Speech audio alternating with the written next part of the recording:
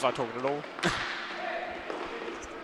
Yeah, can you hear me now? I think I've just talked a whole lot of nonsense for nothing. So let's just get back to the start there, where you can actually hear what I'm saying.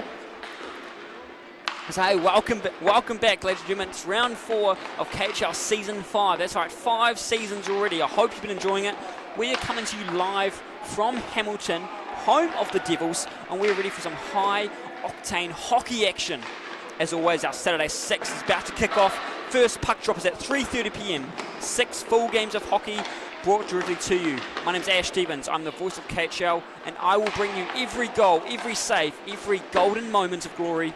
So just grab your snacks, settle in, and let the hockey commence. Now, 6 games. That is a lot that can happen in those 6 games. And I've heard a lot of nonsense. People talk about, oh, Super Round, Christchurch's got a fancy new stadium. Whoop-de-doo. This is where you want to be. Hamilton Inline Hockey Club, we don't need a fancy new stadium. I mean, it would be nice. But we are here for the KHL Super Saturday 6. It's not only where you want to be, but this is where you need to be today. It's 6 games of hockey action. You've had the NHL playoffs now going on. Now you're ready for the real show. This is what you want to see.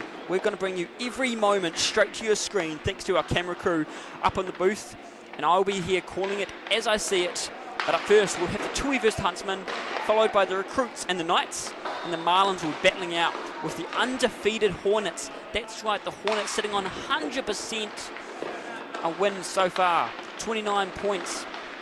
And the Marlins, well, they're sitting on that verge of that playoff contention still, so it's going to be a good one. And we'll get into our Div 1 games later on after that.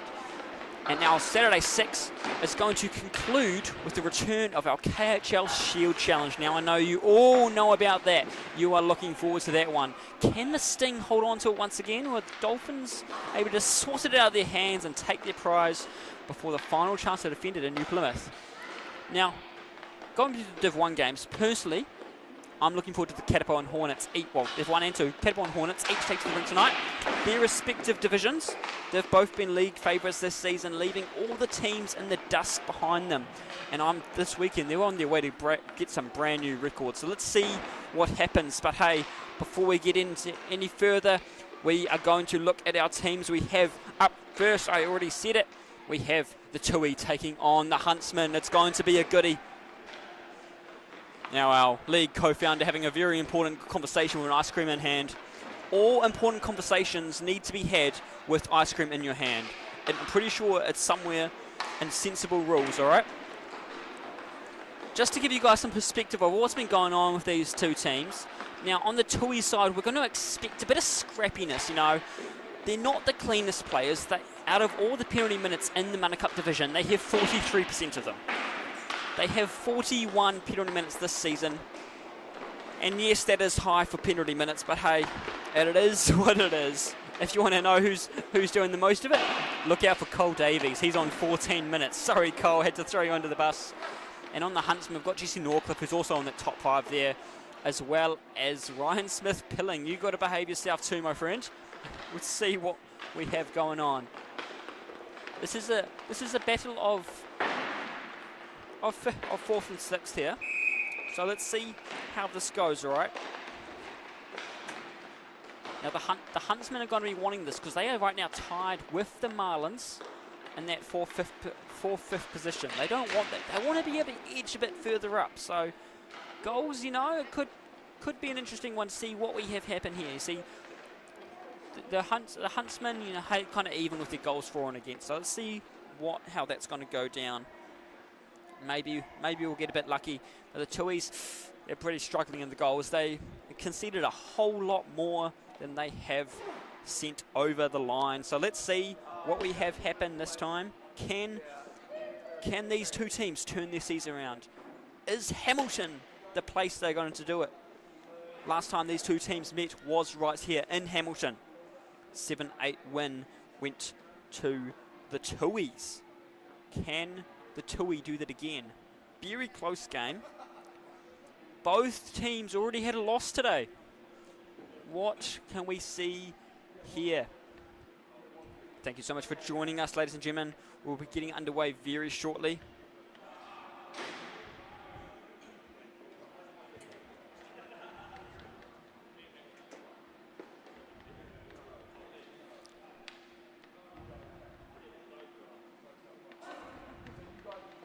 And of course, as always, ladies and gentlemen, comment below where you're watching from, who's going to win, who's got some excitement for us to see today.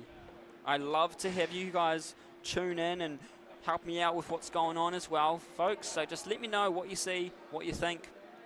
Can these two teams pull off a miracle? Can they scratch their way up to the top? Probably.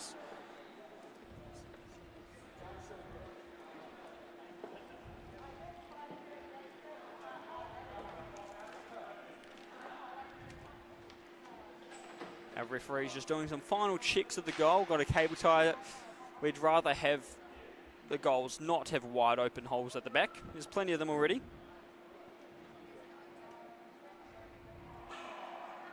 This is going to be probably one of our closest games we have today.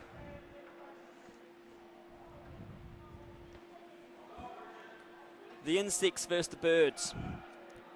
Have the Tui had their snack already, or are they going to take a bite out of these spiders here, the Huntsman? See how this goes. Once we get our technical difficulties sorted out here, you know, it would not be a KIHL weekend if we did not have some technical issues with the stream, like we did at the start when I did my yapping in the intro for no reason, or if we had some issues here with our scoreboard, but we're getting all that sorted, so we'll be underway very soon.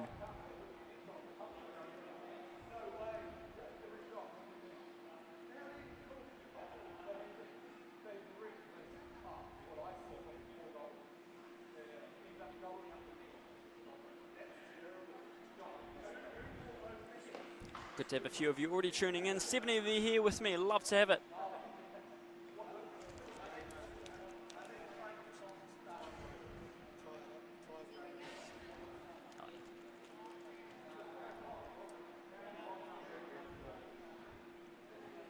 We're about to get into it. Still just waiting. Our players just having a chat, you know. Might as well.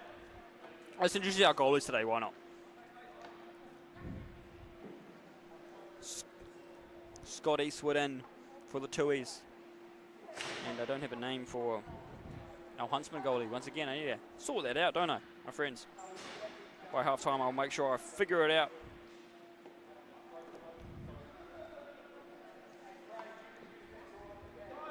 A few more of you joining. Great to have you here with me.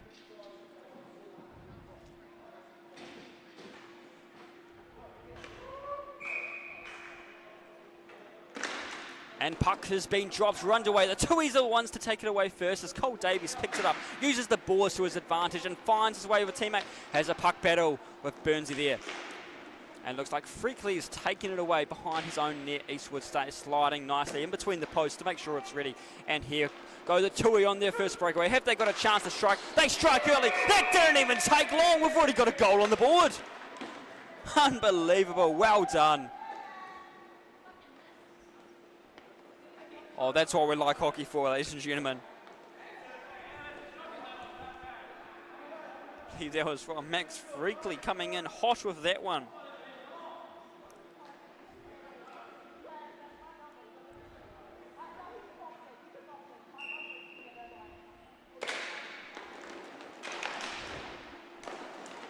Oh, we've got man going down, and there's already a penalty. Hand up for the delay penalty. Fortunately, one sent to the box already. Now, I did warn you, there's going to be a few penalties in this one. These two teams are fond of them.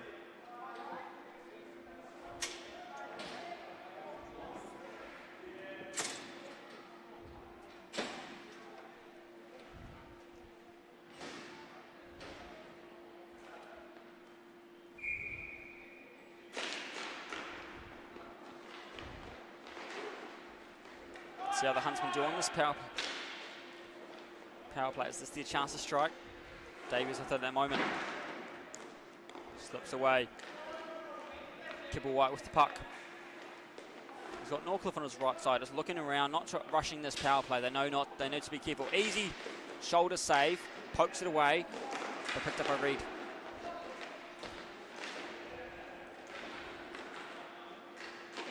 Murray getting hammered to the wall there, and a big winder by Norcliffe. Does it go through? Cole Davies helping his goalie keep it in.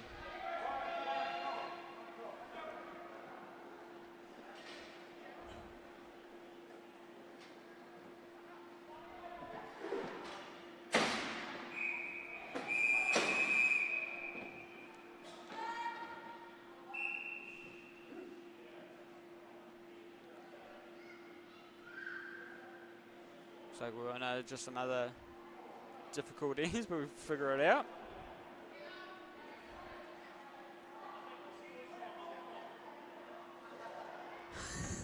Oh, sorry folks, if you're interested in our live scoring online at the moment, our computer is just now playing up.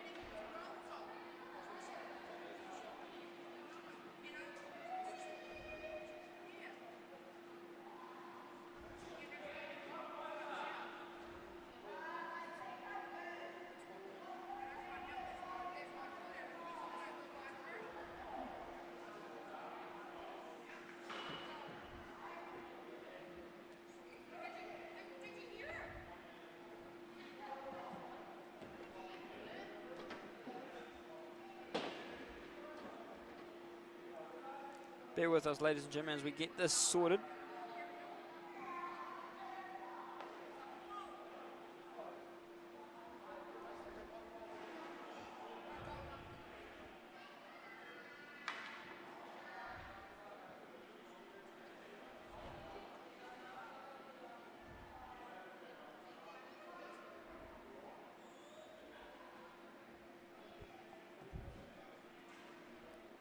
Well, wait, ladies and gentlemen, just give you an update. Coming up in August, our All-Star Weekend will be back. That's right, this year we are having ACC, the Australia Club Champs. We're sending over a few teams. So I hope you're excited for that one. We'll be having one heck of an All-Star Weekend. It's going to be the 20th to the 24th of August. So mark your calendars, because you want to be coming back for that. I believe it'll be back here in Hamilton, because that's where the best place to be is right now. Jesse Norcliffe taking away the puck, still on the power play, looking for the opportunity, can't make it around. Here goes Kipplewhite now with it.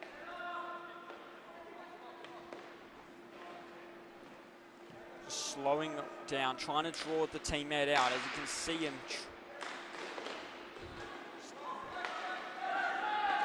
doing what they can.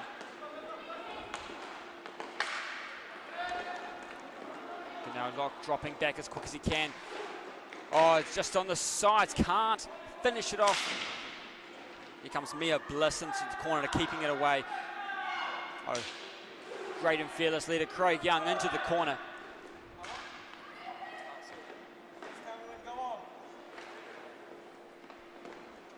Not long before this penalty is released.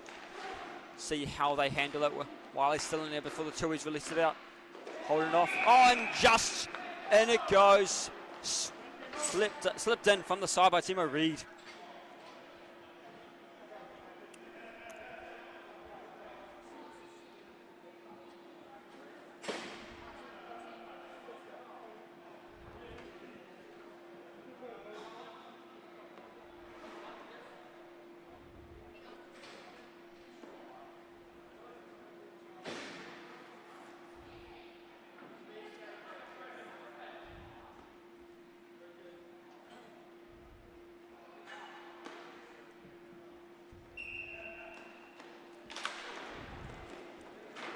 Puck's dropped.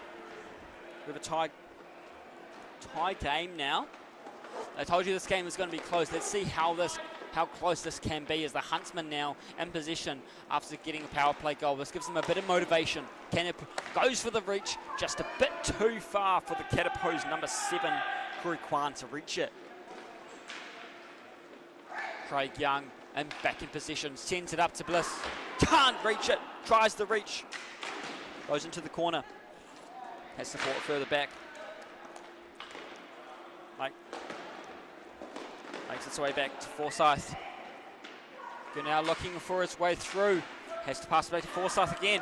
Forsyth in great position, just standing there waiting for a chance. Now rotating through. Has found the gap. But the wind up by Craig. Here it comes. No. Whacked away by Huntsman goalie.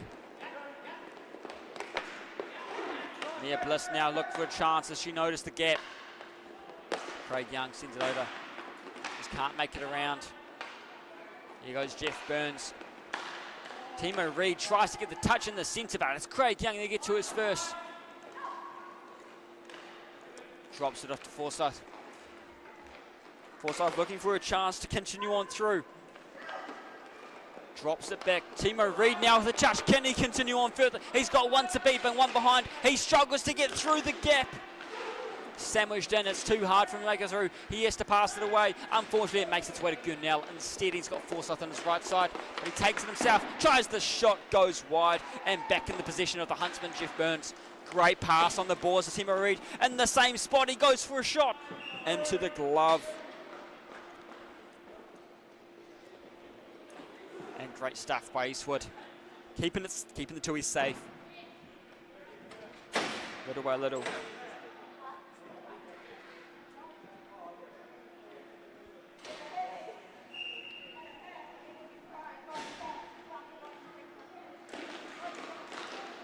Oh, it goes too far as it's swept away. The Huntsman chase it back. That's where Jeff Burns finds it. Goes behind the net. He looks around for his teammates. Jason Walker coming in. He drops it off behind him as they're going along the wall. Who can reach it first? Huron finds it. Bridget going for it. Getting the cheers from the teammate and the fans. She continues behind the line. Can she find a way? No. Oh, just slipping around. Chance for Griffin Orr to finish it. But just got a bit too slippery there for them. Huron. Chips it thrown to the middle, into the middle. Luckily the defense standing there waiting for it, taking it away. Smith Pilling. Jesse Norcliffe, can he find the way through? Jesse Norcliffe, a player you find on the stats quite a lot. Have a look at our website, KIHL.co.nz, hit to stat leaders. You'll see his name popping up a few times. See how he plays this out. Tries to send it through. Can't make it past Cole Davies this time, but he's got another chance to strike. No, he doesn't. Freakley finds it instead. Smith Pilling now taking it down. Another player with the name on the stats quite a lot around Smith Pilling as you continue down. Huntsman have taken it back for a chance. It's a 2-on-3. No, scratch that. Tui have taken it back. Once again, 2-on-3 going to the other way now.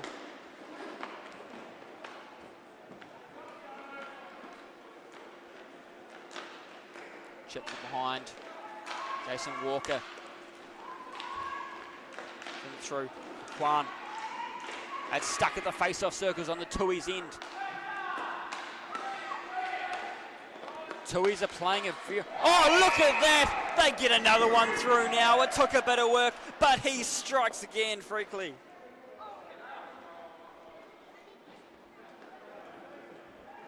Like I said, Jesse Norcliffe, you saw going back in for a Huntsman, but this time it was Freakley for the Tui that made it through. He's working his way on to the stats as best he can. If you want to see what I'm talking about, head to KIHL.co.nz. We record all the stats, the saves, the shot. Give them all the glory. I told you you're going to hear the glory, and that's all we're here for. Timo Reid finds it, gets a touch on it. Not the touch he wanted, but he manages to recover it well. A simple poke by Forsyth makes him have to turn around. He has no worry of it. He's got the speed on the ankles. Great edge work on the skates to be able to turn quick like that. Great movement there. Goes for the shot. Easy save for the goalie. No issue. Kibblewhite didn't have an chance there. Here goes Bliss. Drops it off behind her there. There's Forsyth, but no, it doesn't go her way. Corey Kwan looking for another chance to strike. Craig Young has a drop back into the lower corner, looking for it. Gurnell now with a chance, drops it off into the right side. Bliss to Gurnell. Good look here. No silly passes from behind, looking to make sure he was there in the first place. Forsyth gets control of it, pass to Young. Too slow on it, as you see O'Connor get in the way. But Craig Young using his height to his advantage to try push through the players. Gurnell going for the chance, doesn't make it through. It goes along the wall. He finds it just in front of the penalty boxes to find it all the way to Forsyth. This is the chance for the Huntsman to get it back with O'Connor. No, Gurnell doesn't give them the satisfaction of that. Gurnell's been an absolute standout player this season. playing Div 1 here, Div 1 in the KIHL Junior Series. A genuine protege, I guess you would say, in this sport. You see him on the rink, you know it's going to be a challenge, but you are putting up to the fight. Even as the player is twice his age, probably playing before he was even in existence, he's having the opportunity to play against and do not only do that, but do well against. A big shot by Smith Pilling. Griffin Orr coming through now, can't finish it off. Here comes Norcliffe, showing us why he's on the boards. Here's Smith Pilling again. Taken out and slide, no, we keep on playing. Team Zebra's happy with that one, they continue on. Got the speed on Cole Davies going down the left side, going into the centre, waiting for it, doesn't get the time. Here he comes into the middle, he strikes right through the centre, can't get it on the glove, but it stays safe anyway. Trying to get it off Walker. He's taller than almost everybody in the league. It's hard to get it around him. Cole Davies is finding that mistake, using it to his advantage, tries to get to Griffin Orr, going behind the net, has to move to get to it. Save, wasted a lot of time there just trying to do that, but here comes Burns coming down the right side, Orr right behind him. He continues on, he quickly turns, crouching right down to keep the puck with him. They continue on, into the shot they go. No, Freakley stands in the way. He's back in position. He's looking for the heady tonight. Can he do it? He sends it off into the middle where he finds Davies with a simple shot. Didn't even take much. Passes it into the lower corner and finds its way in. Cole Davies happy with that one. Now, Cole Davies is a name you find on the stats, not for the reasons he wants to be there. He is leading our penalty minutes this season so far at 14 minutes. Hopefully he stays out of the penalty box today and gets some more action like that, because that was a beautiful shot. Not big power, just found the gap where the goalie's foot wasn't and able to slide it through. That's all you need to know. Find those looks. It's not always about the big slap shots or the up-close wristers. Just need to find the gaps that work for you. Craig Young giving his team a chance to move around, and Lincoln now comes in, picks it up for him. Repping the red bull pants from Rinkwars last season. Look at him go, he tries all the way, but he can't finish it off this time. Poke in front, oh, mistake from the defense, left it right to Grinnell. Luckily for the goalie's sake, it didn't take. Now Craig Young sends through. Kibble White for the Huntsman defense getting a bit more control this time.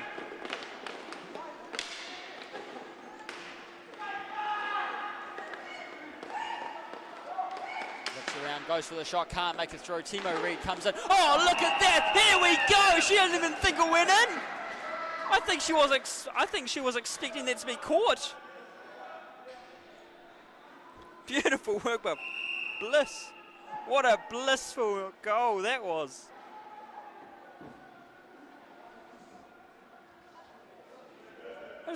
Just taking a quick look on the replay on the cameras here, guys. If you just have a look as well, just watch as she waits in the middle.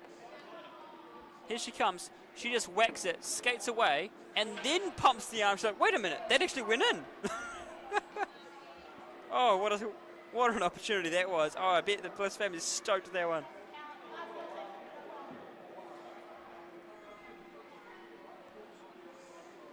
Ladies and gentlemen, we just had a quick timeout. We are 4-1 in this game so far to the Tuies, who are right now being the clear favourite in this game. Now this is a tricky one to be in, because the Tuies, I can't put this any nicer, guys, but they did last. They did last. So this is an exciting one to be seeing. 9 losses after 10 games. It's not a good place to be in. 2 points. Could this be where they're going to earn those extra points? The Tuies, what they really need to do is stay out of that penalty box. They had one early, but hopefully that little mistake doesn't come any further. 43% of all penalties going to the Tuies so far this season. It's not the nicest feeling, but hey, they're staying out of the box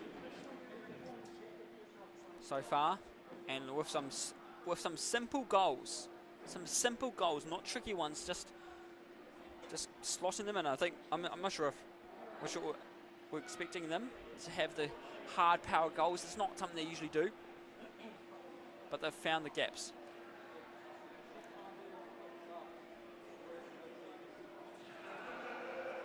Referee's taking use of this timeout to have a nice snack.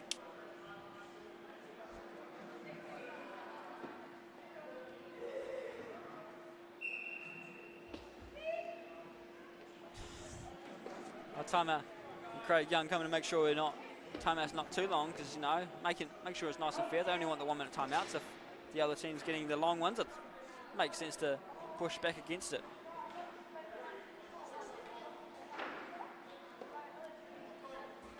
.6:05 remaining in the first.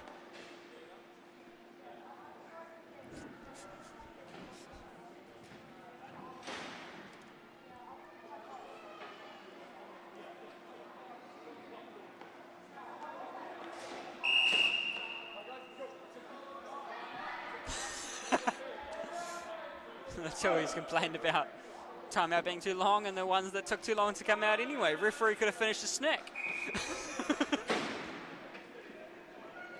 We're about to get back. We're back into it now. 4-1's the score.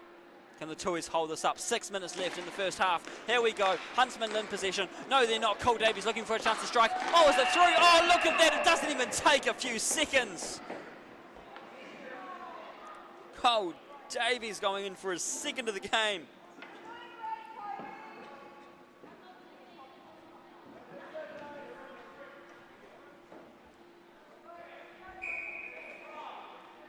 (5-1). Making an impact this game. I'll remind you, last time these two teams faced, it was 7-8 was the score. Something has been in the Tui's water today.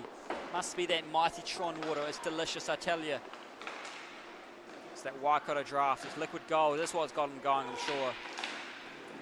Oh, Cole Davies. Oh, he goes for the touch. Griffin Orr has to quickly turn around. Maybe in not the position Davies was expecting him to be in. He continues on.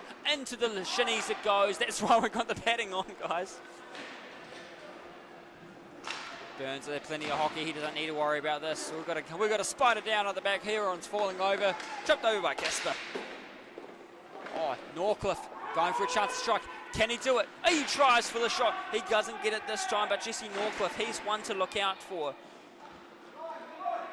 Norcliffe's fourth in points and goals this season, so keep an eye out for him. That's in the Division 2 series, of course. He has the power to get it in there. He's the name to look out for this game. I'd say it would be, but actually it's Davies and Freakley have been the ones to look out for this game so far. Unbelievable watching their game so far. We've got two headies coming up. Oh, great pass across. Oh, I'm not sure what's going on. The Spiders forgot how to walk and we're losing them, falling all over the ground. Oh, they go for the long shot. It doesn't take.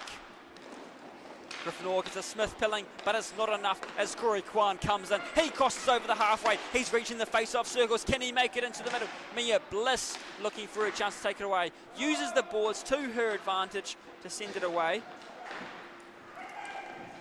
Griffin Orr just misses it on the tape there. It goes a little too far. Now Kibblewhite has taken it. Where's he going to go with it? Looking for the options. Here goes Timo Reid in a fantastic position. He's on Ovi's corner.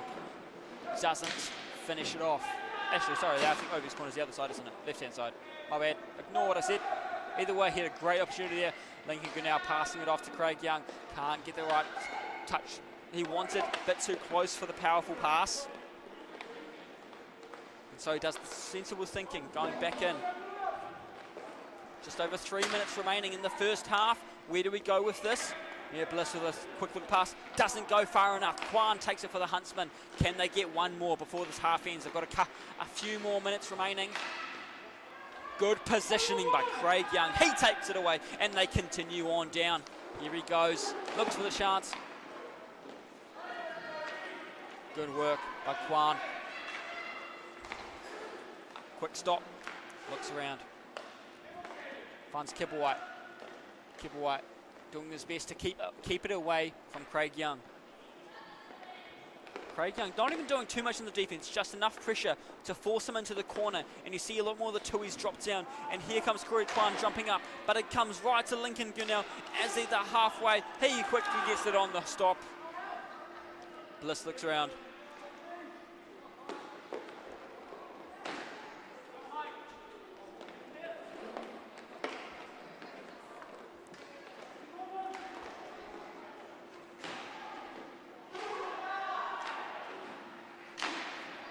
continue around. Our clocks are back on here at the rink, but don't look to be going down. So hopefully we have actually got them going.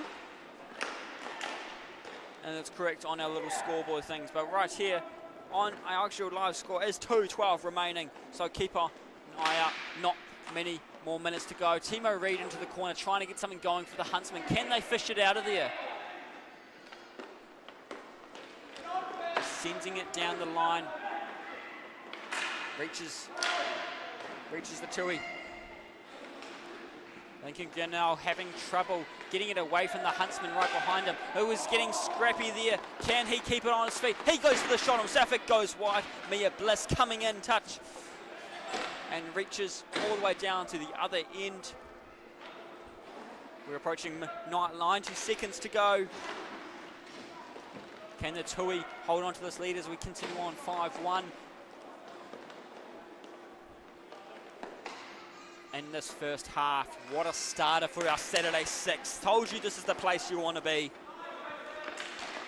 Jesse Norcliffe trying, but Lincoln Gunnell coming in so small and silent, you don't even notice him. Oh, a long shot, tries to snipe it into the corner, doesn't make it through. Craig Young can't get it past Walker. As I say, pick on someone your own size. Walker and Young probably the only two similar height and build. They've got to be taking on each other. But it's hockey. You all doesn't matter size. You're all taking on each other. It's a big battle. Norcliffe looking for a chance to get it through.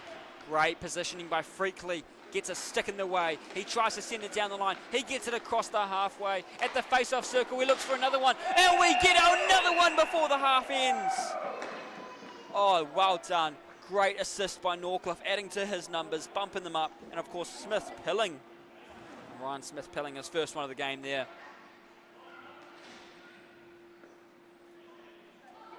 Norcliffe doing what he can to pump up those assists and points.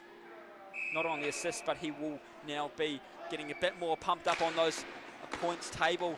Sitting in fourth, I think they could put him in second or third today with that shot.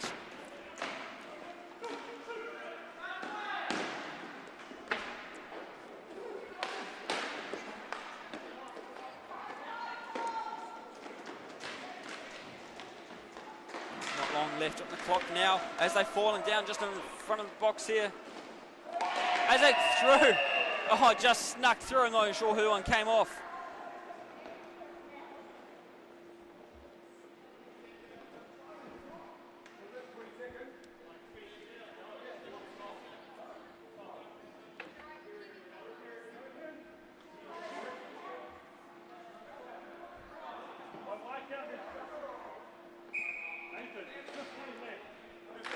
Seconds on the clock.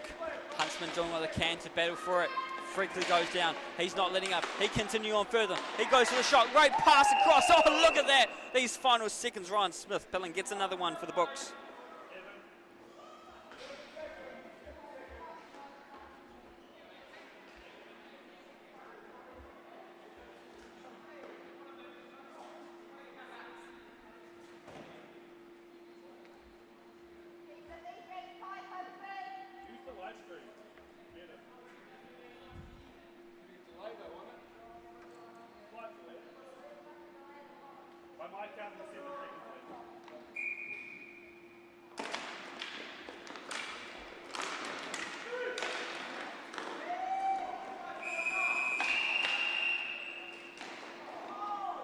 Bit of issues with the clock there, but we got it sorted. Got there eventually. 8-1 is our score going into halftime. What a treat we have. This has been a smashing game so far. Very impressed by the two being able to keep themselves composed and this big score, not getting showboaty about it. The Huntsmen, they have a lot of work to do, so let's see how they figure that out in the second half, but we'll be back soon. We'll take a short break for halftime.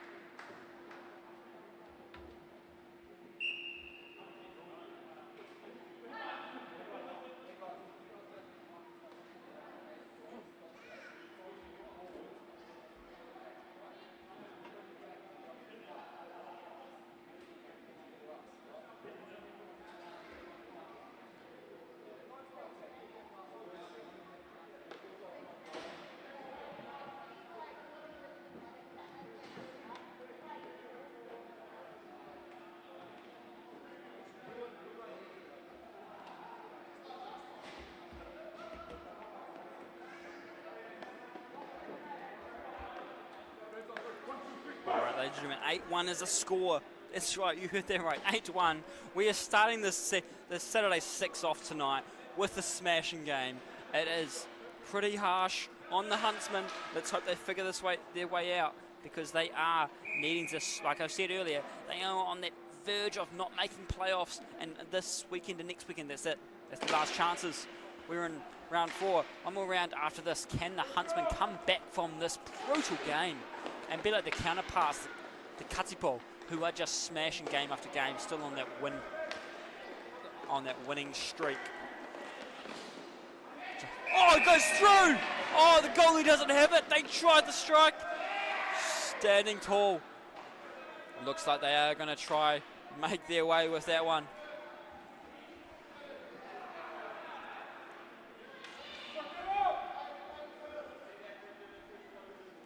So I kind of dropped the ball on that one, folks. I just thought it didn't make it in. But we have a 8-2 game now. It's a big change. Let's see what happens with it. Is this going to give a bit of spark to the Huntsman? Can they put the Tuis in their web now? But no, Gunau's flying away with it. He's got a chance. He passed it across to Bliss. Can she get the shot on? Poked away. Makes it too difficult. Look a chance. Finds the angle. Off the pipe. So by the look of it all, possibly a stick save actually. Craig Young trying to fly away from these spiders here. Can he do it? He looks around. Drops around. Thank you to Joe Dowman, of course, running our camera for us today, or at the moment. Greatly appreciate anybody who supports us in our camera operating or on our score bench team, even if they're not here, the usual ones, if they're not part of the league themselves. We appreciate the help. It's not easy putting a league together. We all want to have some more hockey to watch and play. Timo Reid looking around.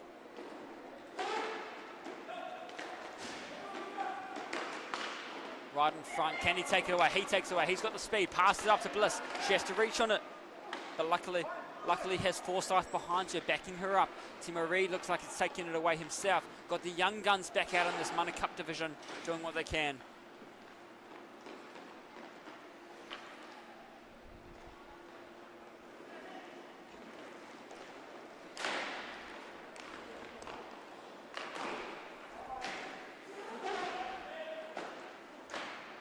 Jesse Norcliffe looks around.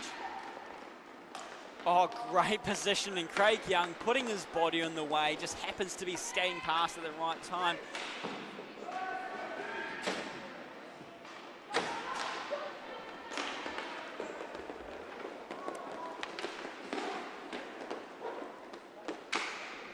Andrew Kibble was our goal scorer before. I didn't mention it, I missed it.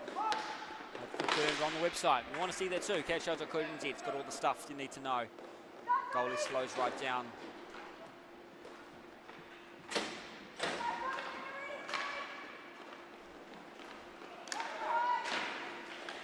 Jesse Norcliffe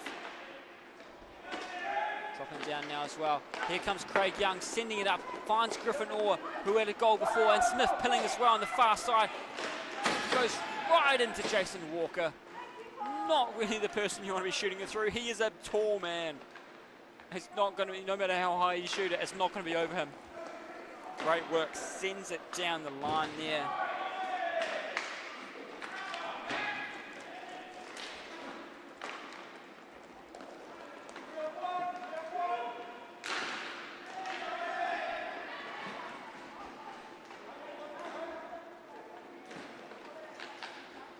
And the Huntsmen are now trying to get it away. They're getting stuck in their own defence as there's too much pressure from the Tuis. Great pass into Jason Walker. He finds his way there.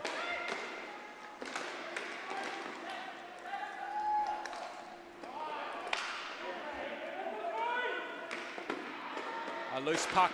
Luckily Cole Davies comes into the defence to quickly pick it up.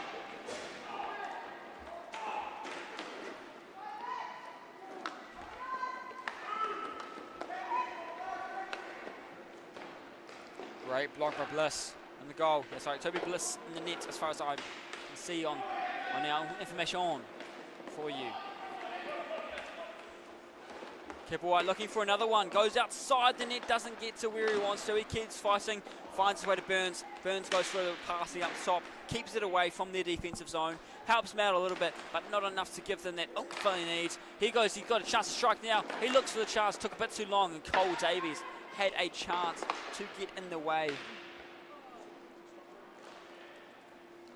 Kipper White looking for a chance to take it himself. He tries to get through two of them. Two of the Tuis, does not make it through. Burns now covering for his chance to get past Smith Pilling. Has to quickly turn. Whereas Norcliffe that had to quickly turn there. See Coach Todd Cook on the bench there with him and Jim Manager Nathan Lovell. Oh, here goes Freakley. Is it through? He gets another one in. As first of the half, but third of the game, I believe.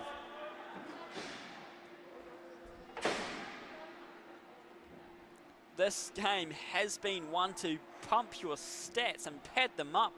Ladies and gentlemen, the score just keeps going. 9-2. Not a nice time for the Huntsman. Can they come back from it? It's a hard way to start the Saturday 6, but what a way to start the Saturday 6 for the Tui. They'll be stoked with this. Like I said, bottom of the table.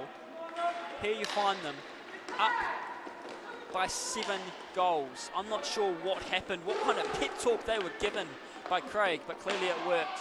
Player goes down. That was just, I think people getting a bit nonsense out there thinking that was going to be a penalty. There's nothing wrong there. Oh, Forsyth holds onto it still. Corrects me, I was about to say she was not. Oh, it's loose. Huntsman get away just in front of the home penalty box it goes as Craig Young now chases it down into his face-off circles. Chips it over to Forsyth. Now she goes for a chance again. Tries to get to Bliss. And just sneaks away.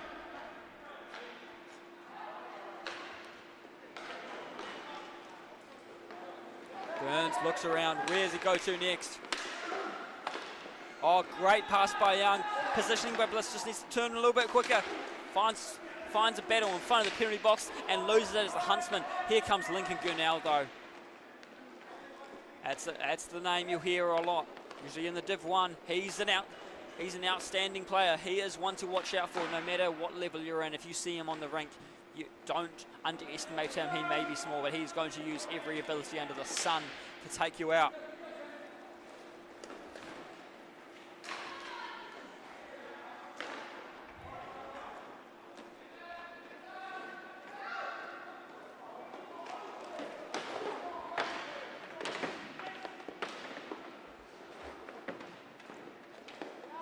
Battling it through.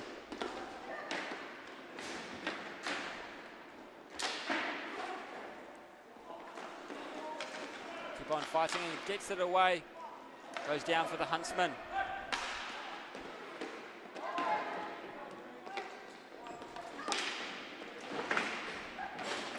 Stuck into the corner there, tries to take it out, chases it away. And here goes the Tui going down as quick as they can. Can they make the space for it?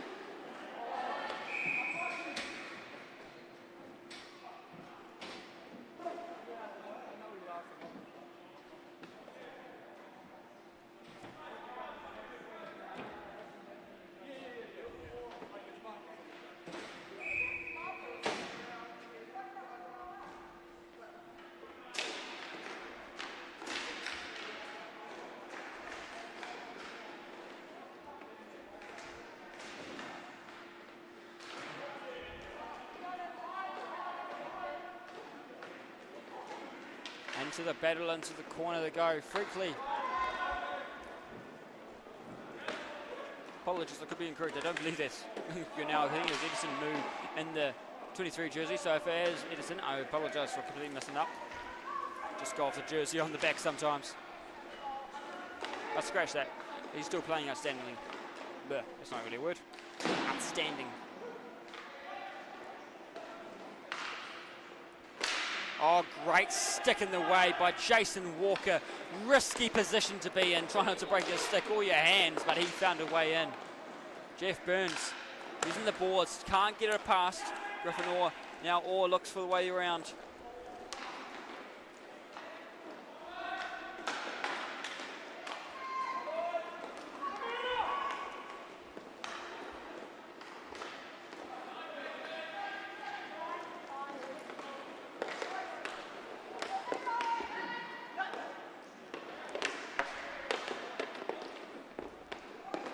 Huntsman trying to find the way to strike, can't get it through this time. Here comes Gryffindor coming into the defense to help them out. 7.5 remaining. Freakley continues on, doesn't waste any time.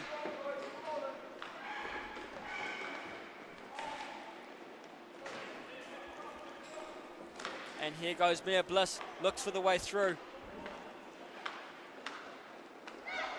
Drops it off without even skipping a beat.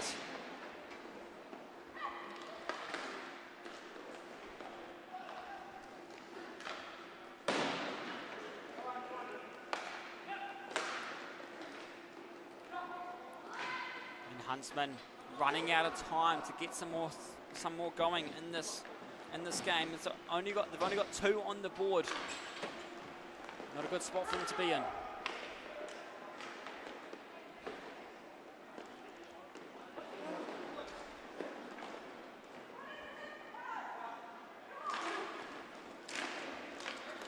Continue on down, the Tui's have a chance to strike again. Goes to the left side, they look for the shot. Oh, can't finish it off. But they're now chasing it behind there. Kibblewhite tries to get it off the Tui's. Sends it through.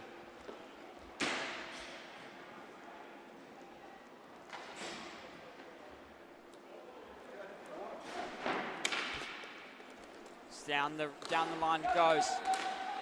Quick dangle by Moo.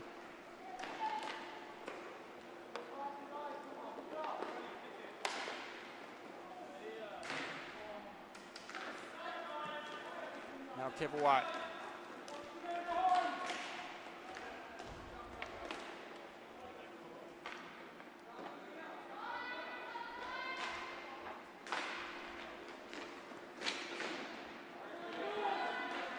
Into the corner, they continue to fight this out. Huntsman really needs to just start to press, hanging on the defense, and it's keeping them safer to be able to drop back, but this is not going their way. They need to be able to go unfortunate, go hard, trying to shut this team down. The Tui's have had something in them tonight that's just making them a challenge ahead of them. Good blocker save by Bliss. Smart to release it so they didn't risk the face-off. Goes to Timo Reid. He's scored earlier. Can he do it this time? He's got to push hard further along.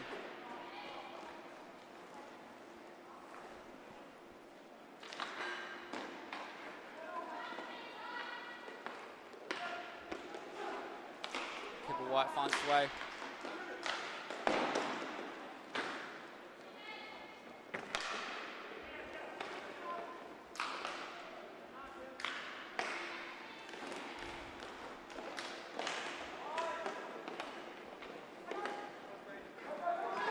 Goes Craig Young, focused on the puck, not so focused on the surroundings, but luckily it didn't win through around. Saw the slightest movement in his head and his shoulders there, trying to signal to his teammates there.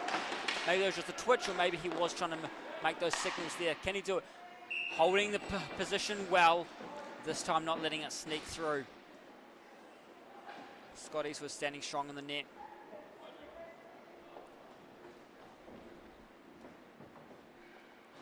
Eastwood has had a standout game today. Sitting on 0.895 save percent this game. He has been ruthless. He's hard to get past. Nearly 90% saves. It's no easy feat. His teammates been able to help him out with that as well, supporting him to not let him get too many shots on him. Freakley drops back.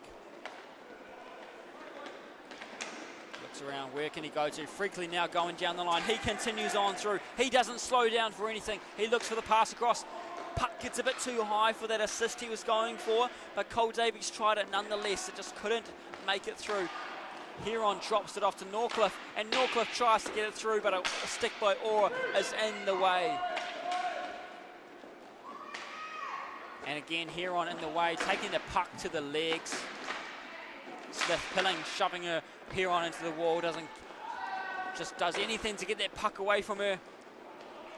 Drops down, Toby Bliss poking it away in the net. Walker going for the shot. Jesse Norcliffe tries to keep it away. Shoulder on shoulder at the face-off circle. They are trying to keep it alive. We're in these final 3 minutes. Can the Huntsmen get anything else on the board? They are running out of time. Every minute goes by. They've held them off. Can we? Where are we going to see some changes here?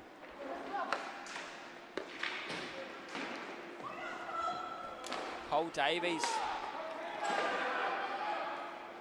And here goes Jason Walker looking for his way through for himself. He takes the shot himself. Doesn't really end up with a shot.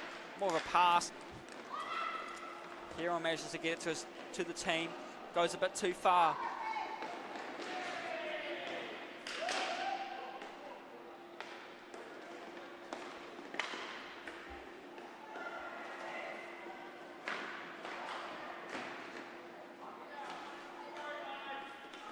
Approaching that 2-minute warning. Where do you see the Huntsmen go? Huntsmen go down. A chance for Tui. Oh, a chance, opportunity for the Huntsmen to go on another power play.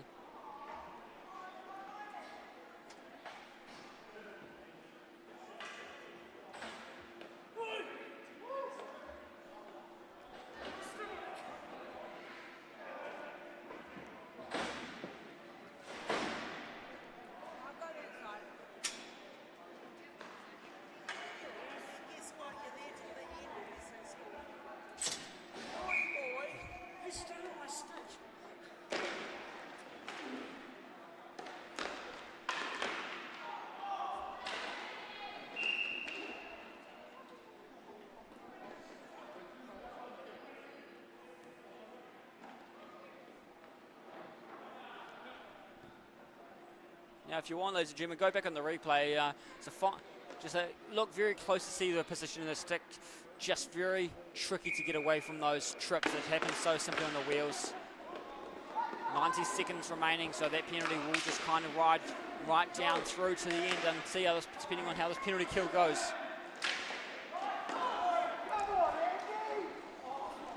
Dragged away, it just sits on the halfway line. Craig Young comes to collect it for the Tui. They look for the short-handed goal. Can they take it away? No, he decides to just hold on to it. Toy with them for a bit, keep it alive as much as they can. Shani Forsyth tries to get it around. Kipplewhite doesn't take. Kipplewhite's able to go through on this power play, continuing on. Tries to pass the forward at the goal line. They look for a chance around. It's Corey Kwan wraps it around. Reed going for the shot. Bounces out of the glove, going up to the air. Luckily pushed right into the corner. 50 seconds remaining. Corey Kwan picks that one up.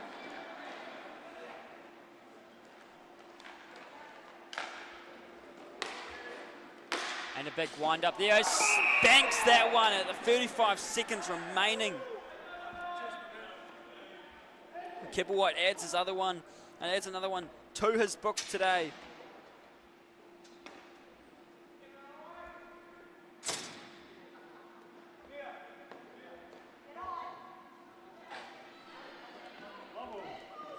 Huntsman will be happy with them. It's not going to be enough for them to take this game back, but maybe just give them a bit of hope and some goals to help them out. And I'm sure Kipplewhite won't say no to another goal for himself. 30 seconds remaining. Now, respect to Cole Davies, he had a bit of. I stood on my stick in the box, but he settled it. He settled it, and gave a fist bump to us on the score bench and to myself in the commentary booth / penalty box here, which is a good chat. Good chats. And as trips do happen, they're simple as standing on a stick. 8 seconds remaining. Could this be a final chance? He goes for a look. Reed goes for one. He just shuts him down. As a final moment, Craig Young takes it away, and that gives the game to the Tui with no question of how that game went. Easy win for the Tuis. Well, I shouldn't say easy. It was for sure a battle out there for them. But what a win. Starting off our Saturday 6. 9-3 is the score. Well done to the Tui. Give them some chances to maybe scratch their way back up if they have a few more wins, if they have another win tomorrow, and see how they go in round 5. But that is going to help them out, get them out of that slump at the bottom of the table. I'm not sure if they can make the playoffs still, depending on the stats. But let's see how that goes. Thank you so much for joining us, ladies and gentlemen. I will be back with our next game at 4:35. The Recruits taking on the Knights. So that's going to be a second versus third matchup, ladies and gentlemen. That is an exciting one to watch. So I will see you in about 10 minutes. Thank you.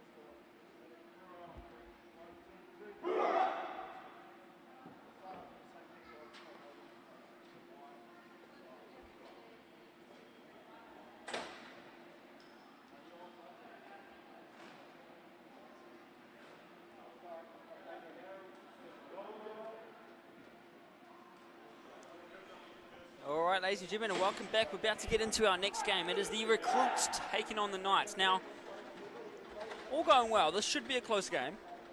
All going well, I say that. These two teams battling it out for second and third. They want that more comfortable spot in the playoffs, you see. No, they just, especially for the Knights, they want to stay away from the Marlins and the Huntsman, who are just sitting 1 point below them. And our referees, plus our referee Derek, just getting things ready over there. Some cable ties keep coming out, so we'll get those fixed. Kate Thompson just standing there waiting for a goal to be ready. Of course, Josh Gallichan is already ready over the other side. While we're speaking to the goalies, why not let's talk about our goalies a little bit, shall we? So Josh Gallichan is fourth in the GAA, actually third in save percentage. He's doing pretty well. 0.816% save in the season. And if we have a look at Kate Thompson for the Knights, 143 saves so far this season.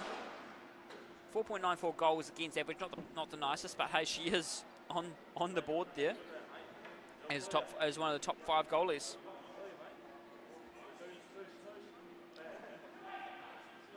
So let's see how they do in this game. Now the Knights have a few people in the stats as well. So Matthew Hansen is leading goals and points. 26 goals. Is this going to be the game that he reaches that number 30 mark? Let's see how that goes. He's going to be hoping for it. He'll be hoping for it for sure. As we get underway, Rosser is another player to look out for. She's been working away, or just got bumped off those top 5 leaderboard of the game just before. She'll be hungry to get back her points back on the board there. She's not going to be happy about that one. And of course, on the recruit side, Lewis Dawson, one of the second in assists. Let's see how he goes. Oh no, sorry, not Lewis Dawson. General Biggins, I've been informed to call him. Recruits looking for a chance there. Big strike there by Savitra. Poked away by Gallichan. Now the Recruits looking for the way down. Finds Wills. Jeff Fairweather gets to that one first. That's Rosser now. For the Recruits, they continue looking around. Good Rosser to Savitra.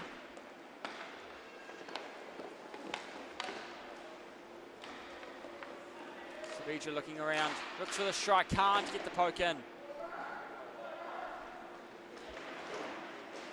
Clear as day right in front of the referee. Unfortunate trip there. Is Jeff Fairweather off to the box first.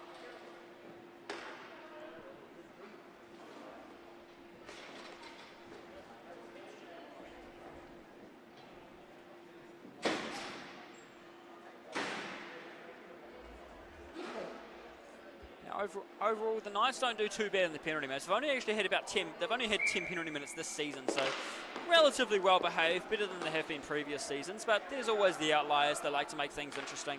Right now, the Recruits are taking this away for themselves. Let's Daryl Smith pass it off to General Biggins. Dawson. He's not going to let me call him that, but it is just a fun thing. If you've got a nickname for a player, you send it through to me. I will probably use it. I love it.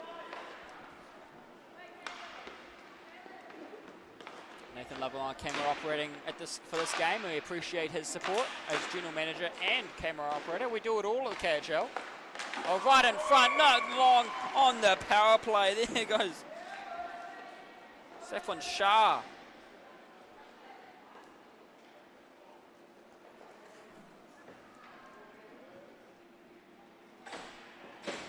Nice strong start for the Recruits. They continue on though. They are sitting in that second place. They want to be able to chase after those Hornets. Last time these two teams took to the rink against each other, it was here in Hamilton as well. 8-7 was the score, and the Recruits took away the win. Can we see that win happen again? Let's see how that goes down. Right now,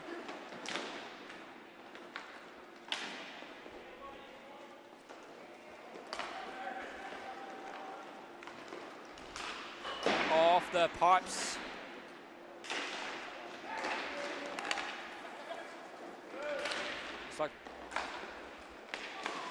Oh, just in front. They can't finish it off this time. Pass further down. Griffin looking for the puck. Luckily, a support with Kaliniak there has taken it away. For going down onto his knees, has to quickly turn. Finds Hansen, gets it across. Hansen been padding his stats all season. Let's see how he goes. Hansen has been a force to be reckoned with. Every game it just seems goal after goal for him. He has been a standout player to watch out for. But none other like Dale Smith, he's been one to watch out for as well. Just look how he finds himself on any area of the rink. Great passing across.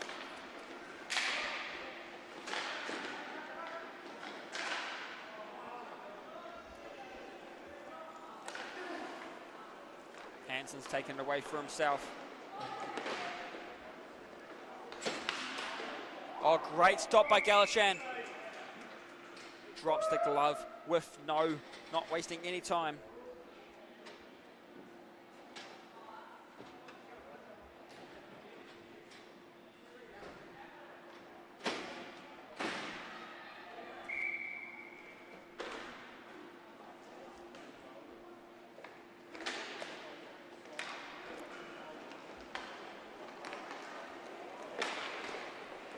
And the recruits continue on through, pushing hard against this.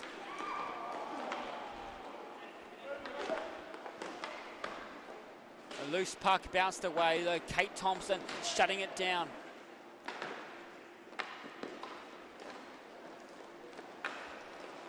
Finds the way to Jeff Fielder recently in the box. Here's Montgomery looking for a chance. He's got support of Wills. Great save by Kate Thompson. Bounced out of the glove, but she keeps on. Keeps the goal safe. That's what she needs to be doing. Passes it across. Finds a way to another soldier. Wyatt Branch looking for his chance as he heads around the ring, around the goal. Out to the back. Along the line. He's got the gym manager Dawson there.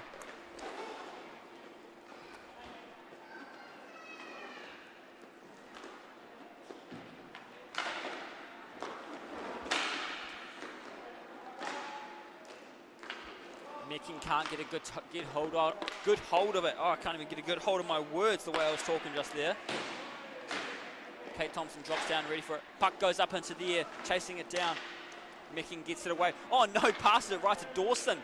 Dawson taken away down the sideline. Looks for a way through, goes for the shot, and you see Kate Thompson make herself bigger. She jumps up onto the skates, not wanting to be too worried about how that position was.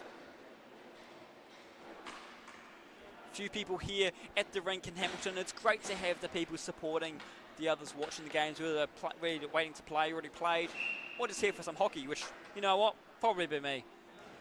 Oh, if I knew the sign, I could just come down the corner, around the corner and watch some hockey. What a treat. I won't say no to some free hockey, and that's what you got right now. And if you're watching on the stream, well, you get stuck with my voice. You're welcome. My name is Ash Stevens. If you're new here, this is the Kiwi Inline Hockey League. A high-performance pathway of hockey in New Zealand for us.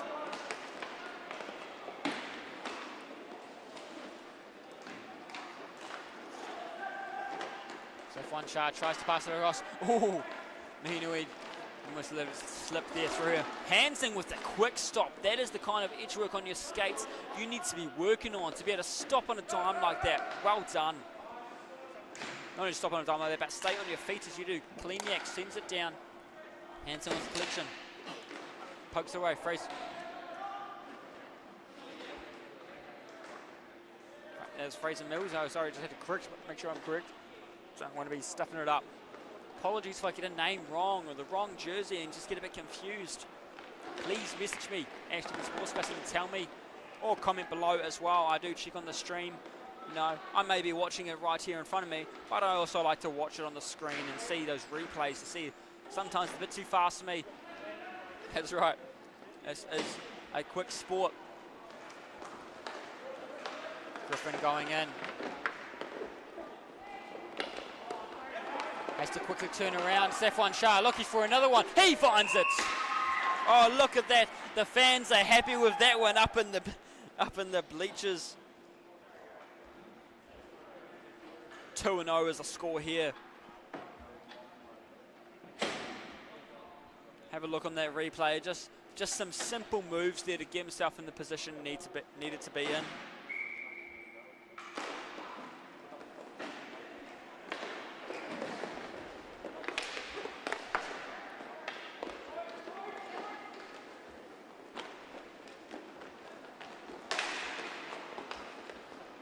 Savija going down all the way himself. Can the Knights get themselves on the board? Not yet. 9:40 remaining. Just been a little over 7 minutes in the game so far. Looks for another strike for Fraser Mills taking that one. Very surprised about. Did not expect that to be a call, but referee says it was. Thought it was just bad footing, but hey, referees and Team Zebras there tell us what's going on.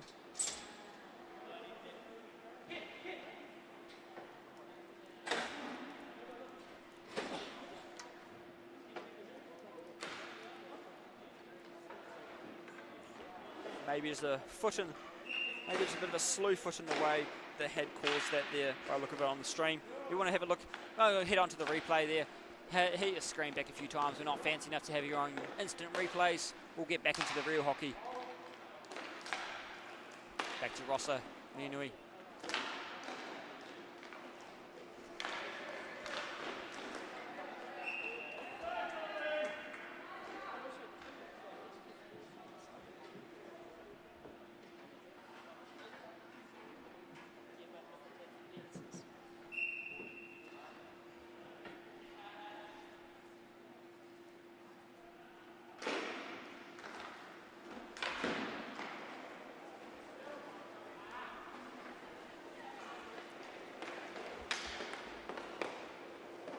Knights looking for the way through, poked away by the recruits.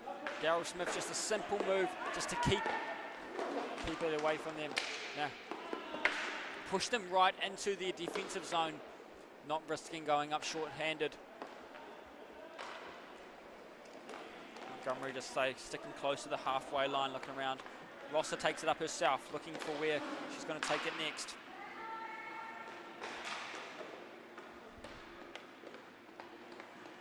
Rossa at the face-off circle, takes the shot herself. Galichan says no.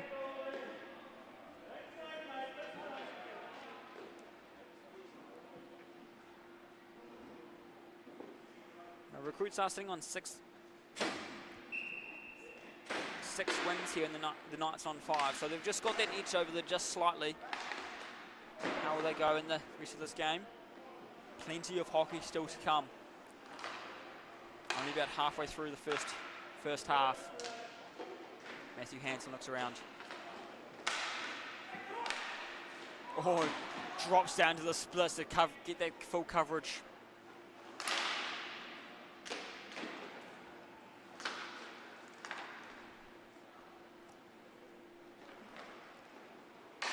The Knights in possession on this power play, looking around. Galichan dropping down fully.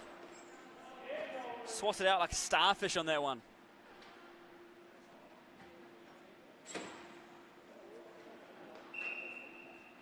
Puck's dropped to drop it back in behind them. Finds its way to Mecking. Mecking with the wind up. He takes a shot. Goes wide. Still loose. Just swatting it around. The recruits taking it away. Here goes Daryl Smith on the short-handed breakaway. Hands are coming in from behind. A bit of a push. Just a couple seconds to go. And they're back to full strength as Fraser Mills heads out of the box. Successful penalty kill for the recruits and held them off to keep them at 0. There goes Dawson. Slips it around him. Fraser Mills has to kick it away a bit. Continues on. Lost it, has to pull the stick behind him.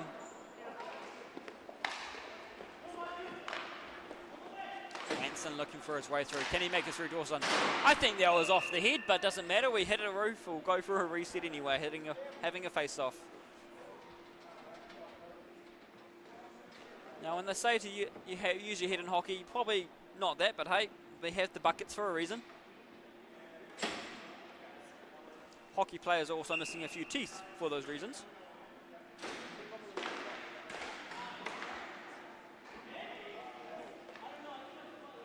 Recruits behind their net.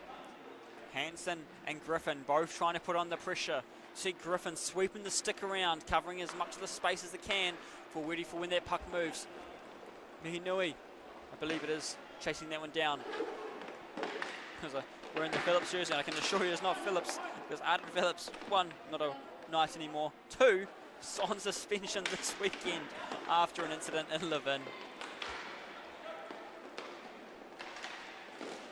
Grant with the big shot there.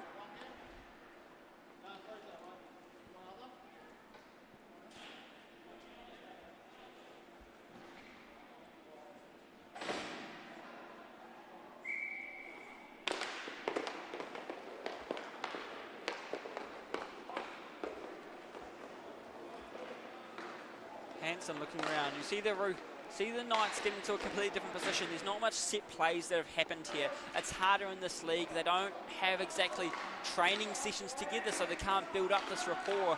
It's only these weekends where they play together as a team. They may play in the same club sometimes. Minui looking for a chance. Goes for the backhand shot. Someone's lost a glove.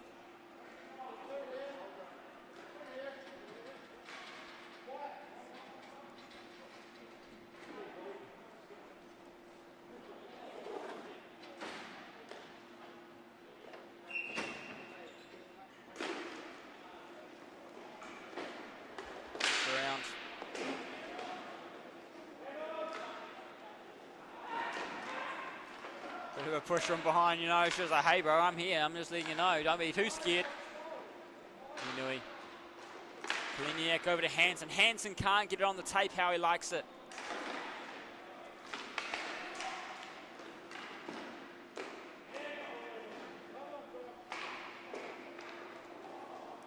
Griffin. Oh, tries to swat it out of the air, keep it away from the recruits. Luckily, gets to Kaliniak. Here goes Hansen. Hansen drags it away. Right in front of Kaliniak. Can't finish it off as he slides into the centre. Here goes Ryan Wills. Wills tries to get past. One Knight to beat, but couldn't do it. Now that same Knight takes it away as he heads through the middle. Down to the right side. Looks for the opportunity. The face-off circle gets poked away. Daryl Smith putting on the pressure, making it a challenge to get past. Smith looking for a chance. Shah coming into the centre, waiting for the support. Oh, just chips it in, but right into the glove. Ryan Wills couldn't get that where he wanted.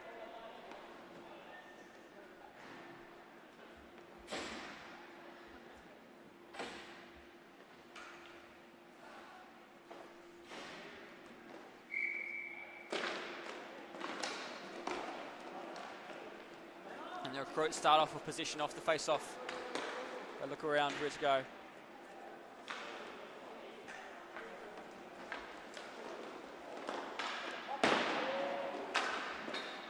Oh, stick save, ringing the post. Luckily, had enough coverage there. Can't keep it in that time either. Legs keeping that space covered. Here goes Montgomery. So committed to the Recruits and Soldiers franchise that he's got the painted helmet for the Soldiers. I mean, if you get transferred, you're a bit stuffed, my friend. Unless you've got a spare helmet to repaint that one. That's right. Trades do happen in the KHL. Exciting to see if some trades happen coming up as we get closer and closer to the playoffs. So one more round after this one, which will be in New Plymouth next month.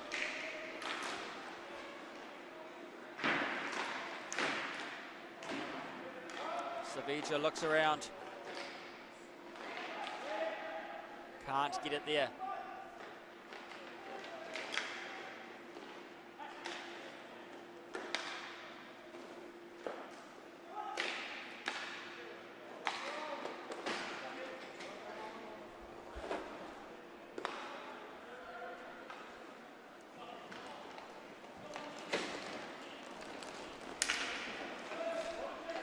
Savija continues on.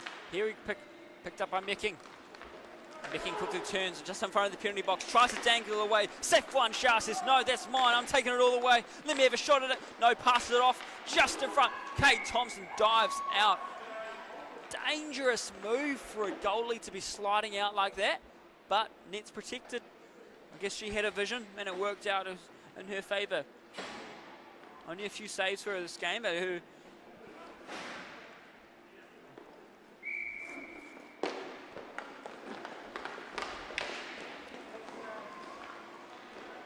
Daryl Smith continues around.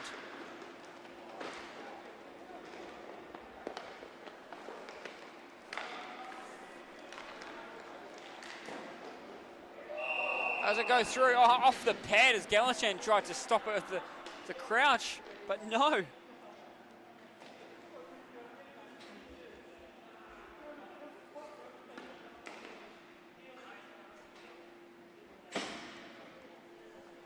Looks like our ring-in from Junior has succeeded in getting that one through. Oh, he'll be happy with that one. Then the recruits come in, bounce it off. Montgomery keeping. Oh, loose puck right in front. Thompson turns around. He's able to cover there. 2-1 is a score. Snuck one past Galashan. As we stay pretty tight. I warned you this is going to be a pretty close game. These two teams pretty close together.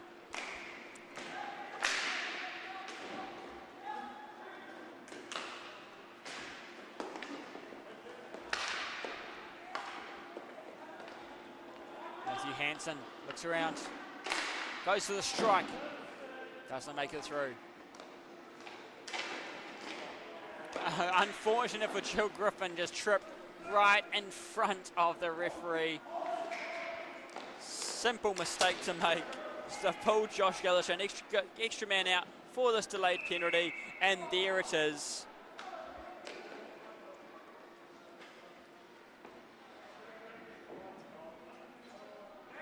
Easy call there.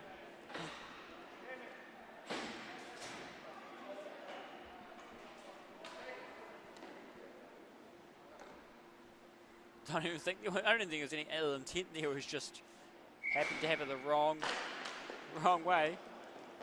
And there we have it. Lewis Dawson on the power play.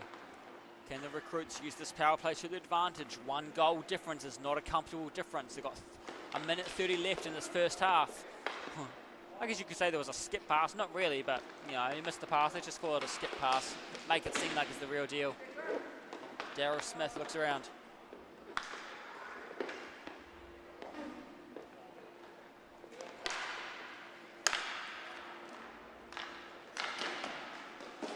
Loose puck, can they try chase it around?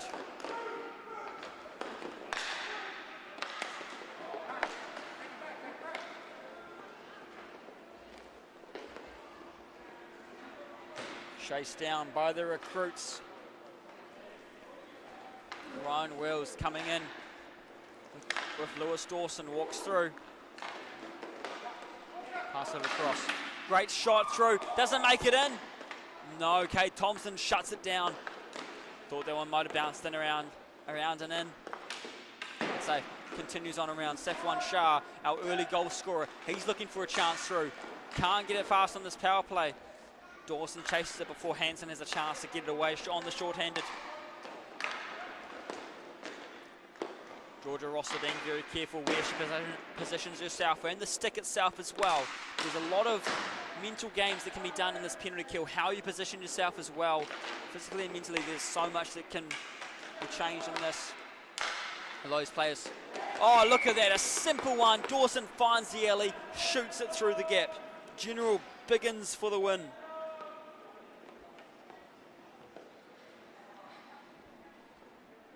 Hope you're enjoying this one at home, ladies and gentlemen.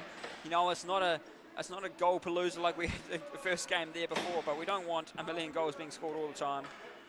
Where's the fun in that?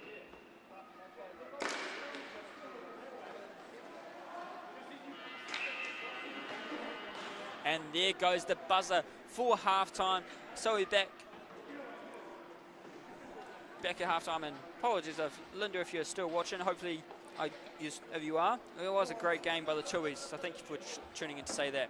We'll be back in just a couple minutes after our halftime break.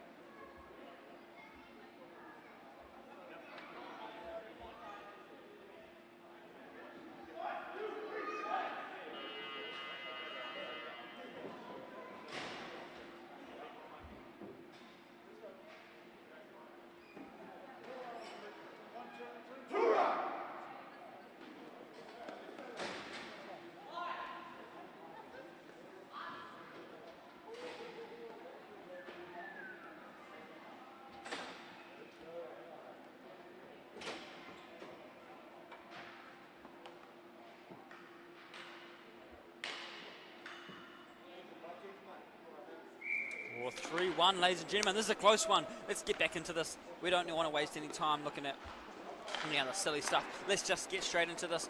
Watch the Knights as they chasing this through. 3-1. Couple of big goal scorers for the recruits. Are we going to see any others? Here goes a chance.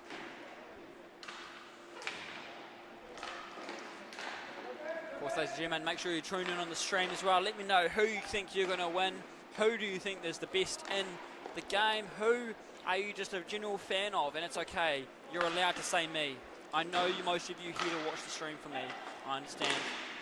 But hey, quickly Saffron Shah tries to swat that one away. Galachan drops down on it.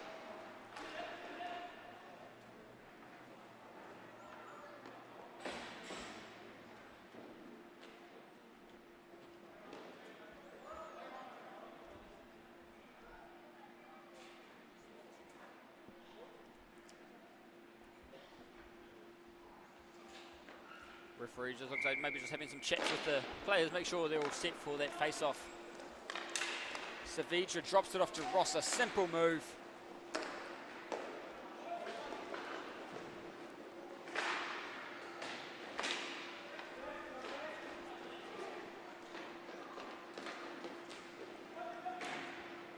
Sent all the way around, looking for where they can pass it to.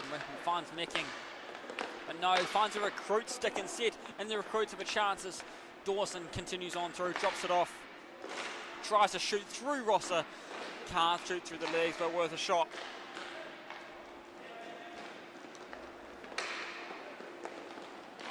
Oh no, slipped down right in front at prime real estate for shooting.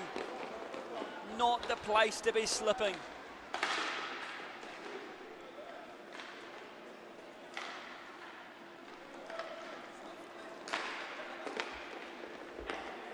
Fairweather looking for a chance to go through. Pad save.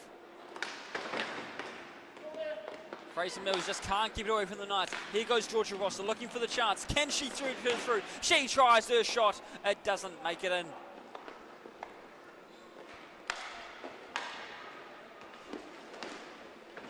Dawson looks around.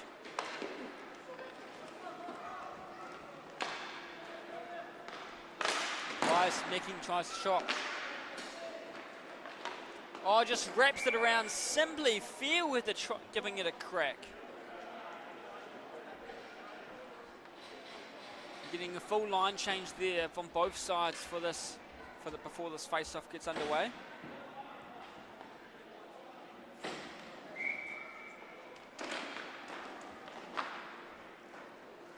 And the recruits in position in their own zone. 3-1 is the score, and they are in the lead. How are they going to utilise this? They are making some very sensible plays here, knowing where their teammates are going to be, not just because they're guessing, but they have worked well together to figure out where their teammate, where they know they need each other to be in their plays. It's not as simple as just skating around, hoping for the best. There's a lot of thoughts that go into this. How does it work? How to organise themselves best.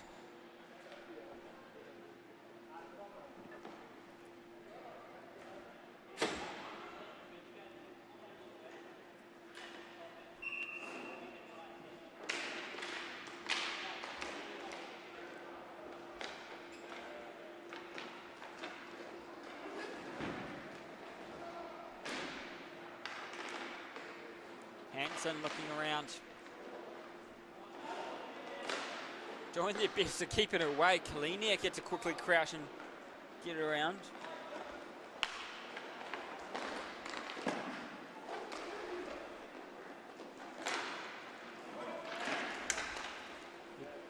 There's Ryan Wills. Ryan Wills sitting on 10 goals coming into this game. 5th in goals this season for the Mana Cup division. He's hoping, see if he can pump those up, get a bit more in.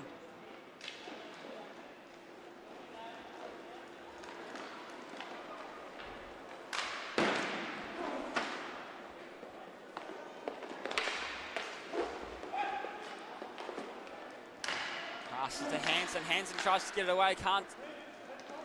Do it, Kaliniak looking for his chance now. Continues on through the legs. Is that a 5-0 goal? I hope so. That was how it's done. Gotta be. Oh, gotta be 5-0, I think. Oh, just closing that gap once again. Kaliniak will be happy with that one.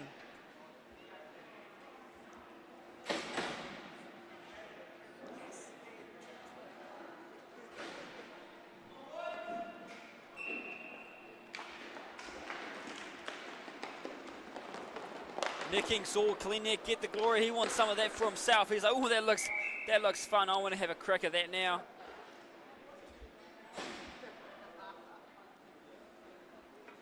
This time we'll go for a face-off. Left side, Galashan. He was able to shut it down. Can he continue to shut these down?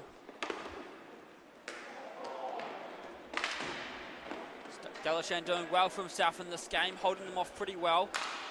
Had a few sneak throughs recently, and glove save on that one.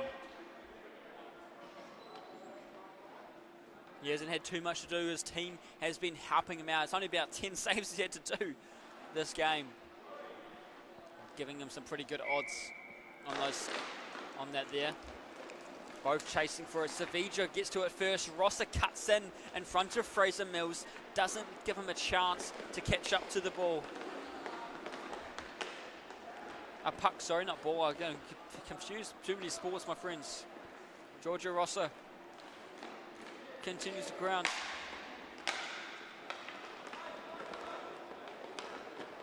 Now Savija tries to get it around, can't make it through.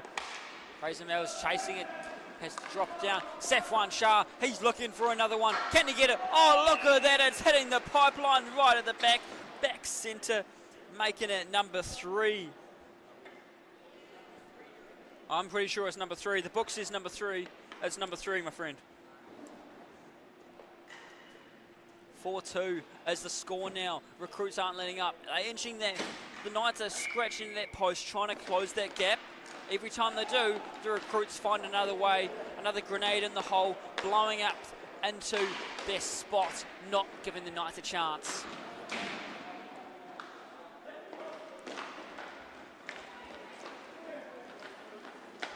One Shah seeing around, he just got his heady here. It's the second hat trick of the day.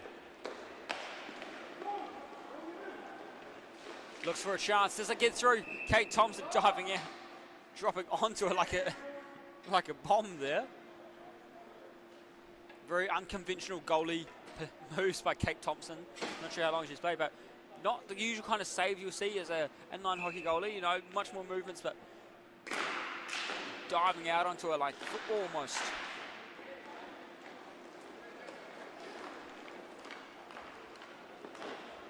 Minui. Oh, gets it to Hansen. Continuing on down. Hansen looks for a way through. Can't get the shot through Dawson. General Biggins standing tall in the way.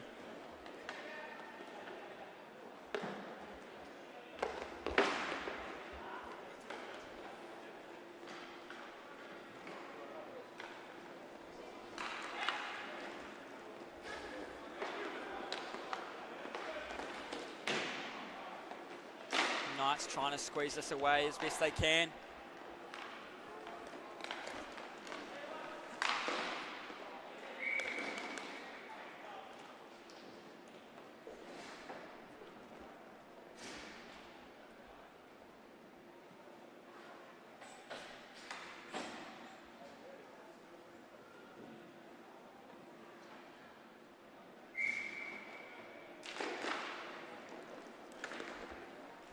Savija picks that up just in front of the penalty box.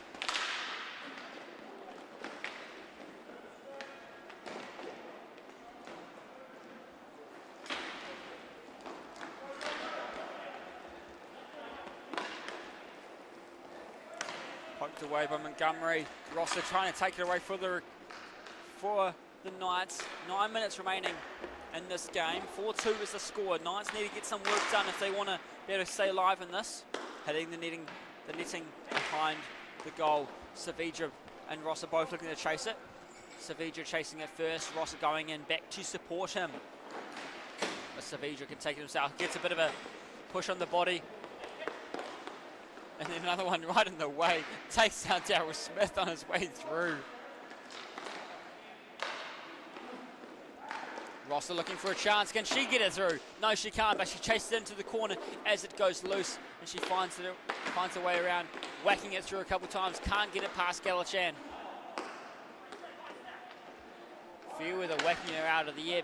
Got to be very careful before getting the high sticking calls. And Galachan puts the glove down to keep them safe.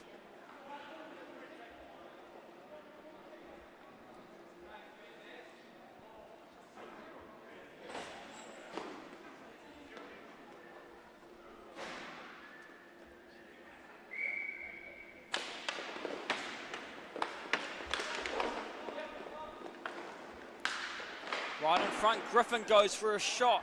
What great positioning for it, but couldn't finish it off. There goes the recruits who just in front of the benches. They're looking around. Montgomery pushing up further past. Now Hansen. Hansen finds a gap right through the middle. He looks for the shot himself. Galachan says no. Loose puck and quick thinking by the recruits, Daryl Smith, to whack it away and keep it safe.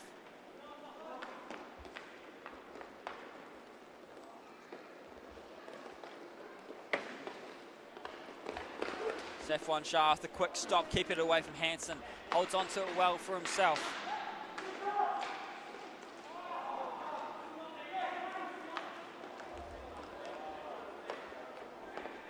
Deliver Hansen. Hansen goes for the shot just wide and hitting the back of the net. Safwan Shah now with another chance. He's pushing through. Now through the middle. Going to the right side face-off circle. Poked by Kaliniak. Doesn't do any damage as he continues on. Shah drops back to Smith. And a big wind-up by Montgomery. Puck bounces off the blocker and glove there. Going behind the net. Safwan Shah finds it. And now it's back in position of the recruits. Of the Knights, sorry, not the recruits. For some reason I get these two teams mixed up. Completely different colour. Countless games, not sure why I do. Safwan Shah crouching low to poke that one away. Finds her way to Griffin. She can't get it on the tape how she needs it.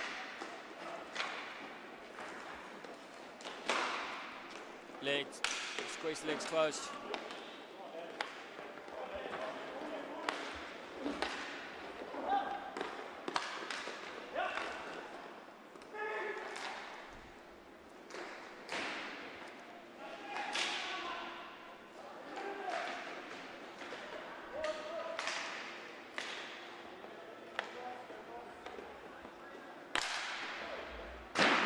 Long shot, sending it down. The recruits are looking for their way through.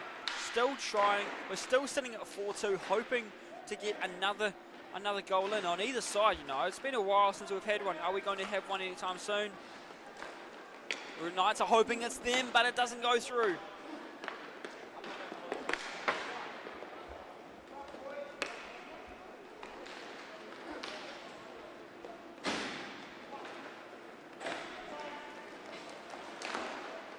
Savija looks around, drops back. Here goes Hansen coming in hot, tries to pick it up. Lots of slipping going on in this matchup here. Tobias Micking takes it away into the corner, whacks it away. Remember folks, comment where you're watching from, who's going to win this. It's a tight one here. It's just two in, there's just 2 goals in it. Nearly made it another one. 5 minutes, just over 5 minutes remaining in this game. Being well matched up, that's the kind of hockey we like. We like to see it inches by inches. We want to see it battle. And Galachan slows that down with a whistle. We'll go for a face-off.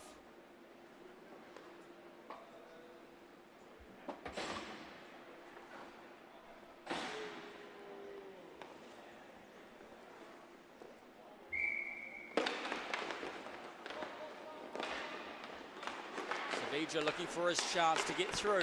Can't do it. Finds its way to Ryan Wills instead.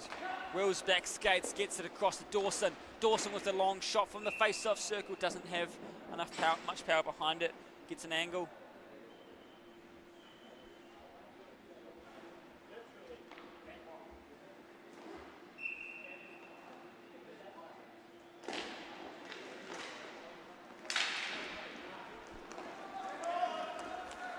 chasing it down. Finds Branch, finding it in his own defensive zone, keeping it safe.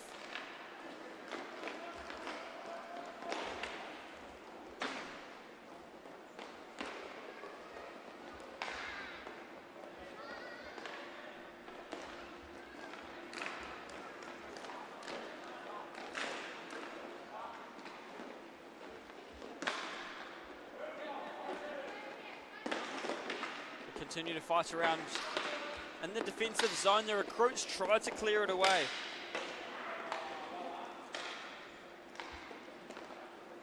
Big wind up on that one. We have 4 minutes remaining in this game.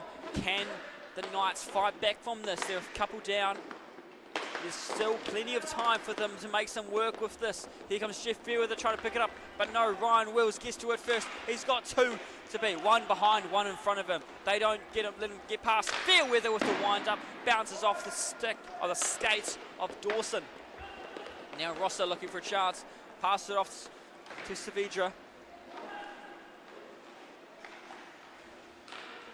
Saavedra trying as much as he can to get out of his own zone. Squeezes through the gap as Necking, the recruits are putting on all the pressure, shutting down all angles. The Knights just can't get any decent aim on them right now. 3 minutes remaining. That gap is closing more and more. Here go the recruits looking for another chance to slip one in. They can't do it. Loose puck, Georgia Ross, looks like Georgia Rosser in the middle getting slammed to the wall. Not letting up, fighting back against Branch. There goes Dawson with a long shot from beyond the face-off circle. Doesn't make it through. Now the Knights have another chance to push through at the face-off circle. Pass off to Necking, right in front of the pads of Galashan. Doesn't let it through. A brick wall continuing on. Into the corner they go, finds Rosser. Rosser has picked it up now. She sends it up further across. Doesn't make it through. Oh, look at that. Right past him. What a distant shot. The power behind that one to make it through.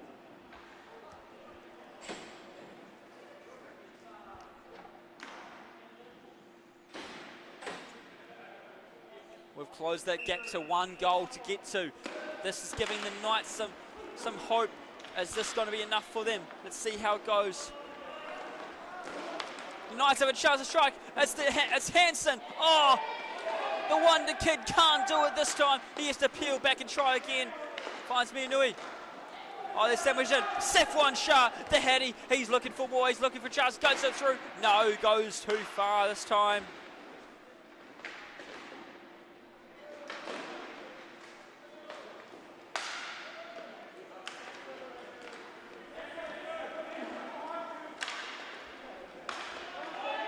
Three is the score.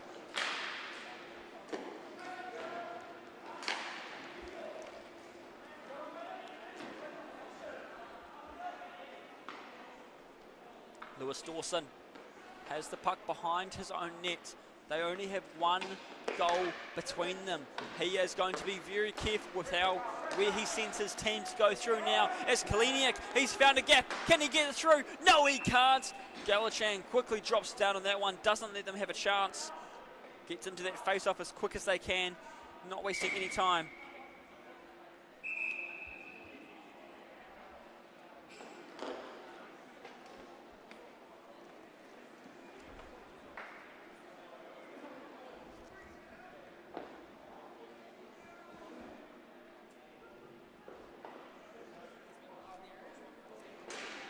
Going for a timeout now. So we've had, for the recruit side, they're up 4-3. 2 goal scorers, Sefwan Shah and Lewis Dawson. And on the Knights side, a couple of penalties. They've had Kyle Kaliniak, Matthew Hansen and Tommy Nui as their goal scorers today. 1 minute and 12 seconds remain. We have a very close game ahead of us. We could see the Knights tie this back up.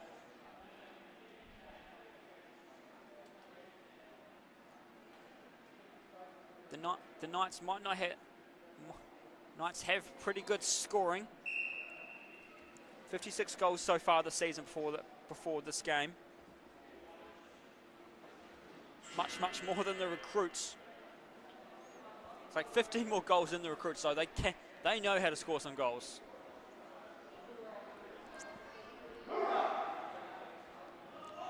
Now 59 goals this season, 45 goals for the recruits this season.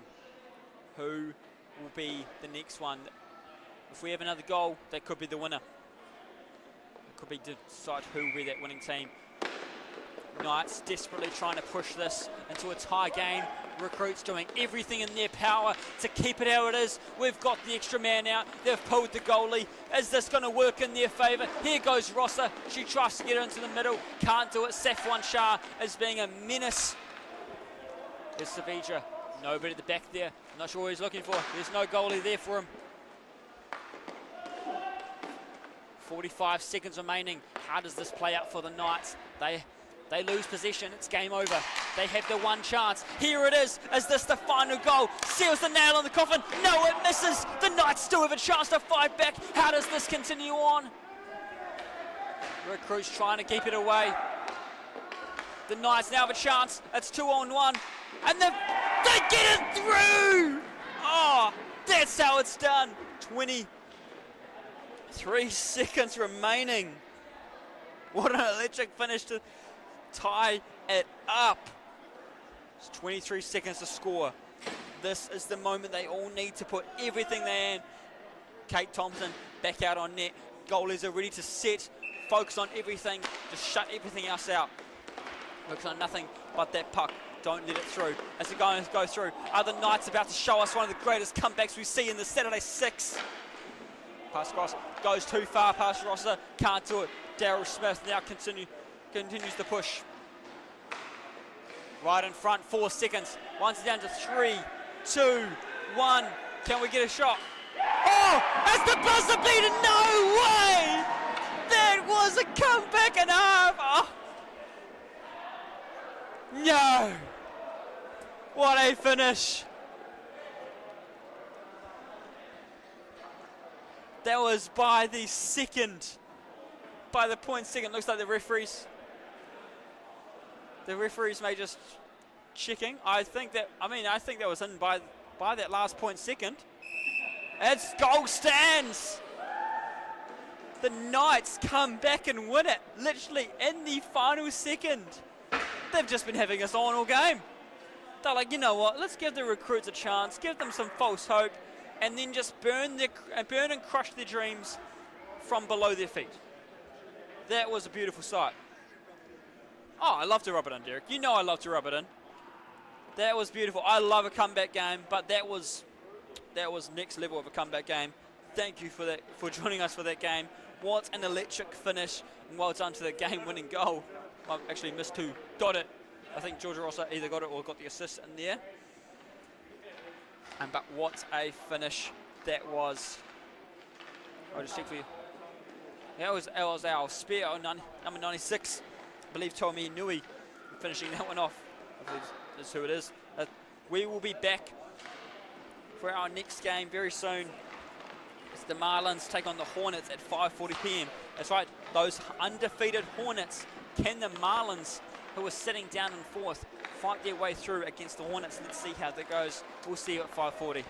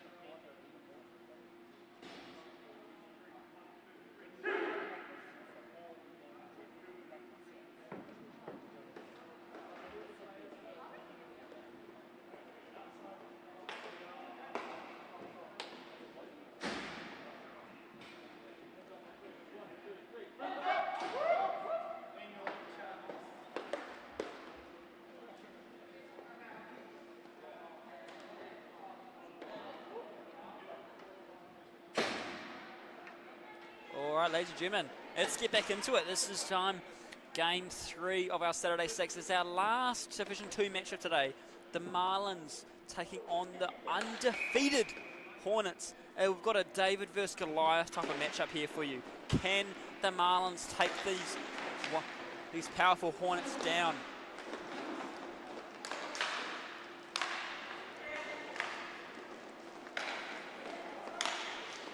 Williams looking around, trying to get off Dowman.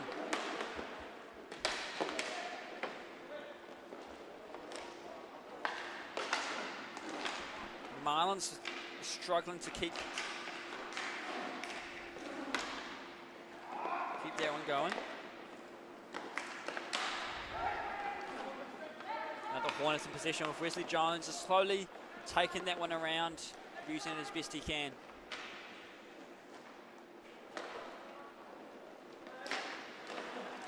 Dowman passes to Jones. Glenn Williams tries to get in the way, but luckily Kitchell able to back it up for him. Lee tries to pick it up. Here's Kitchell looking for his chance. Finds it back to Williams.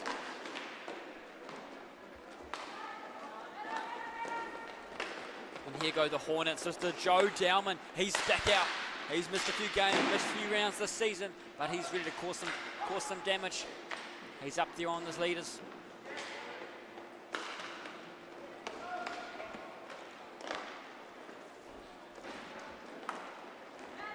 Henderson out on the bench, out from the bench, ready to get it. Henderson takes that one.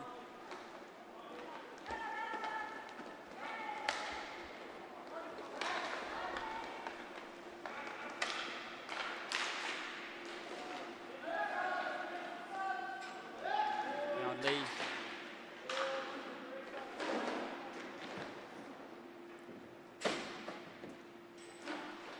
Lee trying to take that one out.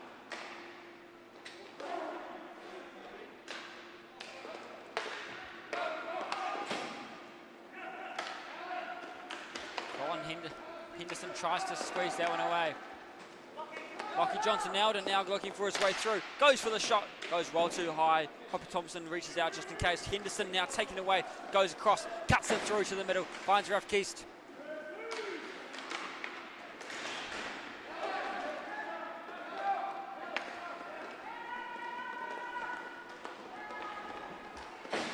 Salzberger coming in from behind, trying to steal that off Joe. Can't do it as it makes its way to Henderson. Salzberger sticks the Dowman anyway as it continues further down. Lutzbauer tries to reach it further along.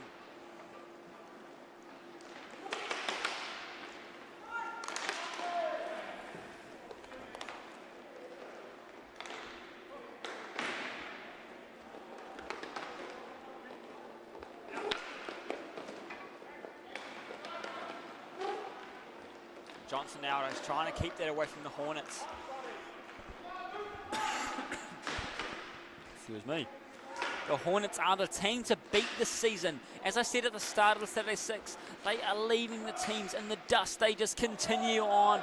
It's probably a record-breaking season, I'd say. That many wins it's got to be so far. 10 games, 10 wins so far. Who is it up next for this win? Which of these two teams here?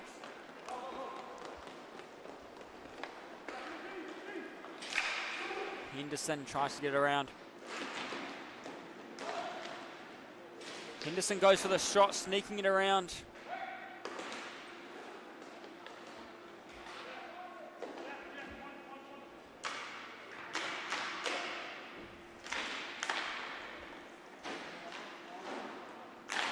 Big wind-up, can't shoot through Freakley.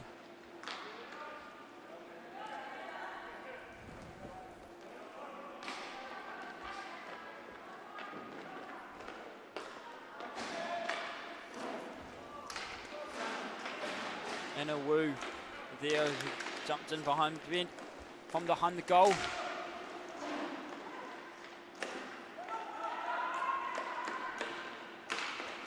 Oh, good drop there by Sean Thompson in the net.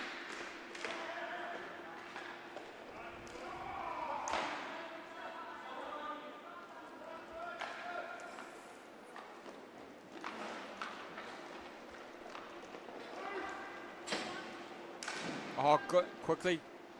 Sean Thompson has to quickly turn to get that one in. Into the corner, a battle of Solsberger and a couple of the Hornets players.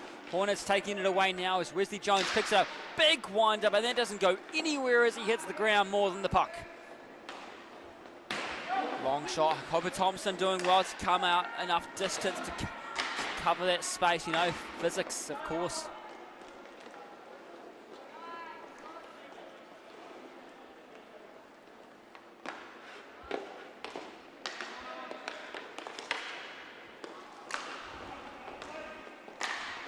Tries to get a three. Our first goal of the game, just sneaks through.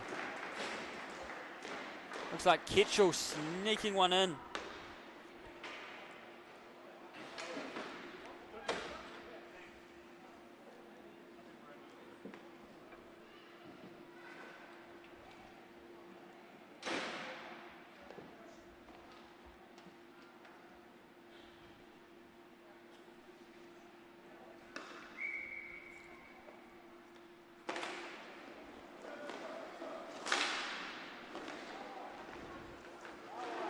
Look around, tries to spin around. Can the Hornets get it away? Hornets now trying to sneak one through. Getting a bit scrappy out there. You could see them brushing each other off.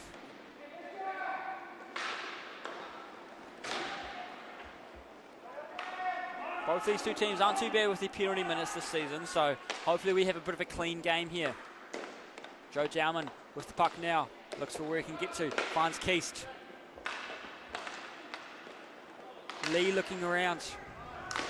Over Kwan.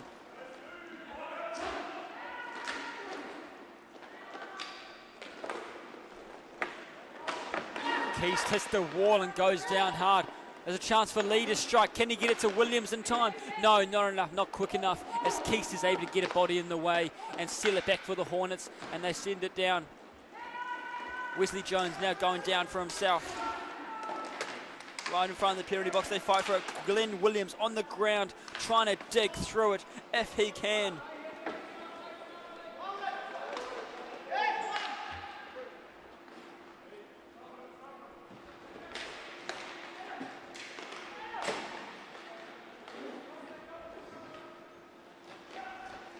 Marlins in possession with 9 minutes remaining in the half. We've got a few minutes been.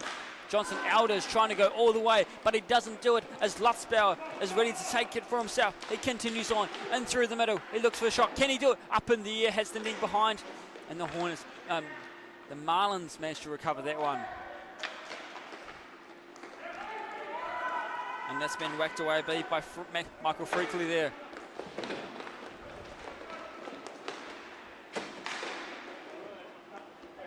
Strong tap, keeps that safe.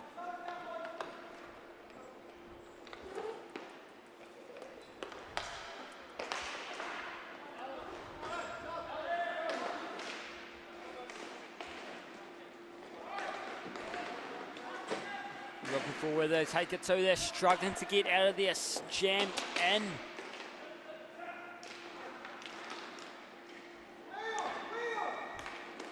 Pushed right away. Johnson now tries to send it through. And through the middle. Solsberger, can he get one in? No. Hope Thompson shuts that one down before it gets a chance.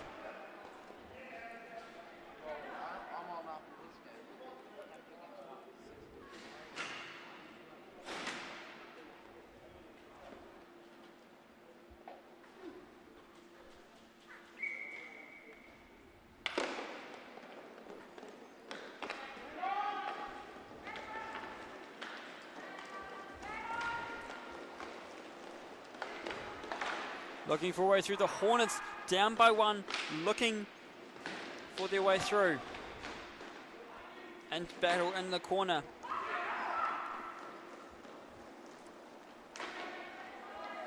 Colin Henderson.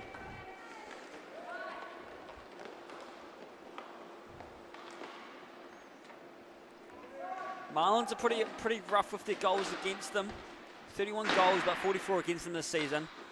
Hornets on has smashed out 59 goals this season already, so hopefully they can bank a few more to get themselves in a more comfortable spot rather than trailing by 1. They have a reputation to uphold after this season. And right now, their reputation is starting to crumble as the Marlins eat away at them as they're stuck in the corner. Can they get it out? They are trying to do what they can. Jammed in, whistle blown. We have to keep it safe as we roll it out of there. Couple whistles for that.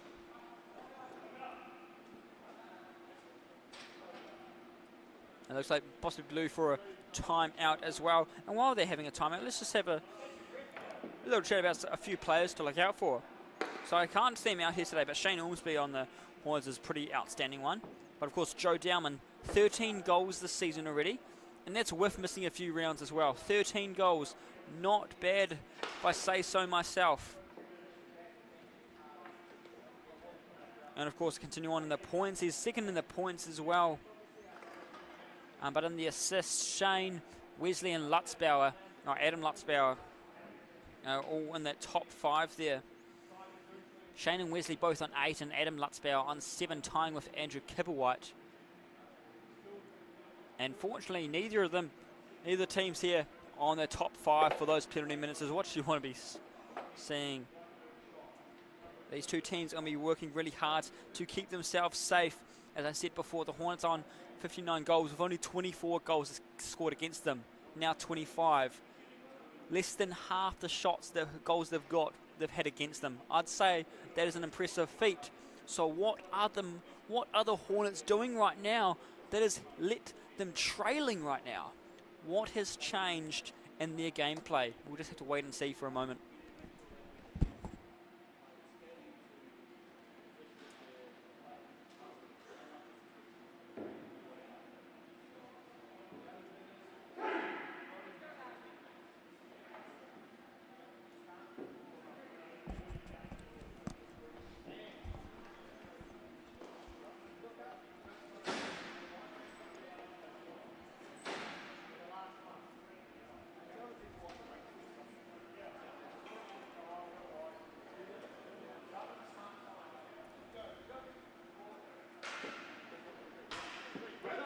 Apologies for the slightly longer timeout, folks. We're just getting a few numbers sorted out.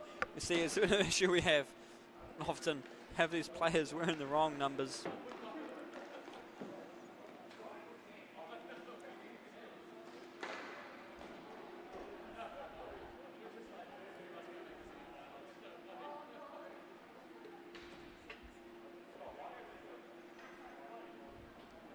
Who's 53? Yep.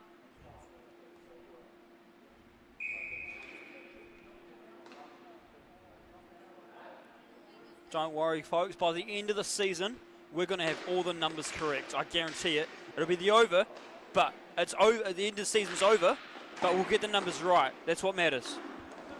But it won't matter if we get it right anyway because the season will be over. Wesley Jones, he's coming out hot. He's had some hunger in their timeout. Is it going to be enough for them?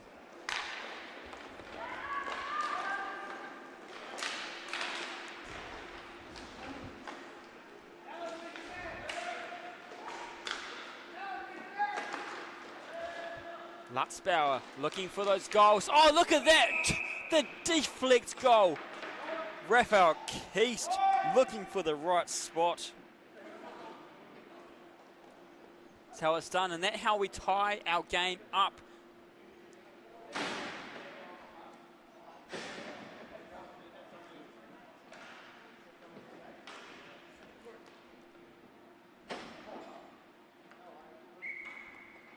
Great assist by Adam Lutzbauer, playing in his home rink. You know, when you play in those home rinks, Lutzbauer, like Lutzbauer is, I'm not sure about Keith, I don't know where he plays. But you know, you get the feeling of it, you're used to it, and you have a sense of protection that you must feel. Dowman now taking it away for his squad, getting that puck around there. Where can we take that through?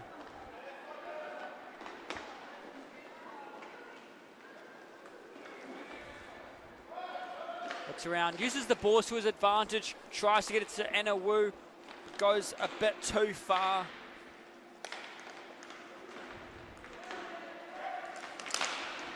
And can't reach it that time, chases it down. Johnson Elder As it through, Hopper Thompson with the quick reflexes to save that, whacks it down, knows she doesn't have it in her hand, so drops her whole body on her side. I must say that is quick reflexes thinking. Some of the stuff these goalies think of, they have less than a second to even think about how to move. They just need to be in their position before it's too late. I don't know how they do it. They are crazy. Even if I may do it for other sports, this is just hockey. It's something else, I'll tell you. That chunk of plastic flying air, you're not going to want it.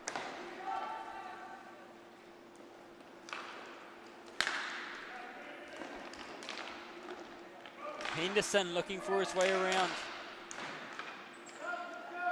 Michael Freakley now has possession in his own zone. We have a tie game. 1-1 is the score. This is a David versus Goliath match. David, Marlins in orange, and of course the Hornets in green. The Goliath, this undefeated team.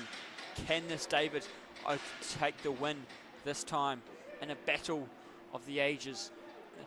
I feel like if you are the team to take down an undefeated team this late in the season, you are going to be seen as a threat and a lot of glory. Maybe you should just get extra points just for doing that. If only you got extra points for beating a better team, that'd be so good, right? Probably not fair, but it'd be good.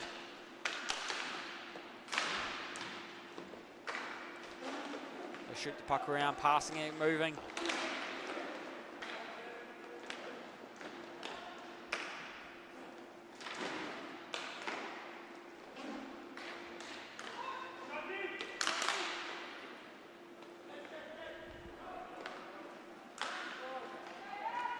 Kitchell going for his walk through, looking around. Can he get past these Hornets? He tries right in the middle. They try to get it past on the ground. They still can't stop it. Sneaks it through. Marlins doing some hard work out here.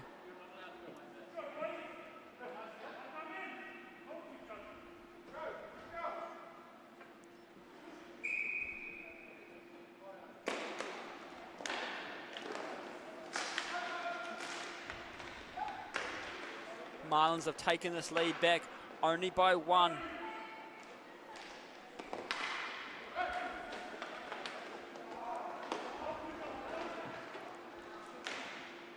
They'll be happy with how they're playing in this game.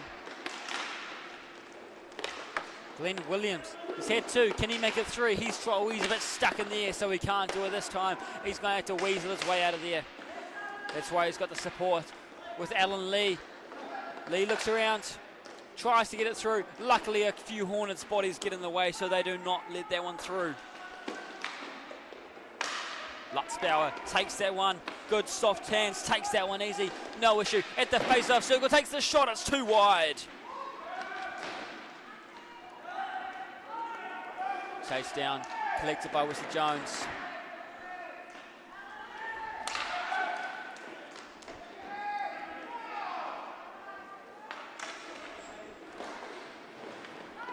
Jones looks through, got a few extra players coming out there. Not extra players, new players coming, I should say. There was Salzburger looking around. Allen drops it to Alan Lee, straight into the glove. Just eyes it up, closes that glove instantly, does not let that puck escape. Only a couple minutes left in this half, folks. There's a close one. This is what we want in hockey. Now, these two teams are even right next to each other in our standings here. So this Marlin team is really showing us their worth, approaching this postseason. One more round after this round. We'll see you in New Plymouth for that one. And then anyway, it's shipped off to Levin again after that. We'll get ready for our playoffs. And yes, you noticed there was a lack of bad jokes and fast talking in that Levin series. Yes, I was unfortunately not available. Maybe you just got to... And if someone wants to ship me down there when it's too far away, you'll have to just make do with the ASMR of hockey. But I'm back here. Hamilton, New Plymouth, so where you'll find me. Those are the games you'll see me at. But focus on the game. Colin Henderson taking the puck now.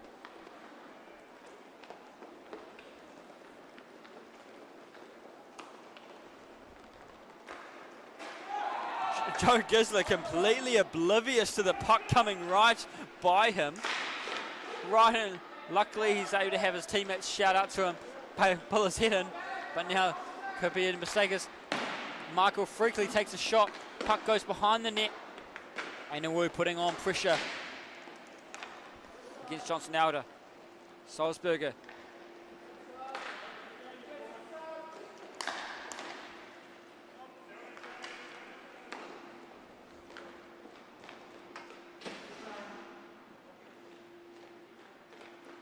Just over a minute remaining. Kitchell there with him in support. Takes it into the corner.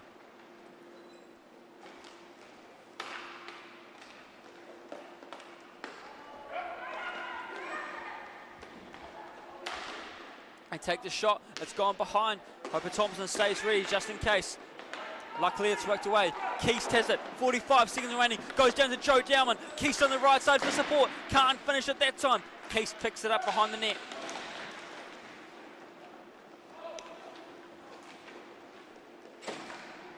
Now Henderson collects it. Just a simple move to Dowman. Maybe a bad call as Kitchell gets to it first. Not sure where the look was there, but maybe he had an idea. Dowman has a chance. Once he gets it away, can he get it to Lutzbauer? Lutzbauer is just going to dry rip it. No, hold on to it. Passes to nobody as it winds down the clock. Alan Lee takes it. 8 seconds left. 2-1 is the score. Marlins in possession. And there goes the buzzer. 2-1. The underdogs currently in the lead. Unexpected, I would say. Marlins 4th in the league, currently taking on top of the table and in the lead even. So let's see how this goes, ladies and gentlemen. We will take a short break for halftime, regain our breath, and same for the players as well, and we'll see you in just over a minute and a half.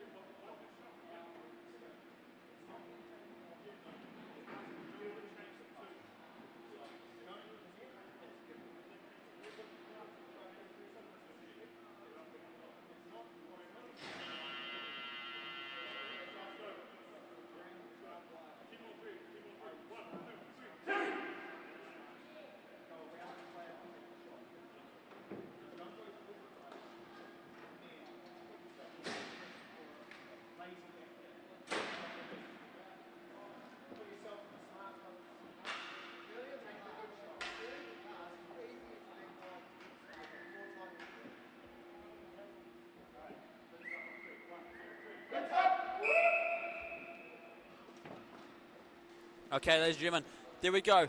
Like I said before, Marlins in 4th, the Hornets in 1st. This is an unexpected way I thought this game was going to go. I did not expect this to be like this. So let's see, can the orange take on the green and come out with the gold? Puck's about to drop. Puck battle in the centre. Hornets taking it away from themselves. They are looking for their way through. Can they come back from this? They're down by 1. They look for the strike. Can't do it. On the rebound, can they get the wraparound goal? Into the corner they go. Alan Lee slipping over in the middle when he needed to be on his feet. Quick move by Keast. Alan Lee going in with Ketchel to pick it up. Looks around. Adam Lutzbauer. Lutzbauer's a player I told you to look out for. He's pretty high up there on the stats, but he is struggling to help out the Hornets today. They all are, not just him specifically. Only one goal for the Hornets today, and that is by Raphael Keast. Where's the go-to next? There's Keast picking it up now. He looks around at the face-off circle. They continue on. Over across the halfway. Wesley Jones calls for it and could have had the pass. Bit too much hunger for glory there, I think. Wesley Jones wide open, coming down this left side, calling for it even. Could have had a good strike on it, but maybe just a bit too much wanting all the excitement from themselves. 2-1 as a score. Anna Wu scooching to the other side.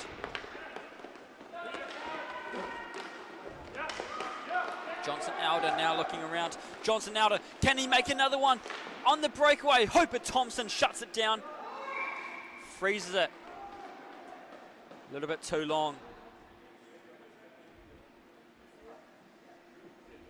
I think they wanted to release it, but just took a bit too long before they could actually get it going.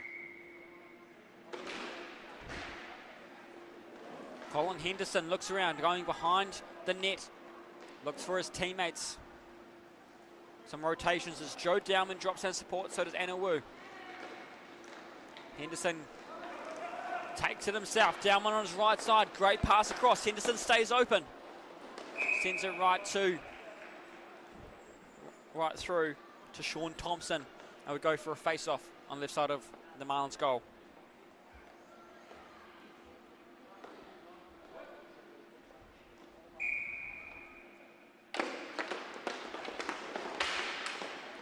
Joe Dowman, I think, tried to grab it out of the air, but whacked it away. Johnson Alder looking for his chance through. Can't finish it off. Has to continue around.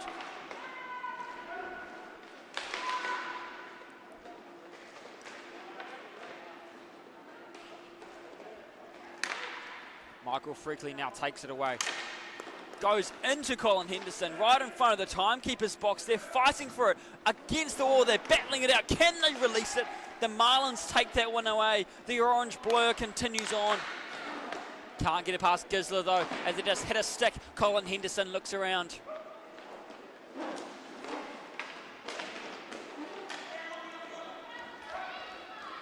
Johnson Alder now passing it through. Bounce around. Hopper Thompson got to stay ready for that. Tries to use the blocker. Just bounces a bit too far away. Anna Wu with it now.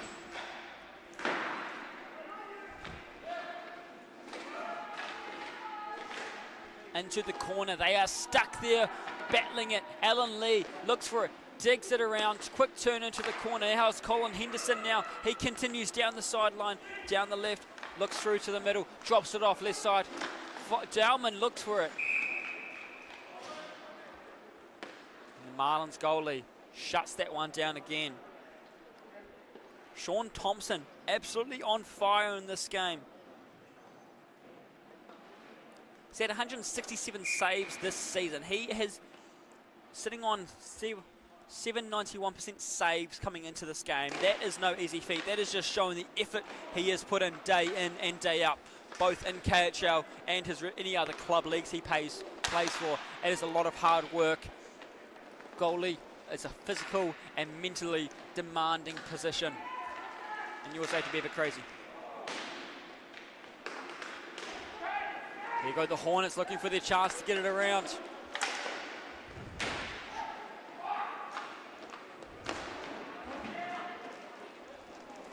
Wesley Jones picks it up in his own zone.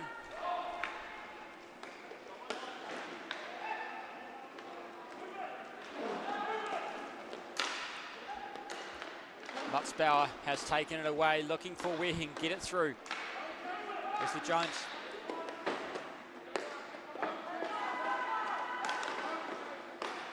Pass it, great pass across.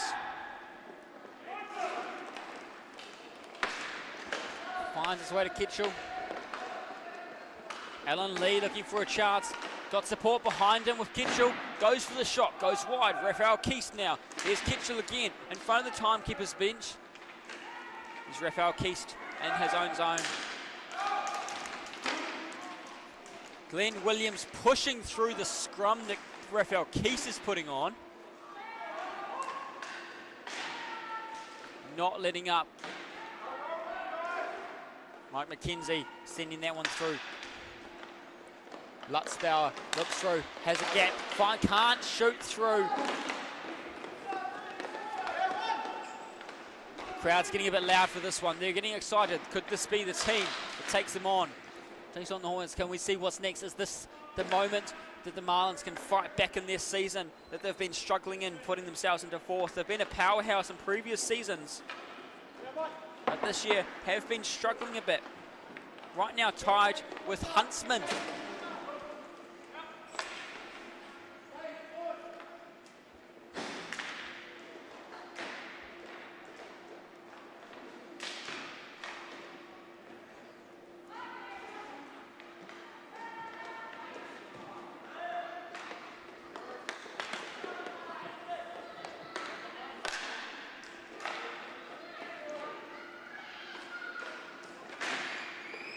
Jones looks around. He goes McKenzie. Mike McKenzie looking for a way through. Coming in from behind. Clashes in. Gets squished into another player right in front of him. Bit of a Marlins sandwich, you could call it.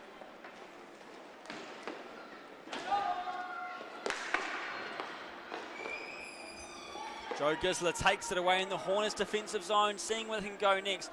Plenty of time left in the half in this game. And Awu picking that one up. Now she is wearing the Smith jersey. I'm hoping that's just an incorrect jersey because I'm pretty sure I've got Anawu in my box. Hopefully it's correct. Johnson out with the big shot over the top, right in front. Has to. Hope Thompson got lucky there as defense is ready to help her out.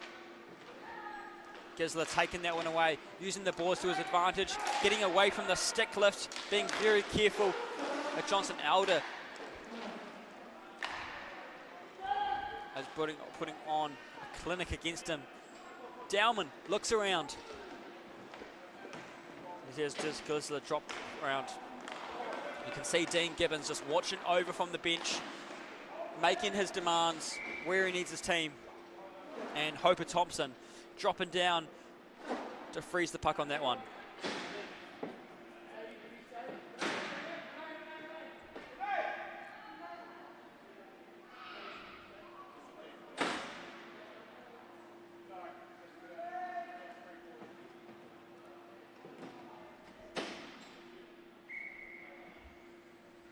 Face off on the right side of Hoper Thompson. Goes in the way of the Marlins.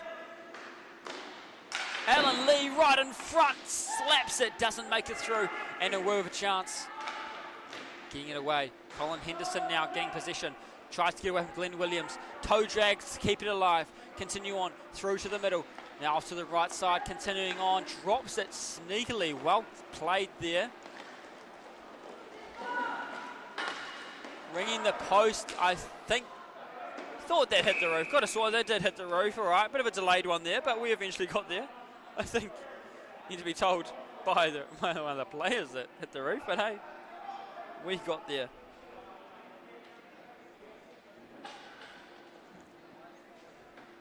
And so we'll go for a face-off. 8 minutes, 59 seconds remaining. 2-1 is the score.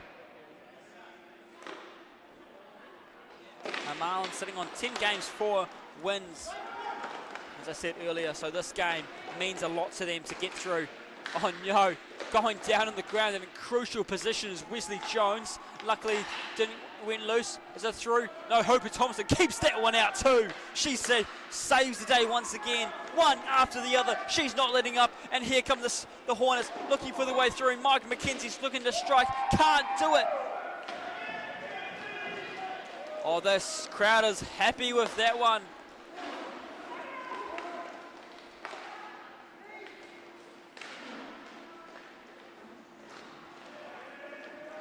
Clearing that one away. KIHL takes the puck.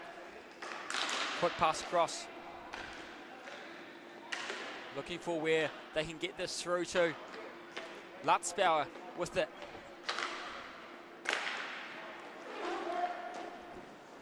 Wesley Jones tries to saucer it through, but Thompson was ready for that one. Here comes Lutzbauer, try for the wraparound. No, he doesn't, goes too far, has to push it further out, look for the support. Comes to Wesley Jones over by the timekeeper's bench.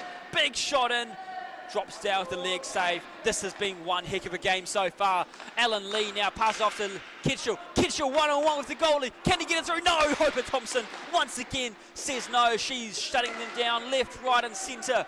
Here goes Lutzbauer. He pushes on through, off to the left side, tries the shot. Leg save once again off the yellow pillows. Lutzbauer getting hammered by the Marlins there. Into the middle. They look for the shot. Get it through. Blocker save. And the Marlins trying to get this out, that they can slow it down, give them players some rest. Not happening. Joe Dowman gets to it first. He battles it. He has to kick it a bit to get some possession. Raphael Keast then not able to get the control he needs. Just to slow it back to Marlins, slowing it back down, giving their players a chance to get some much needed rest. There's a few come out. And Wesley Jones being one of them now for the Hornets chasing it down. See, Hoper Thompson has only had 2.39 goal against average this season, so she's pretty good at holding them out at those pretty low scoring games. So this is the average, kind of roughly average score to kind of expect with the Hornets games. That's an impressive score to be holding them at. Now Solsberger trying to keep them away. I already talked about Thompson's goals earlier. 84% saves for Hoper Thompson. She's been incredible this season as well, and her team has also been helping her out with that, not letting her have the chance to face these big shots. Don't need to. Goals aren't just from a poor goalkeeper, it's also coming down to how your defense supports you, and the Hornets have done well with that. Now Hoper Thompson is also, I believe, one of the only three this season who have had a shutout this season, if that goes to show you how she is in there. Great stick save right in front, drops down it, not wasting any time.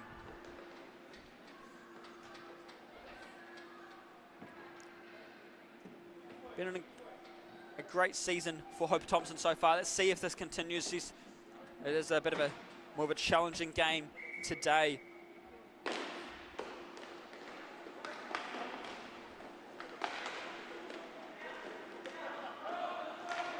And here goes Kwan, goes through. Kwan shoots it through. Hoper Thompson won't be too happy with that one. And it looks like they are going to take a time out as well.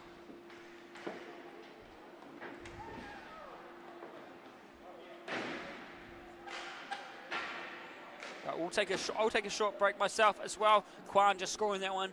We'll be back in less than a minute.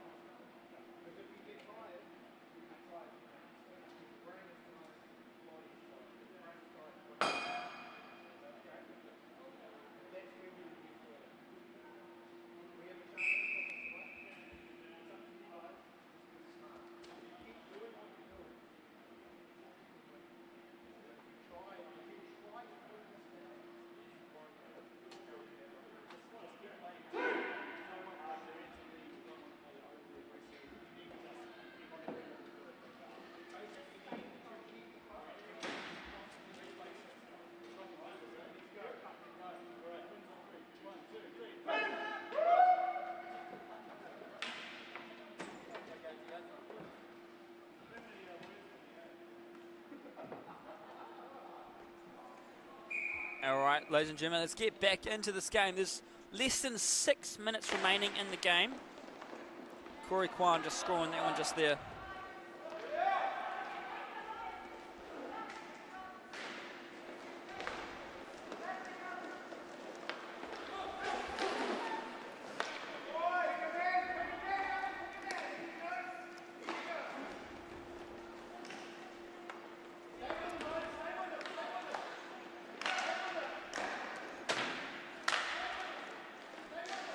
The 3-1 is the score. 2 from Glenn Williams, 1 from Corey Kwan. So let's see how this continues on. Hornets needing to fight back hard. We had a massive comeback in our game before where the Knights were losing the whole game, missed the whole game basically, and came back in the last second to get a buzzer beater goal, which was a beautiful sight, and it always is. Saw that puck fly in at that final second.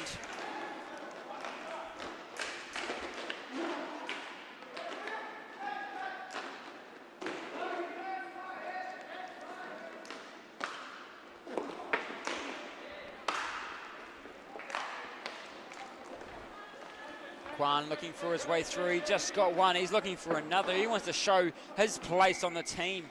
And Dean Gibbons, the general manager, watching. He wants to see how can I get myself on that Division 1 team? How can I get myself to the Dolphins? This is the place you want to do it. You want to work hard and show them, even if you're playing Div 2, show off what you can, show them where you belong.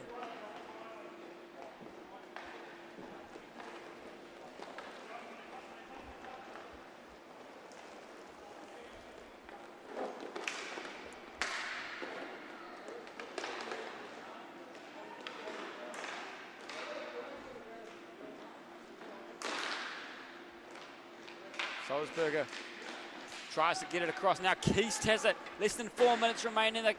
The Hornets are needing to push hard. And a great catch by Hope Thompson. Taking that one in.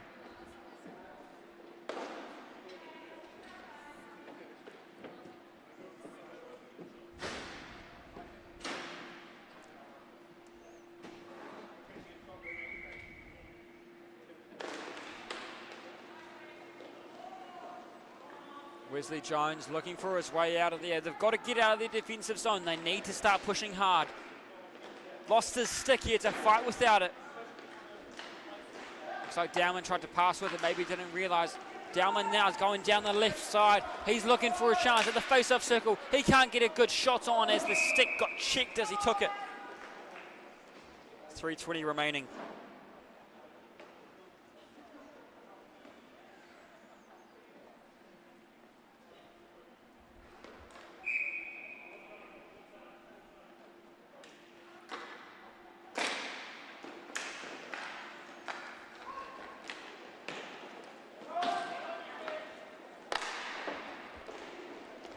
Hope Thompson coming out of her net, but she decides against it after she sees it's gone all the way to the corner, which is quick thinking.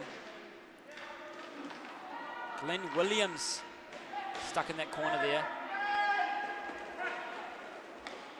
Now Raphael Keast gets it to Dowman. Dowman finds McKenzie. No, Dowman looks for it himself. No, hits the side of the net, didn't get to where he needed to. Thought it was through, but no. Corey Kwan sends that through, quickly drops it out, not wasting any time. Hope Thompson knows they don't have time to waste, has to quickly drop back. One save after the other. Fortunate for Hope Thompson, and she was ready for that one. Mark McKenzie goes for the shot. Can Keast finish this one off? Is it through? No. Thompson catches that one. Oh, he'll be happy with that one to take that one into the glove. 3-1 is still the score for the Hornets. For the Marlins, sorry. The Hornets needing the hard work as they trail. They need to find their way to get back at these Marlins. Time to find some fishing hooks and catch them.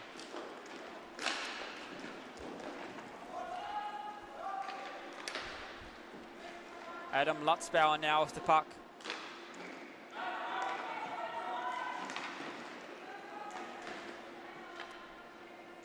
Lutzbauer to Jones and back to Lutzbauer. Lutzbauer held against the wall by Johnson Elder. Lutzbauer says, "You're nothing to me. I'm going to throw you back. You're going to keep the receipts and you'll be pushed back." Pushed right away. Oh no, the Hornets clashing with themselves. I know you've got brotherhood in your team, but not the time to be giving your homies a hug.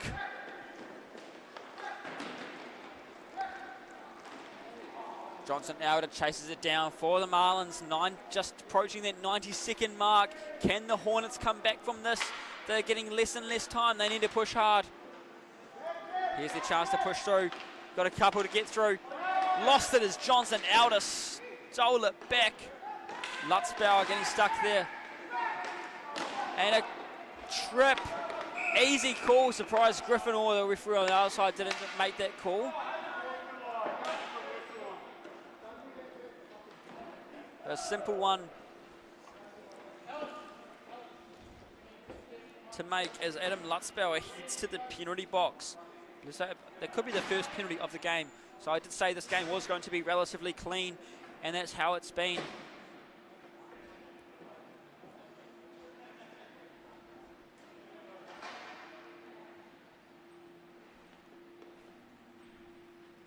So hopefully the Hornets can hold on to this penalty kill. This will go through to the rest of the game. So they're just going to have to fight short-handed. They may not be pulling any goal anytime soon with how this game is going now that they've got even one less. Joe Dowman takes it away. They all just push as expected. I thought this might happen as you see Wesley Jones on the left side looking for the... Oh, look at that. Short-handed. They go for the push off the deflect that gets it in. I'm going to be honest, I completely missed that, ladies and gentlemen.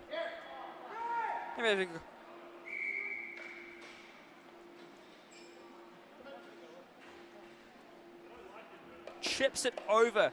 Joe Dowman. Just had a... Joe Dowman, number 10. Sneaking that one in. What a beautiful shot there. He just chips it over. Honestly, if you missed that, just go back a few seconds on your replay, because I'm just watching that back now on this right here on our screen, and it is beautiful. It is a beautiful shot. Just chips it right over.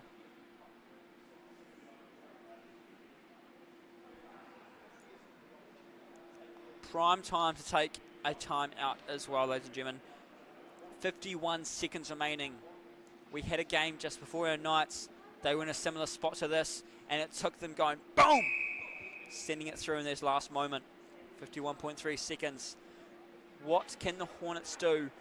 While I remind you, short-handed, can they get another chip-in goal like this?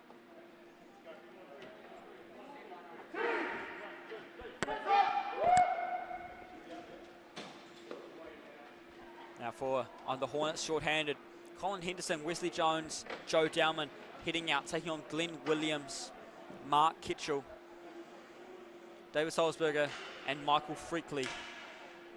These are both sides' core players here. Marlins obviously on the stronger side here, having that extra player. But these three players for the Hornets are who they need. 40 seconds remaining. They need to push hard once they gain that position. Now Wesley Jones has it. Stick in the way by Michael Freakley. Doesn't let them get this long pass like he hoped for. Sends it through. Doesn't make it around. 28 seconds remaining. How can they go through? Colin Henderson tries to get it away. Finds it at Joe Dowman. He just got a goal. He's got one to beat in the goalie. Can he do it? He tries to get it past. It's a loose puck. He drops down on it. And there goes the buzzer. We go for the whistle. We'll go for a face-off. 16 seconds away. Joe Dowman taking on David Salzberger by the look of it. If I can see correctly, which is a good chance I might not be able to. Colin Henderson just told to back out of the circle a bit, and again, just went right in.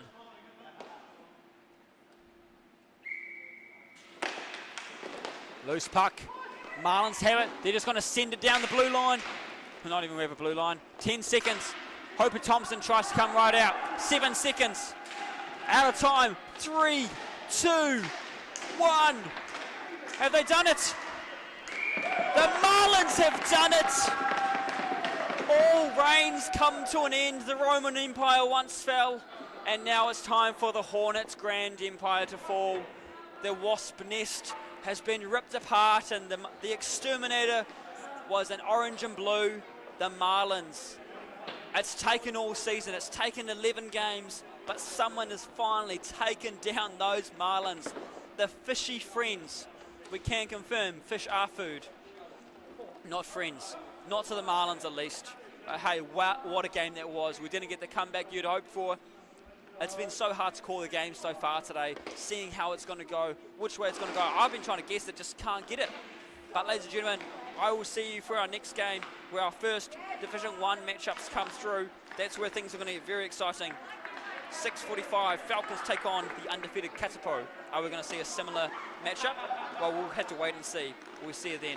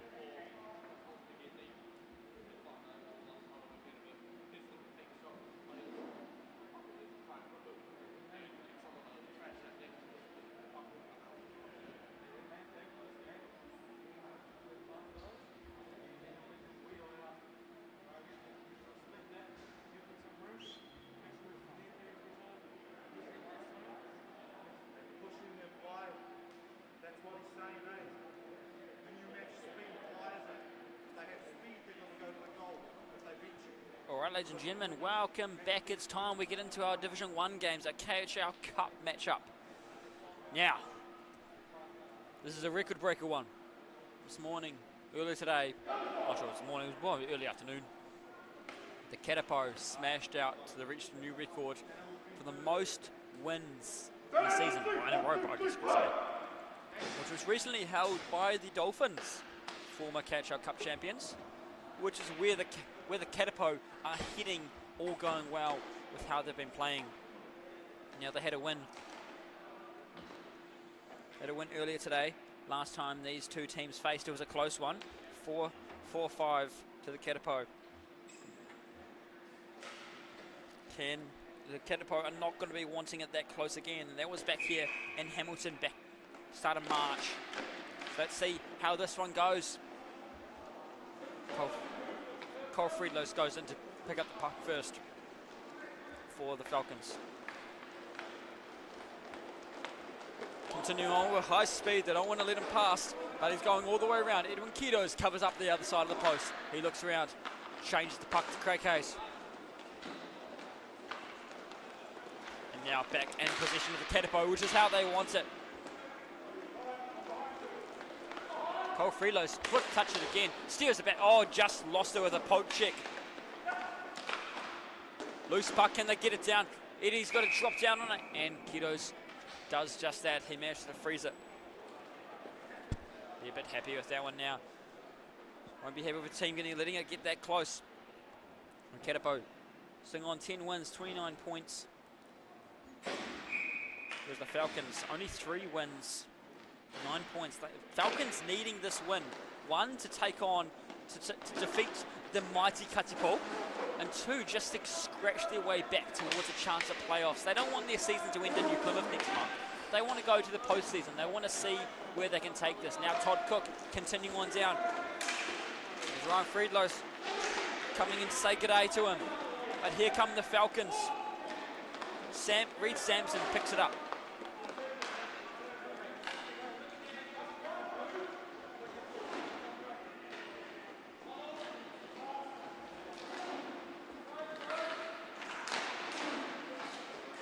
Alright, Arthur in the net there's dropped down, staying ready for it.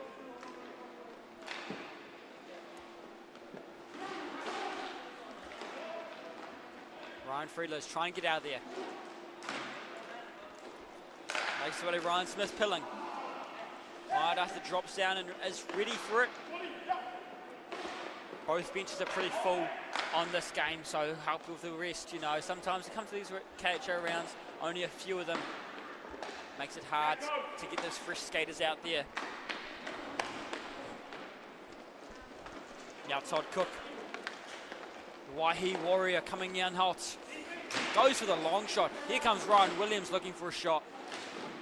Can't get a good angle, takes a shot anyway, hits it off Myers' pads. Now Craig Young, general manager for the Falcons, continuing on. What a save that was! I thought that was sniping right in the corner. Edwin Guidos comes out of nowhere just like that. Wings it down. Could have sworn that was going to go swipe right in, but no. Eddie's not going to be letting that happen. Edwin Guidos leading the save percentage, 84%. 178 saves this season so far. Add a few more to his book. Try crack that 200 saves this game if he can, but he's going to be wanting not to have to work too much, you'd hope. Wants those saves to help, but doesn't want it to come to him. Cole Friedlos having trouble with Josh Gulliver, wrapping right around him. Cole Friedlos decides to drop back, tries to get it through Ryan Williams, doesn't go his way. Williams picks it up, he's got Gulliver, so he drops it back behind him, finds Nathan Lovell, who looks around. Williams trying to find in the corner. Here comes Gulliver. They swing it around. Can't do it as it bounces off Myers' pads.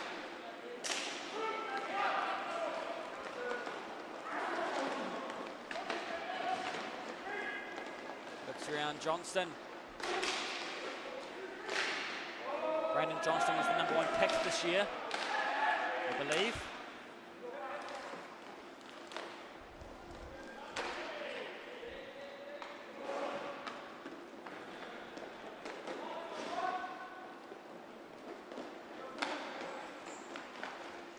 with the speed. Here comes Hamuita Osbold. He's looking through for his shot. Gets his first one. No. It goes through to Maia's legs. He shuts that one down. Mairata, brick wall as well. 8% saves. Sitting on 130 saves this season as well. There's a few players you need to watch out for in this game. On the Catapo side, Ryan Williams, 18 goals. And of course, again, 31 points. He's been standout player, sitting on 13 assists. He's just going all the stats, but Nathan Lavelle up to the top of the assists for the KHL Cup. So obviously you've got to look out for the general manager, but Ryan Williams, he's been a force to be reckoned with this season. Is it through? No. Loose puck. Mairata swings both in like he's swimming around to bring those ones in. But Brandon Fletcher on the Falcons actually has second best points per game, so keep an eye out. 3.7 points per game, so he knows how to score. He knows how to get those assists. So don't write them off yet, just being lower down. Same with Ryan Smith-Pilling and Ben Waikeist. They're up there. Actually, sorry, Ryan Smith-Pilling and Ben Waikeist are up there for the penalties, sorry. But here's Smith-Pilling. They are players to watch out for. Here's Friedlos. He continues on. Tries to get the shot on. Doesn't have enough power behind him. Loses his strength.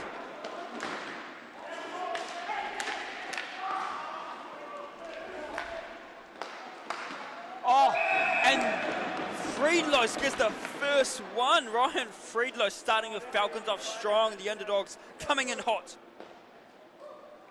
Now, if this day has taught me anything, it is to watch out for the underdogs. These games have been so hard to guess what to expect. I've just goal after goal. It's just been out of confusion. Marlins have taken down the Hornets. The Knights came back from from losing with a massive comeback goal. Scored by one of their KHL junior ring-ins. There he goes, Ryan Williams. He's looking for a chance. Off the plumbing and hits the ceiling. We'll have to go in for a reset.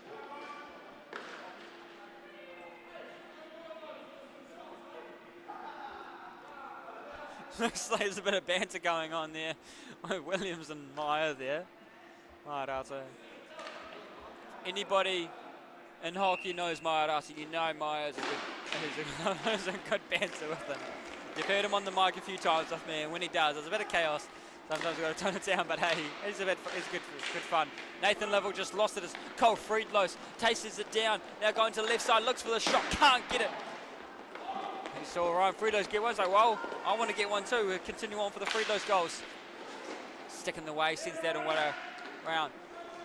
Ryan Williams chases that one around. It's Nathan Lovell that gets to it first. Williams supporting him. Gulliver, can Gulliver get to it? Just a little tip in it. Johnston, sorry, not Gulliver. Tip in it to keep it away. Loose puck. Maia brings that one in, picking it up, not risking any chance of that going away. 1-0 is the score, 10:24 remaining.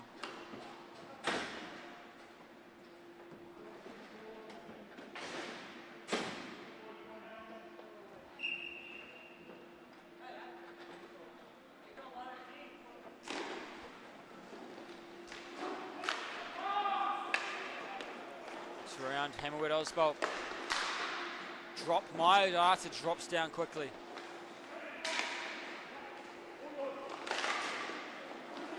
Braden Kwan can't finish that one off. The Falcons are in possession. Kwan gets in the way.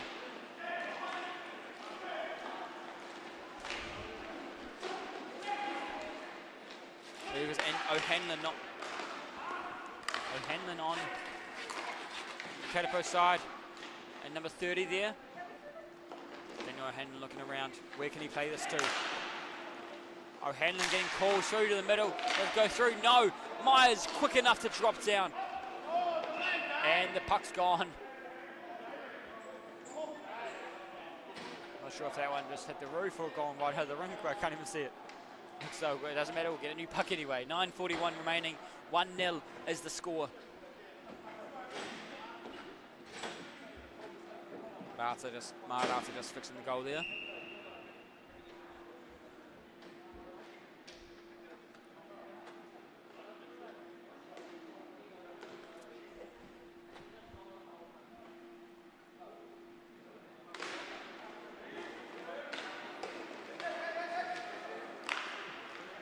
Johnson to Lovell.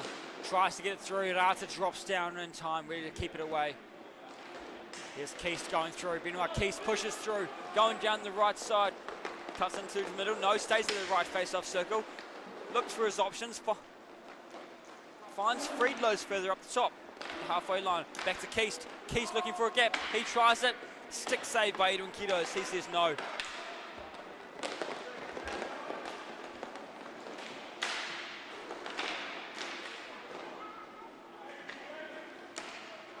Johnston looking around. Great save by Rata.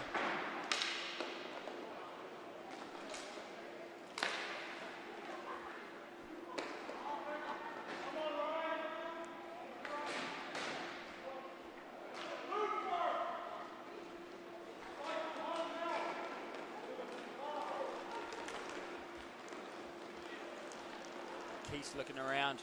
Looks for the options. Goes for the shot. Oh, gets another one. Keist sending this one through this time. Falcons up by 2 early in this game. Benoit Keist, he may not be right up there on the stats quite yet, but he's doing his work to get himself there. He wants to smooth the path for the Falcons to make their way into playoff contention. Right now they're on the verge of not making it. They need to squeeze themselves above just to get ahead of those Dolphins that are 1 point above them. This is the time to do it. Get those points they need. Those points really, those singular points really do make a massive change.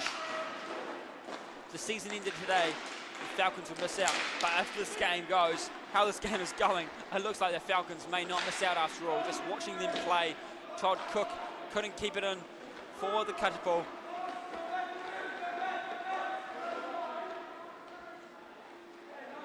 Sampson looking for where to go.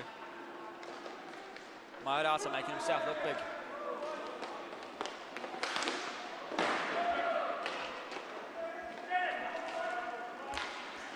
O'Hanlon looking through. Going down to the right side, they've got Kwana supporting him. Goes all the way, finds Cook. Doesn't go far enough. Gets too much pressure on him, he has to go completely out of the way. The Falcons have had a big change in their play. Watching them go is very impressive right now.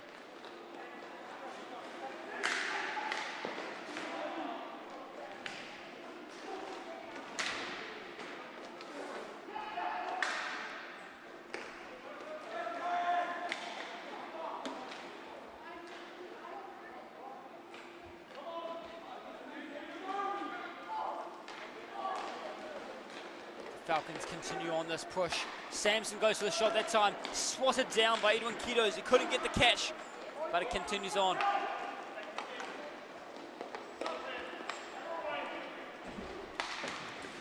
Great save by Mairata. Myers flipping over a bit there. He's trying to get himself into a better position. Todd Cook looking, oh, not Cook. O'Hanlon looking for a chance, and that shot sends it up into the roof and will go for a face-off once again.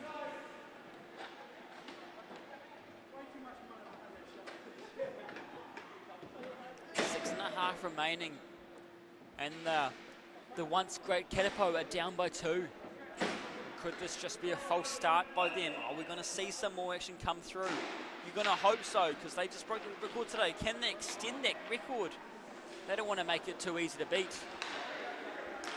Not that 10 games to win 10 games is an easy feat.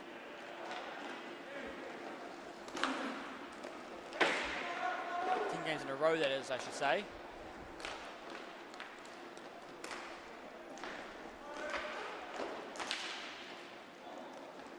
They're battling it on the sides there. Johnston trying to get it back off Keist. Keist looks for another one. Keist finds another one as he comes in from the corner, sliding in right in front. And you can tell that Eddie's not too happy with himself with that one as he takes a moment before he gets back up. It looks like we'll just take a timeout as well. Good timing for a timeout. I believe it was the Catapo that would have called it. They need that mental reset. So we'll just take a moment ourselves, folks, and we'll be back in a minute.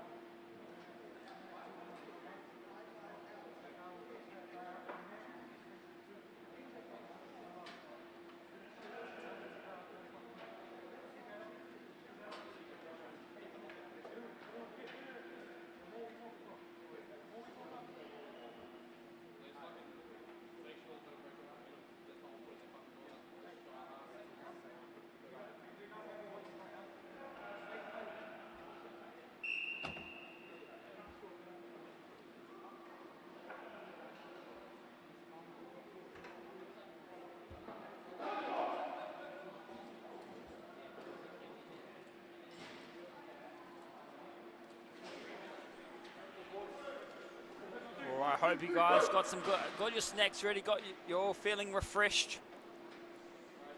Let's get back underway. 5 minutes, 57 seconds. 3-0 is the score. It's between Catapo and the Falcons, and the score is not who you'd expect to. It is the Falcons up by 3, that's right. The great Catapo are trailing right now. Last time these two teams faced, it was a 5-4 win to the Catapo, so a close game. So let's hope the Catapo can figure this one out. Seems my guesses for these games today have gone terribly. You know, I was thinking this would be a good game, but I thought there'd be a bit more oomph on the Catapo side. So let's see how that goes.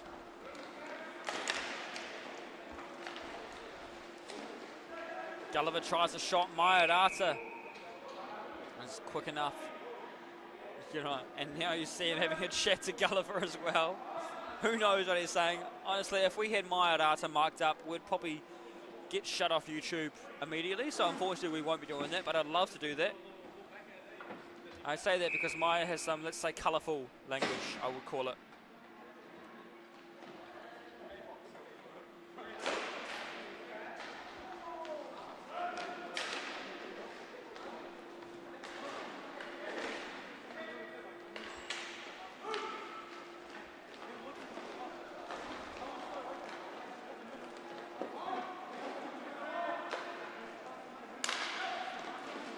Seems that Fred Lowe's over to Young.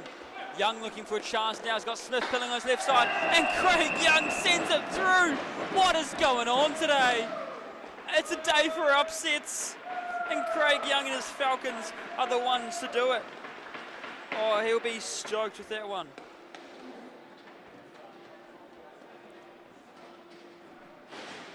Oh, he'll be very happy with his team for seeing that one go unfold, with him dealing the finishing blow.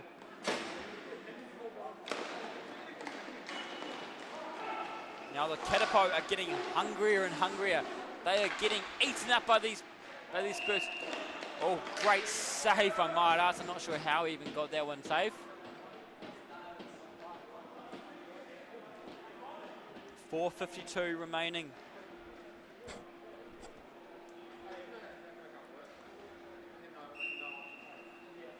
I love an underdog story, and you know this.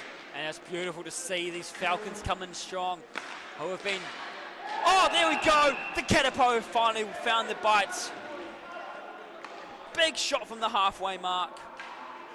Was that Hamilton Oswald or Cook? Or possibly Quan, actually.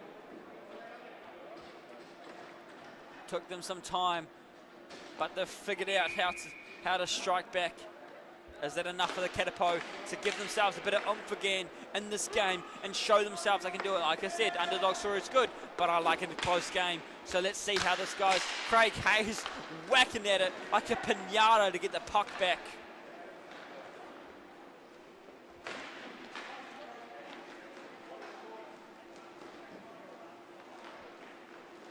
Here goes Benoit Keys, dangles it away.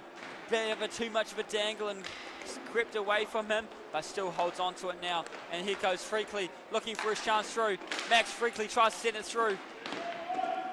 Looks like Williams is trying to keep it away. Comes in from behind Gulliver. Keys gets in the way. Quick movement there. Big shots there.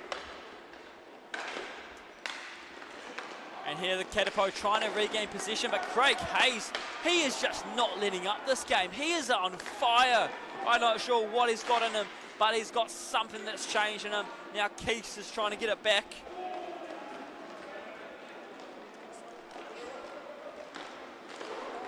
And they fight for it, chips it over. No, it's not enough. Bounced off Edwin's pads. I thought it might have just been enough in it. Keith goes for another one. He quickly turns. Here comes Friedlos looking for a chance. Goes too far. Finds it to Sampson. Goes all the way around. Johnston going to it first. Finding Ryan Williams. Williams needing some support. Sends it far across where Gulliver is. Bit too hard on the tape and it goes too far. Now it's one-on-one.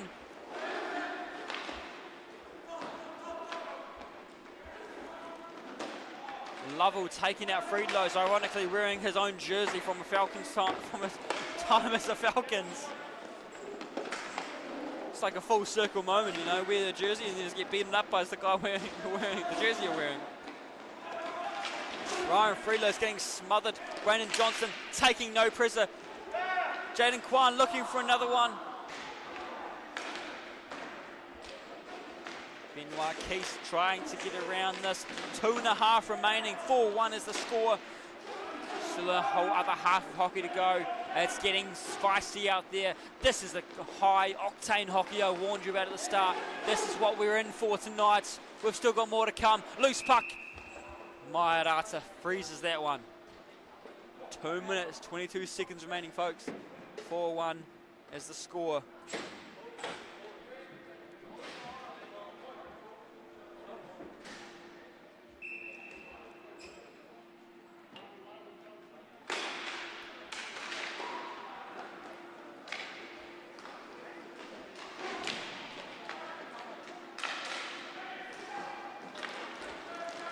Ryan Freelo's going down hard on the sideline. Sides the rink. Oh, yeah, sideline, is it? We don't have sideline in hockey, do we? Kwan looks for a chance. Can't finish it off this time as a stick gets in the way by Reed Sampson. Our very own David vs Goliath match. And now we've got Sampson here in the story. Hopefully nobody cuts us here.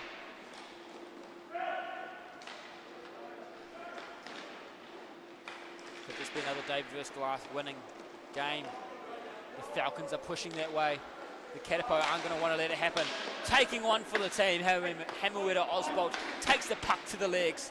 Edwin Kitos drops down. No, releases it as Todd Cook has a good speed on him. He continues down the sideline. Smith Pilling getting in the way. O'Hanlon tries the shot. Very confusing team here with two people on the opposite team wearing old jerseys of players in this of the purple team, the Catapo. Craig Young scored one for his team. He's passed it off, giving another chance for them. Hamueta Oswald looking around, into the corner he goes. He's stuck there, tries to wrap around. Hands stuck in there. I'm surprised no call there, but Samson's not too happy about that. Maybe there's a reason. We'll just continue on. Young tries to get a stick in there. O'Hanlon tries to get out of it, poked away. Looks for a chance, no, getting stuck, lost the puck. 40 seconds remaining. Bodies colliding with your own team and the opposites. Into the penalty box, he gets boarded. Well, not boarded, you know, just a bit of push, not boarded. Clean play there. Now at this higher level, we just got to let the boys play, as we say. Good coverage by the goalie, not letting any gap through. Johnston continues down, 20 seconds remaining. Can they get something through as this half ends? 18 seconds. Now it's time for the Falcons to have one last crack at it. 14 seconds to go. He looks for a shot. A stick gets in the way by Lovell, but now Freakley has a chance. Chips it over. Says no. 2 saves by Edwin Kitos. Sends it around. 3 seconds. They're just going to try hold it there, not let it be safe. And that brings us to a breather, my friends. 4-1 is the score. Catapo trailing by 3. Unexpected, but it makes for good stories. We'll be back in just under 2 minutes for the second half of this high-intensity match. And if you have a heart rate monitor, I suggest you have your medical team on standby because it may go off very soon. This game is electric. We'll be back soon.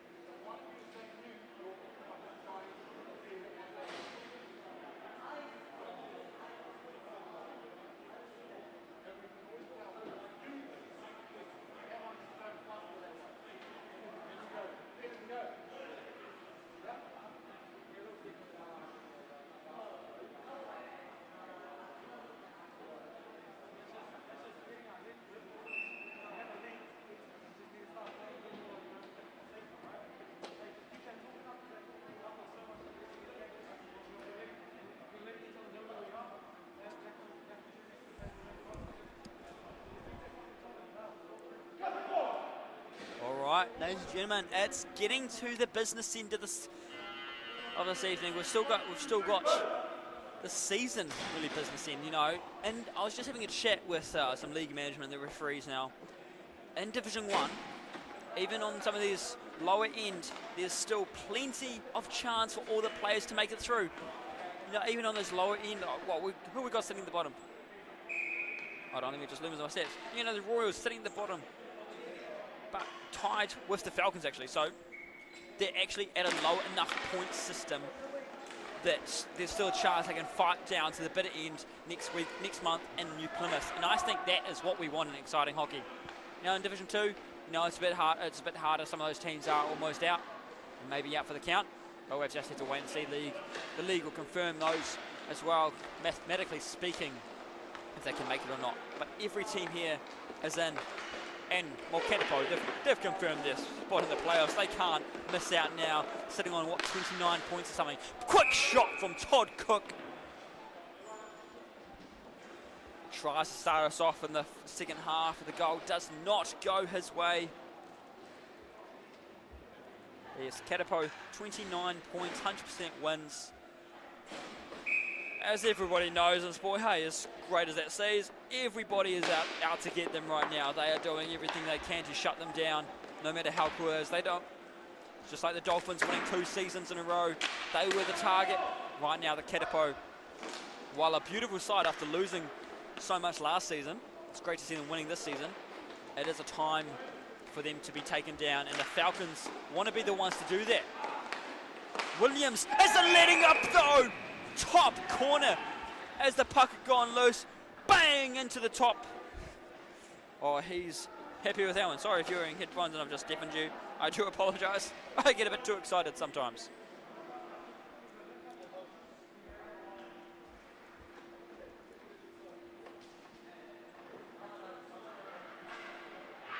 Starting us off to close that gap in this game. Maybe the Catapo are just toying with the Falcons, giving them false hope, looking for the strike. But Craig Young scored a goal earlier. Can he do another one, leading his team to victory? He also wants to lead his team to playoffs and finals. I'm not sure if they've actually ever made the finals series. Playoffs, yes, I believe they have. Finals, I'm not so sure of, but hey, I could be wrong. If you want to correct me, let me know in the comments. I'll happily take that information to be corrected. Great save by Mayarata. Tries to rebound. Can't get it on the deflect. Oh, can't get it on the backhand. Multiple chances there for the Catapo to close this gap. It does not happen. They have to continue on.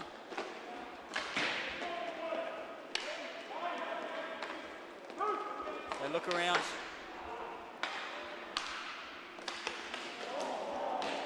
Mayarata slides right down.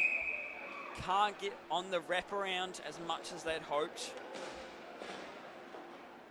Of course, ladies and gentlemen, if you're watching the stream at home, make sure you comment below who you want to see win. I love to see when you comment. It really makes me feel like I'm not just talking to a random nothingness, knowing you're there with me, and all the excitement, all the glory. And right now, and all the intensity and the fear that is in the Catapo's minds right now as they are trailing by 2. I guess at that point where they might have slowly gotten to the point like, oh, we are the team to beat, and it could just be their Achilles heel. Craig Hayes with the dangle, goes too far, tries to sweep it, can't do it. Luckily the Cook defense comes in.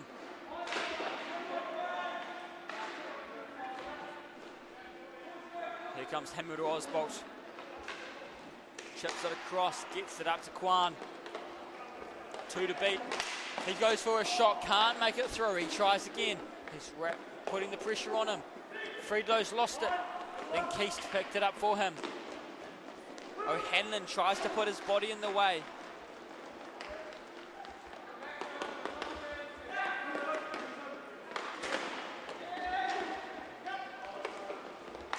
Finds Todd Cook. Cook looks for a long shot again. Risky move instead of just trying to bring it up a bit further. Not sure what's going on there, but hey, maybe he saw a vision. Maybe he had an alley in there who could make the shot through. Couldn't see it from this spot.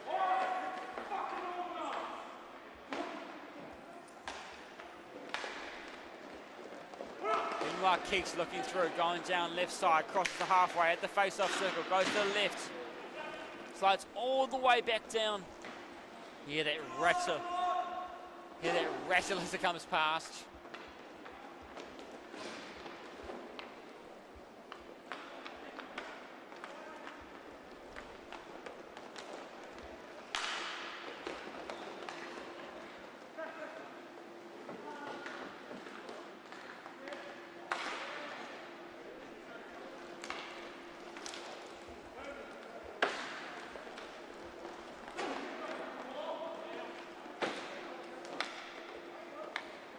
Friedlo's looking around, trying to get it further up. Gets it to Freakley. There's Keese looking for a chance. Can't get it through. Off the rebound. It does get it on the rebound. Great, quick shot there.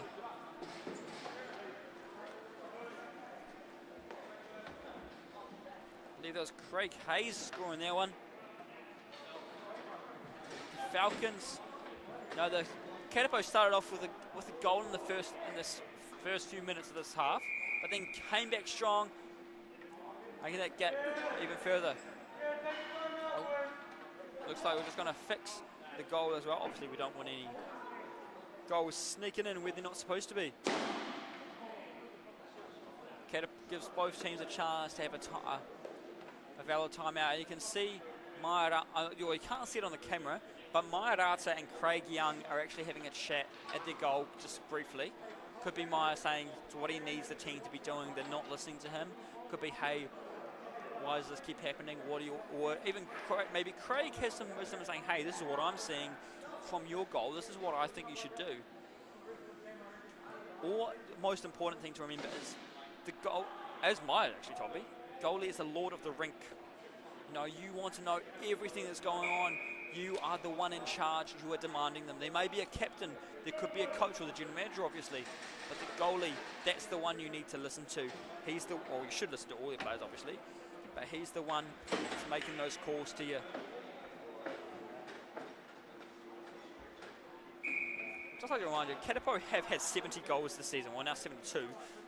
So they know how to score some goals. And interestingly enough, the Falcons actually have more goals scored against them than they have scored. And here they are coming in with the lead right now, which is great to see. The stats sometimes play a little trick on you. But here's Lovell waiting for a chance to get it flat. Can he get it through? No, Mairata drops down on it, hugging the ground. As you could see Josh Gulliver hoping to try deflect that one in behind him, but could not do it.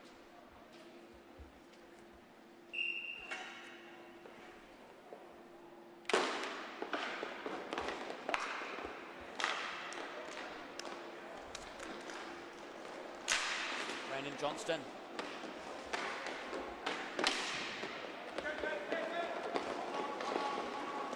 Friedlo's going for it. Ryan Friedlo's looking for another one. He got one earlier in the game. In the first half, can he get it again? 5-2 is the score for the Falcons. They have all the momentum right now. Let's see how this plays out for them.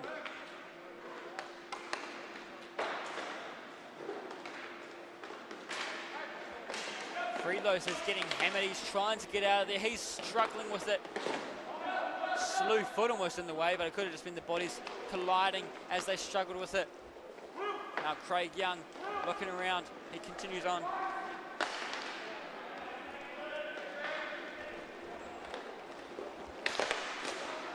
Drops down. Oh no, Ryan Friedlo's has fallen down. Nathan Love was able to pick it up in their mistakes. Takes the long shot, bounces off the body, moving around. And getting jammed in on the side there. They continue looking around, trying to figure out how to get it out of this.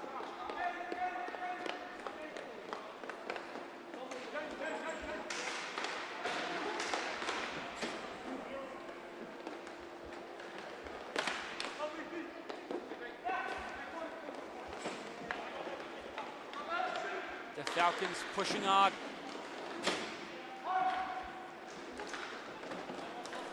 Here comes Josh Gulliver looking for a shot. Can he get it through? Too much defence in the way. The bodies shut it down. His opportunity. Keith going into the wall. He tries to hit the brakes, but not fast enough.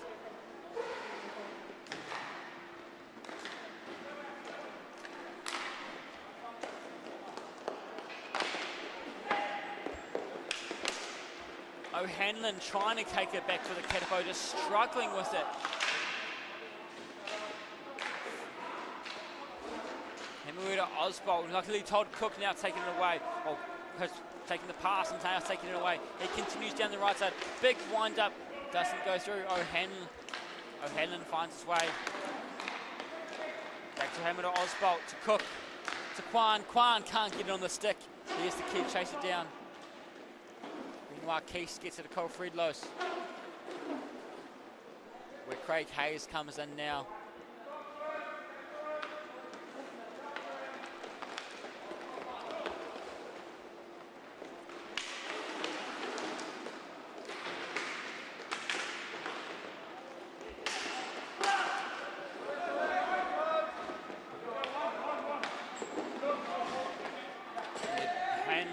Getting it away as they're fishing it out while fighting it out in front of both their benches. Keith now chases it down. He has it in good, quick speed, tries to shut it down, continues around, goes behind the net, continues on. Edwin Keto's covering the post as much as he can. Foot ready to slide in case he moves. He does shift across. Off O'Hanlon's skate, yes, to chase it down. 8 minutes remaining in the game. 5-2 is the score. Catapo have a lot of work to do and are running out of time to do it. If they don't do something now, the Falcons are just going to extend this lead like they already have. Not sure what happened there if the pass was going to. It's gone right back to the Falcons. Bodies collided. Here comes Nathan Lovell picking it up.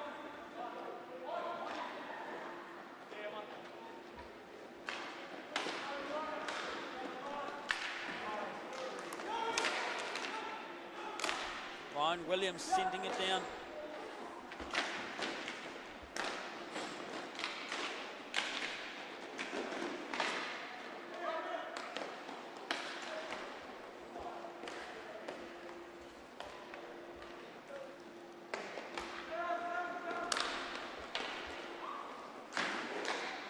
Now the Catapo are making lots of rotations, just trying to move around, not just going willy-nilly where they move. They're need to think about this a whole lot more. You can see them start to change their formations to try find the gap in between the Falcons.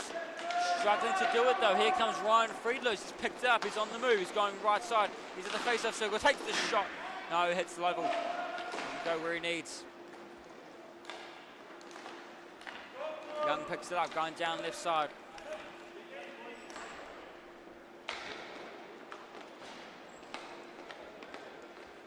And a half remaining. It's been a while since we've had a stoppage, so continuing on. Both sides just want to let it play. Keeping it alive. They know if the Catapo get a chance to play it, they're going to be it could be dangerous for them.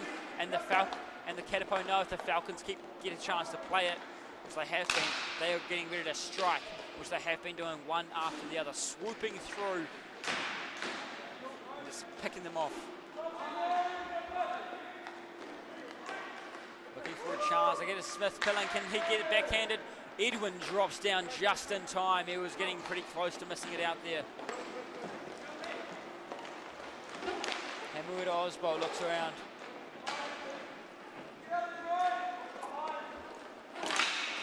Into the roof it goes, and we'll go for a face-off. It's probably the one chance both teams have had a chance to rest in a while.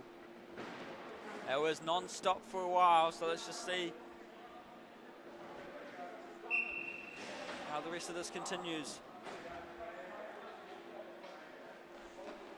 5:47. 3-goal difference. A chance to strike. Can they get it? Oh, there we go. That's all it takes. Off the face-off, a bit of a battle. Finds the gap just small enough to sneak it through where Maya can't get it through. Took some time, but they managed to find their way once again.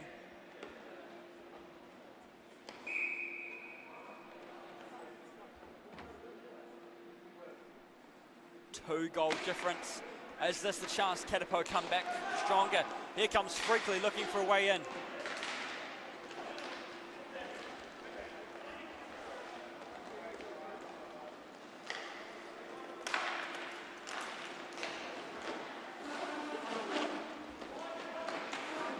Oswald pushed against the wall by Keast.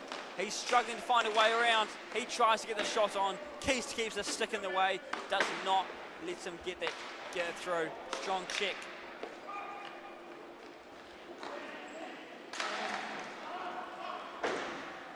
Our goal scorer just forwards Todd Cook for those watching at home. Waihi Warrior. O'Hanlon with a chance. Tries the backhand, can't get it, lands right in Maiorata's glove. Not where you want it to be.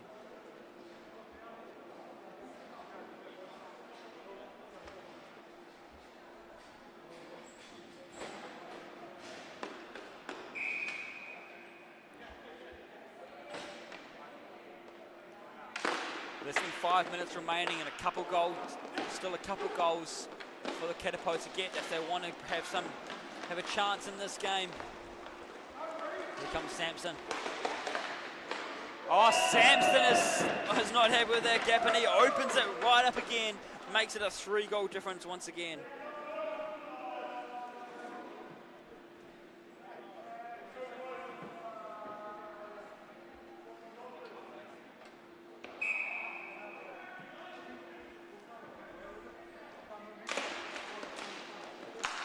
Falcons take that back.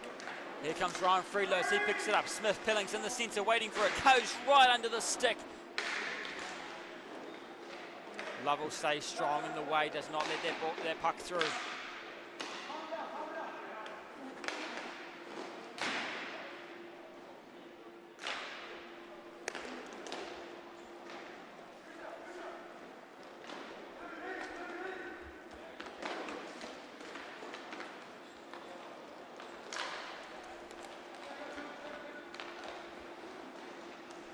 Freelos looking for a way around. Passes it back to Craig Young. Less than 4 minutes remaining.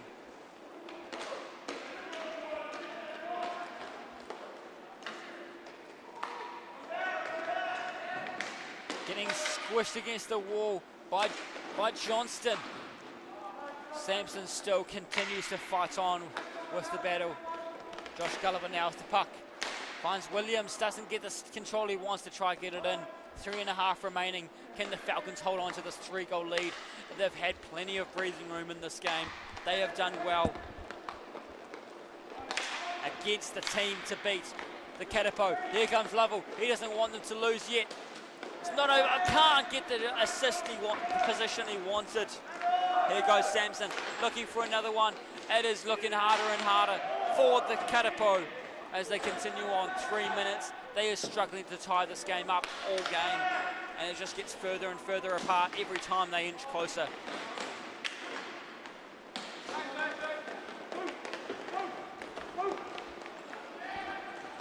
Keith looking through.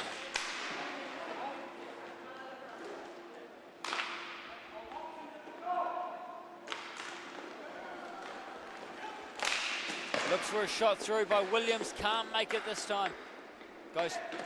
Goes to Friedlos and then Keast. Now Keast gets it to Freakley. Freakley looks around, tries to get it along, can't do it.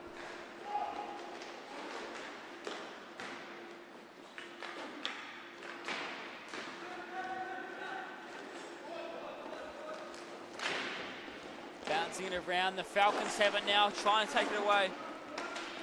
We hit our 2-minute warning now, ladies and gentlemen. 6-3 is still the score. 3 goals to score in 2 minutes. Can they do it? They're not going to be able to do it with how much possession the Falcons seem to keep having. Poked away a bit too far. Freakley finds it.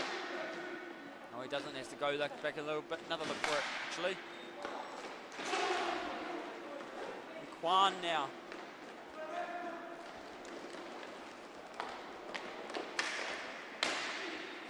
Continue looking around, trying to fight for it as best they can. Keith dangles it, holds on to it. Less than 90 seconds remaining. Friedlos has it. All they could do with right now is just play around with it, keep it away from the Catapo, doesn't give them a chance. This game has been relatively clean as well. Very much let the boys play a bit of physicality, but not anything over the line. It was good to see them keep playing. O'Hanlon has Cook down on his left side, gets it to Cook. Cook looks for in the middle. Oh no, not on this, not in the centre enough for Kwan. And here comes Friedlos looking for another shot. Drops it around.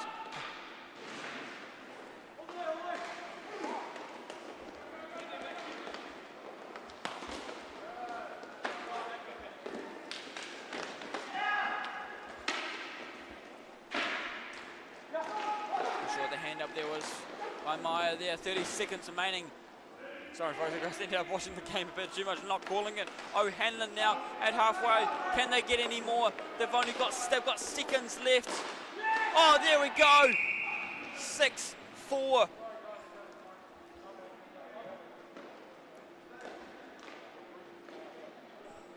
Leave O'Hanlon making that one. It's not over yet.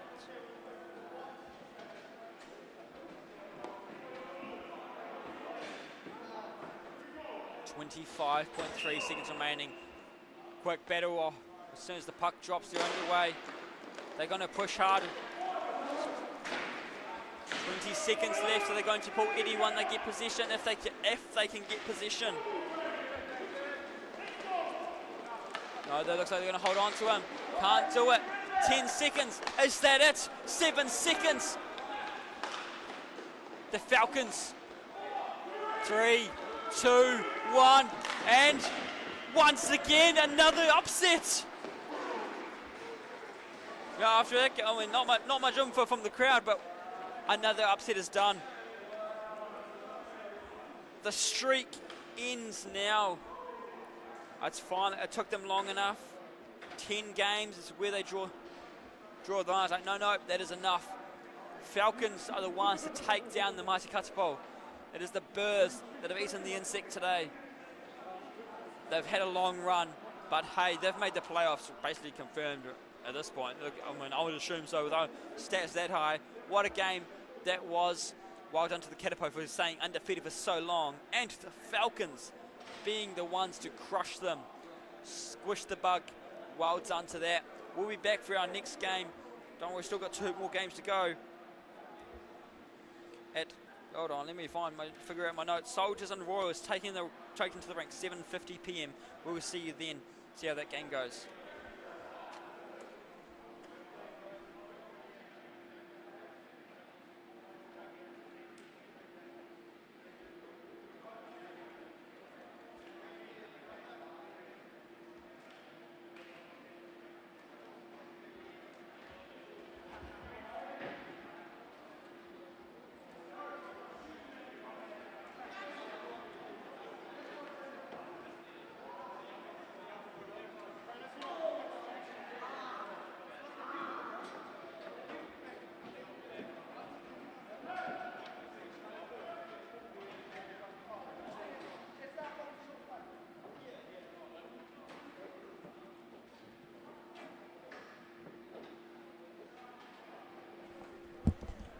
Myers here, he wants to talk, you can hear through the mic. Oh yes, hello Fardno.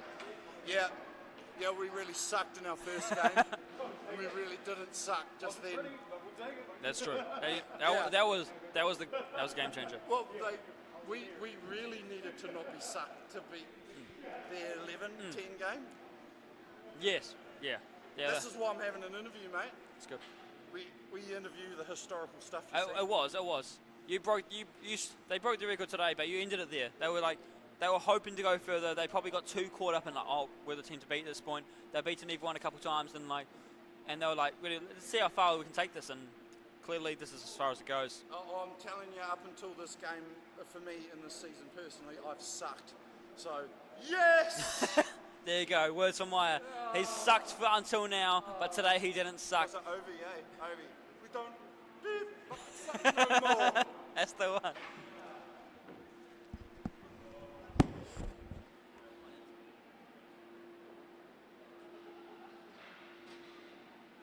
We don't fucking suck no more.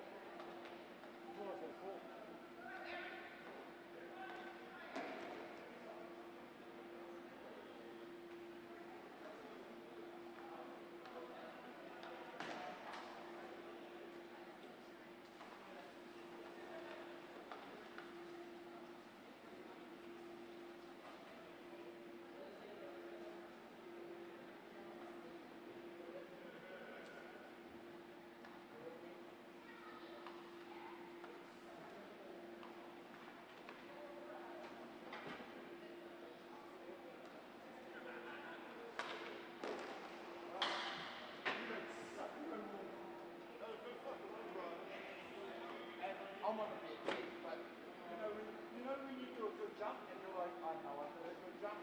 I know I did a good game. Because I sucked till now. Should have seen me last week. Sucked. Yeah.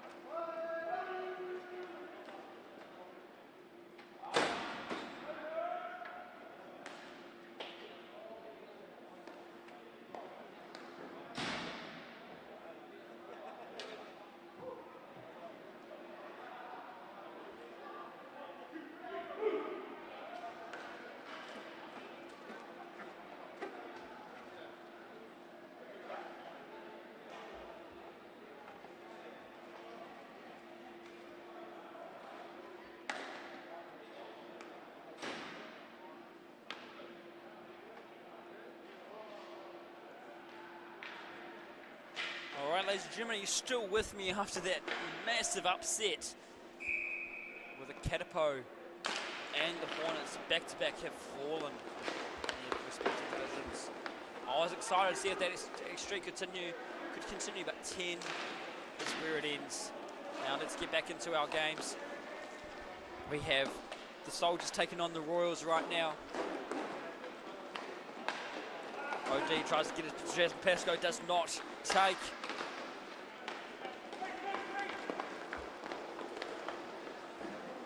There's Jasmine Pascoe on the move now, passes it forward, tries to get it to McKay.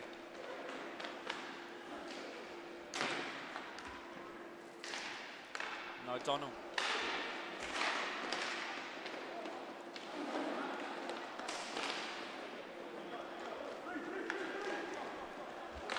Soldiers looking for the shot. Can't get it through that time.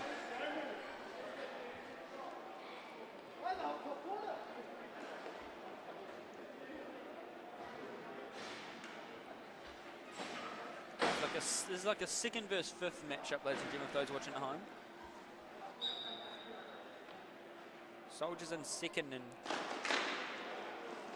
sixth, sorry. And the Royals in sixth. So the Royals are going to be needing this win to scratch their way up to the top to make some space to go towards the playoffs. They don't want to be missing out.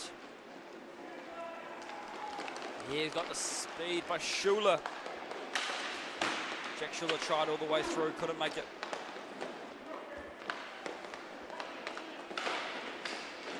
Sean Dickinson there now trying to get in.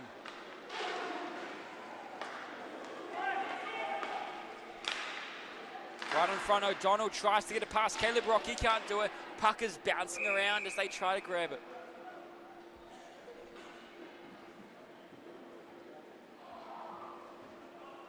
Now, last time these two teams met, it was an 11-7 win to the Soldiers. Are we going to see that happen again? I mean, obviously, the Royals don't want that to happen again.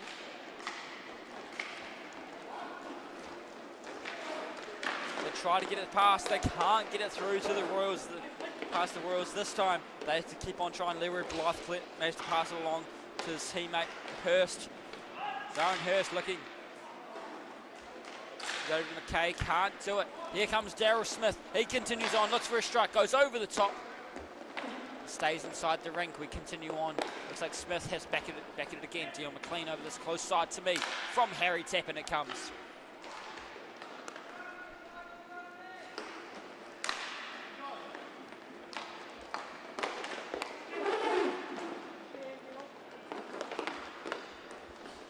Looking for the way out.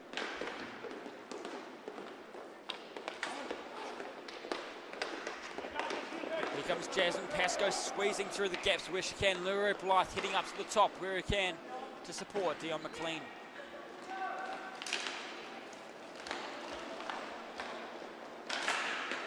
Blocker save. Played by Samuel Bays in the net for the Royals. McKay with the big one. Can't get it past Caleb Rock. He stops that one easily, doesn't even worry about it. Caleb Brock been a standout goalie this season, leading the saves, 223 saves this season. About an 80% save percentage. He is one to look out for. Samuel Bays is pretty up there too. 161 saves this season. Let's see how many more he can get in this game to hold them off well. Tries not to lose his balance. Osborne pushed right off the puck. Unfortunately, when you're on wheels, you can't just get slide away.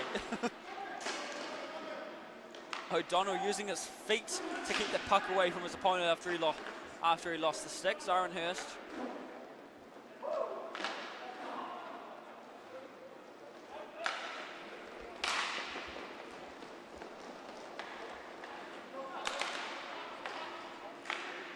O'Donnell.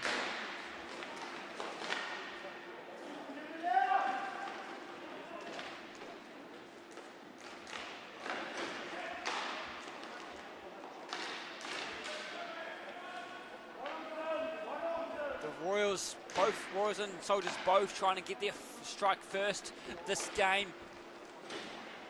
O'Donnell over to Leroy Blythe.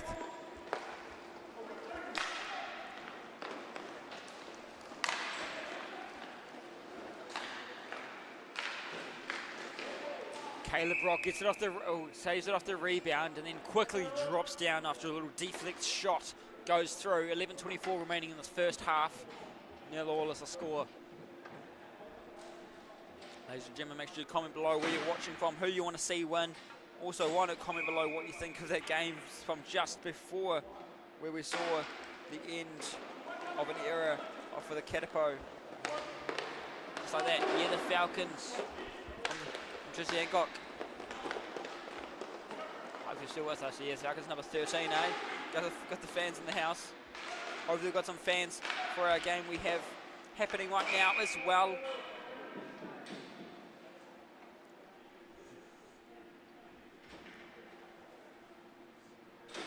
Now in these KHL Cup, these Division 1 matchups, these are relatively cleaner. The players are a lot more sensible. But when they have these battles out, they're a lot more careful. They're not so scrappy. They've learned to line the experience of hockey. They know how to play to the rules where the line is. So you won't see them in the box too often. And when they do, they're usually not too happy about it. Good pass across the zone, Hurst. Again, Hurst gets it off to Blythe. Caleb Rock spinning around trying to figure out where it's gone. Right in front, Tim McKay couldn't finish it off.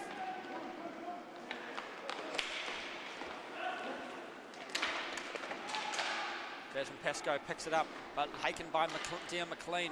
Here comes Harry Tappan. Tappan takes that one into the corner. He's looking around. Where can he get to? Right in front of the net. Oh, captain, my captain is Dion McLean. Smashing it through the gap. Need to score. Just get the leader. Oh, fearless leaders to show them how it's done. And stuff like that is why Dion McLean is now sitting as the goal leader at now 20 goals this season, I believe. Either way, he's up there on the stats.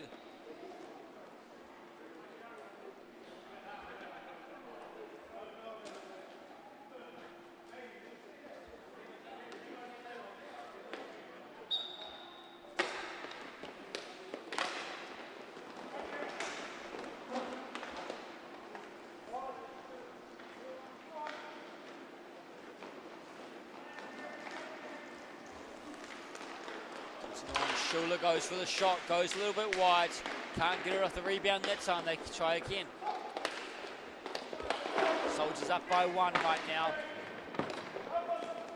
Past that 6-minute mark.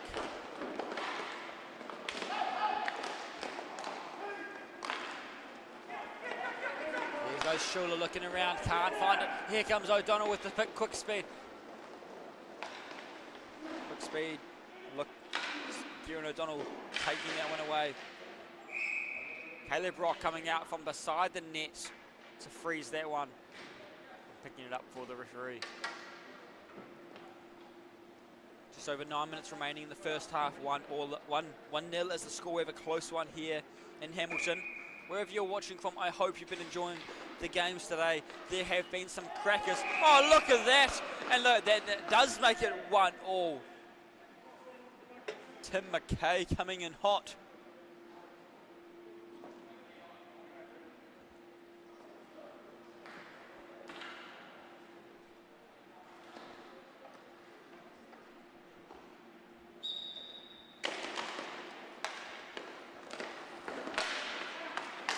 Now we have ourselves a tie game. This is going to make this interesting.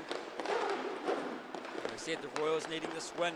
They're going to be working hard to get it out of the Soldiers' clutches. Soldiers are in a much more comfortable position as we go in through the Saturday 6 round in Hamilton.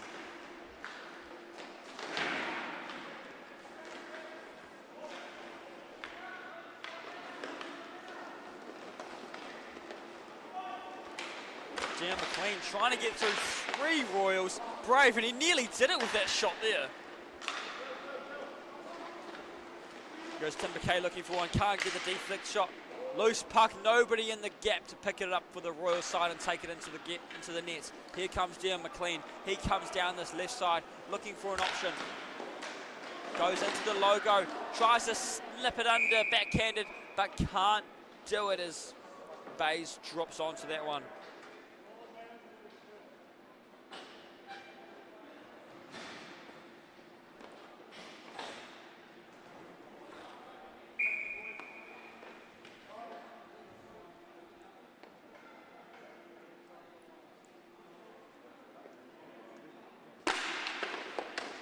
Just asking the players to be in better positions for the grip positions for the face-off.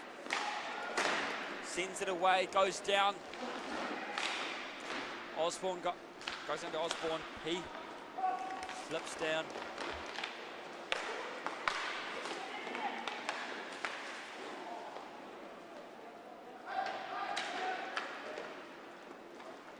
And the Soldiers trying to get this out of there. Into out of that corner so they can have a chance to strike. Finds Schuler. Schuler looks for the angle, goes well too high over the top of the net and get it back into position for the Royals. Where James O'Donnell comes to pick it up. Eastwood colliding with Kieran O'Donnell there. Luckily nobody's hurt, everybody's fine. It's part of the game. Gets very physical in hockey as we know it.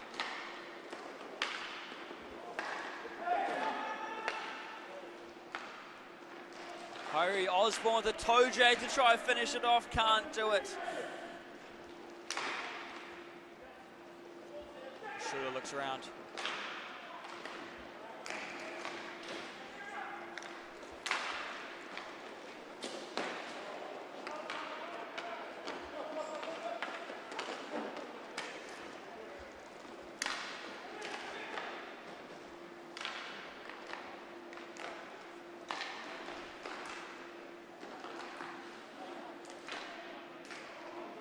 Jasmine Pascoe trying to fish that away. Now Soldiers back into possession. Less than 7 minutes remaining in the half. Here goes Eastwood looking for his chance to strike through. Can he get it through? No, keeps it just under the leg pad. Nice and safe. Eastwood, number 77, had the big speed behind him. Just not where he needed it to be.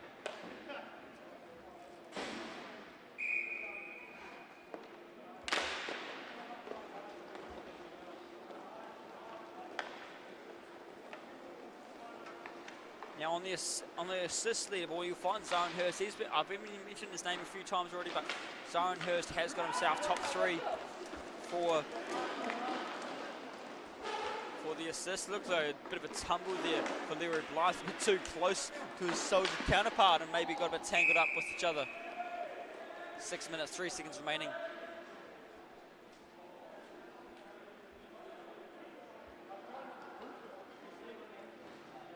Tim McKay's out there smashing out the points per game. Been getting 4 points, at least 4 points, 3 points per game. That is an impressive average to be keeping. Can he do it in this game? Could be a bit lower with how the score's going so far.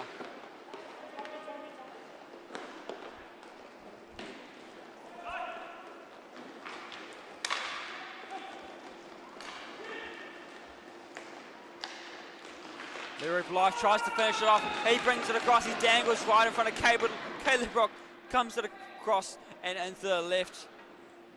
Oh, he'll be happy with that one. Caleb Brock sitting on the ground, swipes it out of the net.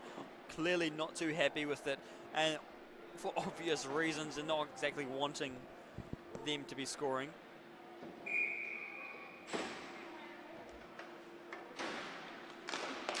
Puck's been dropped. Here comes O'Donnell looking for a shot. Kieran O'Donnell couldn't get it on target how he wants it. Caleb Brock was able to stop at that time.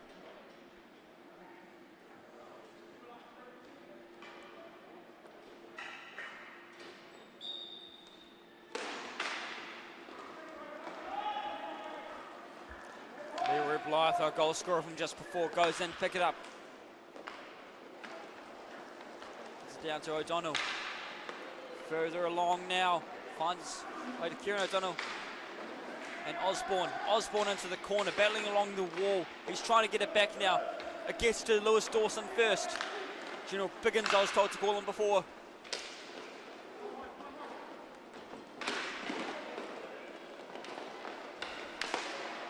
Eastwood now in possession for the Soldiers, and through the middle. They have a look. They chips it over. Is that did he count it as a goal? I'm not sure. I saw this quick signal, and then Lowy wasn't too sure. Okay, the referees are just going to decide. Goal stands.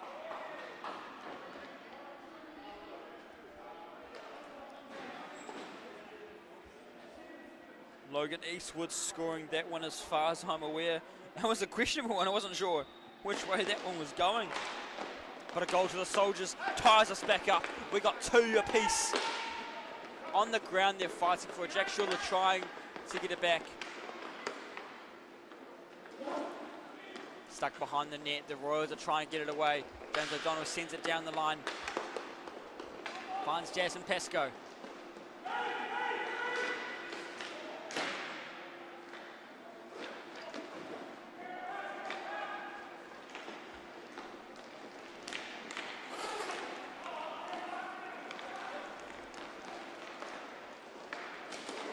Oh, it's just a little deflect. Doesn't even touch.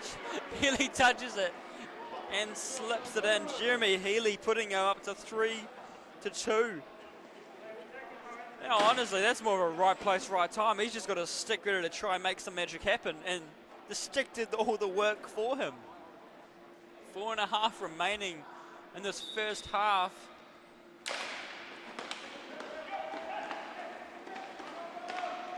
We have a 3-2 game.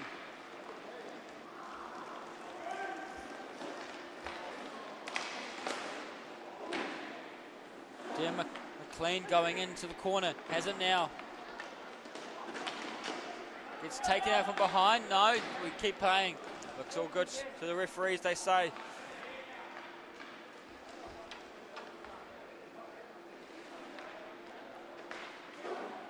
Healy picks it up.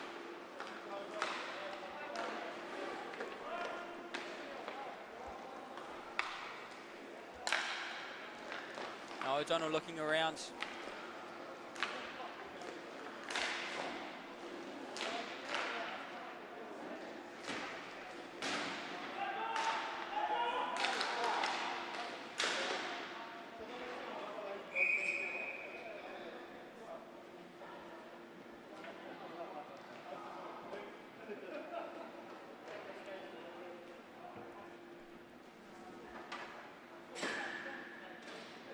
For a face-off on the right side of Caleb Brock's net.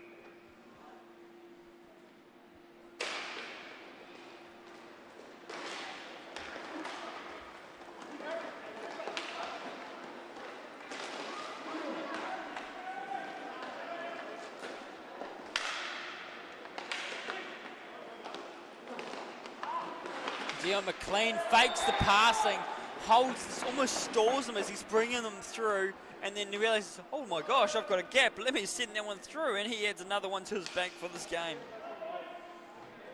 He's been on fire this season, Dion McLean. Looks like we're just going to take a quick time out as well. Gives us a chance to talk about what's been going on with Dion McLean. Dion McLean.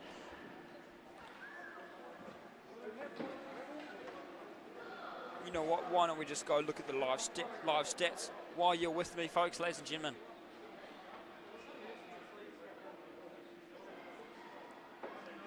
All this information I'm about to tell you can be seen online as well. So Dion McLean is first in the goals, 19 goals, tied with Lincoln Gunnell and Ryan Williams. And then on the points, he has 31, which is third behind Lincoln Gunnell and Ryan Williams. So, you know, maybe he's going to inch those points a little further up. But also for the any other Soldiers and Royals we have here. Royals, we have 26 points with Tim McKay leading as well. And Zoran Hurst is third in the assists at 14. So they are doing the power to get there. And of course, penalty minutes. Arden Phillips up the top of 6. and also on suspension for 4 games, so he won't be back until the new Plymouth round. So if you're wondering why you didn't see him in the Hornets game, or if you're going to see him in the Sting game, the answer is no, you will not. He has been punished for doing silly buggers, I guess. From what I heard, he kept on going after an official made a call, and referees made the decision, suspension. And as we say, they know what they're talking about, so hopefully he learned his lesson, but probably not. Anybody who's known Adam Phillips has probably known him to get into the box a few times. But right now, we get back into the game. Soldiers versus Royals. Soldiers are leading by 2 currently. Last time these two teams faced, it was a big win. 11-7 for the Soldiers, and it's going towards that way again. Not such a big win, but another win so far. But James O'Donnell doesn't want any of that, neither is Jazz Pascoe. Oh, look at that, Tim McKay almost had it on the strike, just looking for that gap now.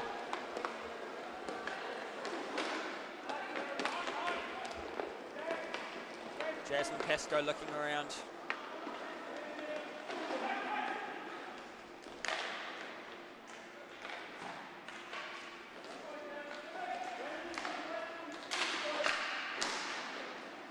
Not sure what happened. Leroy Blythe there, looks like he lost it.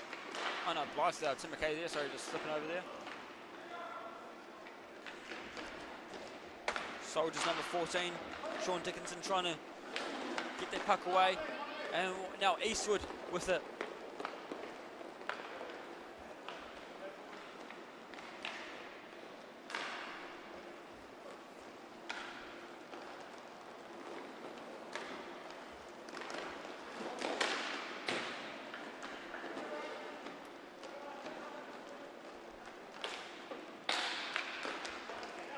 As they continue on, Tim McKay chase it down. Not sure what was going on there. Looks like another referee did see something, and Tim McKay is having. Oh, I completely missed it there. But we've got 2 referees, so we're able to see what another one may miss.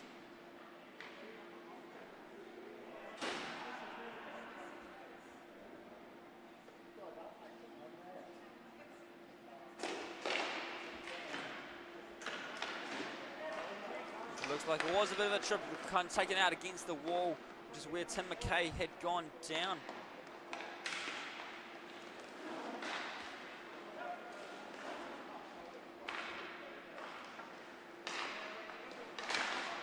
Minute 30 remaining, so this will take Dawson into the second half, depending, unless the Royals are able to score. Short-handed, here's Dion McLean, he tries to get one. He tries to wrap around, he can't do it. He's now got 2 Royals on him, and he's still not letting up. Can he go for the 3rd try? He gets it on the 3rd try! They just let it happen! Unbelievable! Oh, even Tim McKay was shocked about that one. He's like, what's going on? Not once, not twice, but the 3rd try. They just had to keep going. 2 on 1. How do you let that happen? Oh, that is what they will say. A coach will have a chat with you after the game. If to let that happen, 2 of you smothering him. Still couldn't get it up. 5-2. Oh, what a sight. Oh, he's not going to wipe that grin off his face after that one. I mean, to be fair, Dion's always got a big smile on his face. Good touch. As they continue on, the Royals trying to fight back from this now.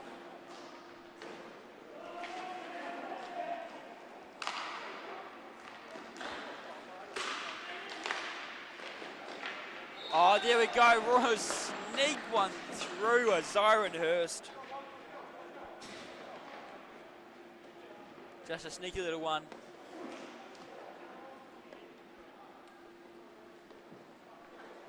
Unfortunately for Caleb, he's not too happy about that one as they just snuck in.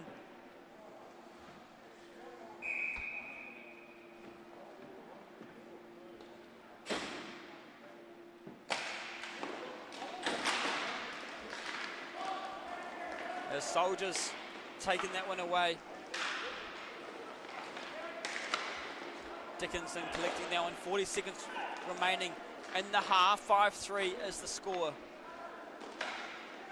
Here comes James O'Donnell. Can they get one more to open this gap a little bit more as the half ends? Here comes McKay looking for a chance to strike through. Kieran O'Donnell wasting no time. Caleb Rock reaches around to freeze that one.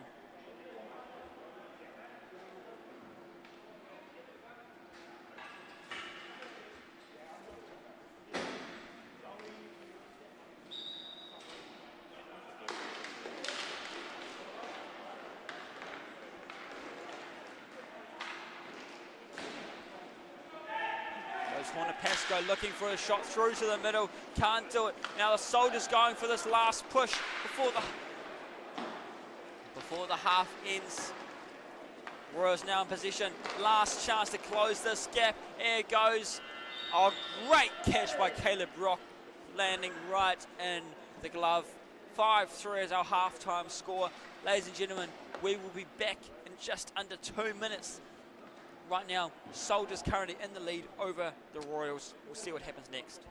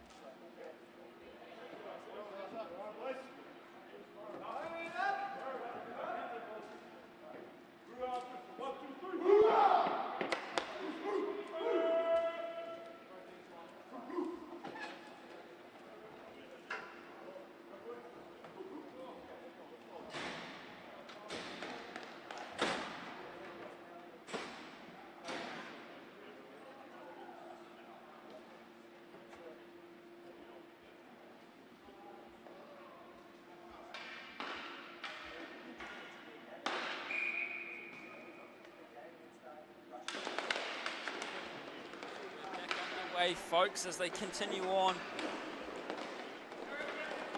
The Royals start off strong in this half, getting their first shot underway.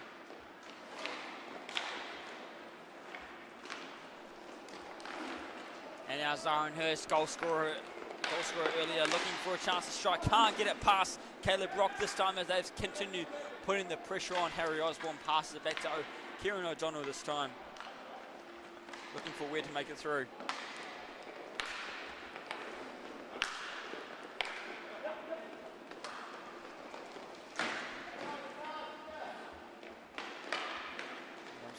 Osborne tries to get it off Dion McLean, smiling assassin of the KHL as he sends it through, can't get it past the post.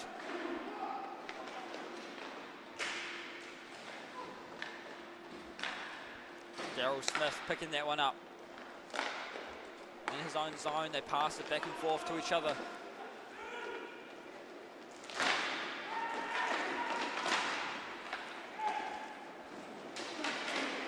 Right in front.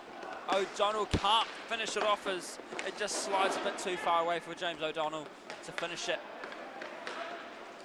James O'Donnell to Kieran O'Donnell. Off the rebound, can't do it. Tim McKay tries to get there in time to get it, but whistle was blown just as he struck the goalie's pads. He did apologise. No, he's in their moment. You know, you're trying to get it just for that. Puck gets frozen. Sometimes you just miss it. Puck up into the air. Jasmine Pascoe drops down.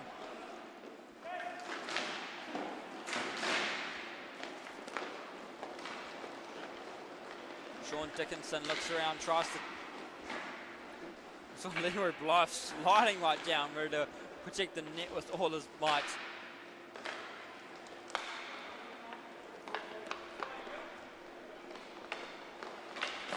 McKay with big shot right into the logo.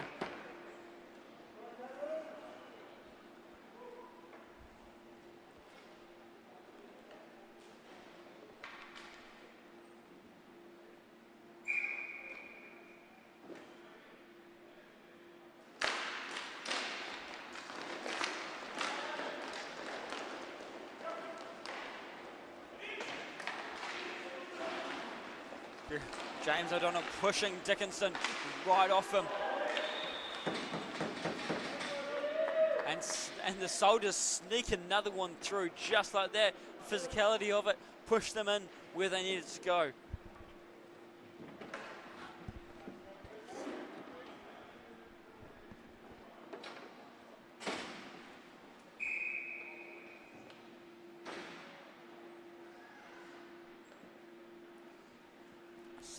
Is now our score, ladies and gentlemen.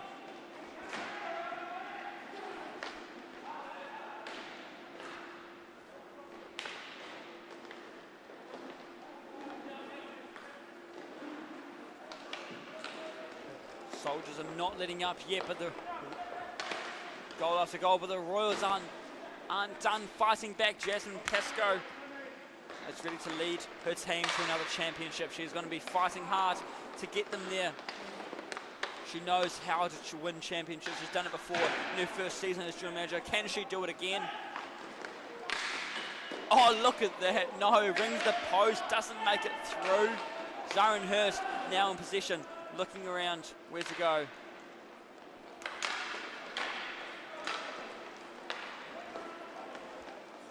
Goes Daryl Smith looking through, trying to make it in.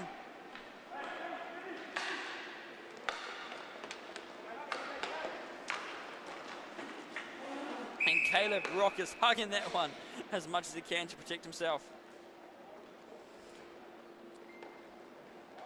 We've had three different goal scorers on each side of the squads today.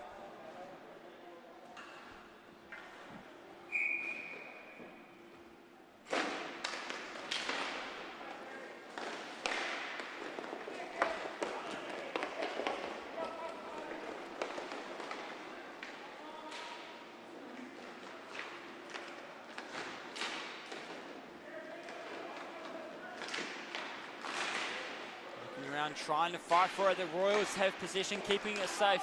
Here goes Osborne looking for a chance himself. Goes over the top of the net. Has to chase it around. Here's the rebound support. Oh, look at that. James O'Donnell coming into the right place, right time. Had all the hard work done for him. Just need to slide in. Goalie wasn't ready for it. Bam. Sends it through.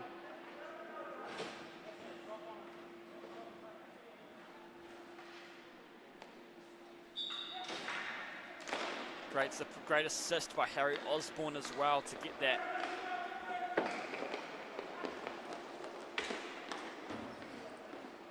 Boxes him in right into the corner. Kieran O'Donnell was holding him there, but it wasn't enough. Schiller starts pushing back against it. He says, I don't want any of that. Get away from me. Here comes Dickinson, I believe. Sneaks it through.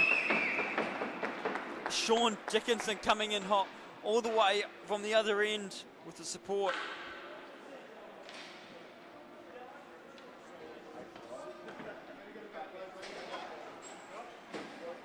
Royals got one, and then the Soldiers just retaliate just like that, wasting no time.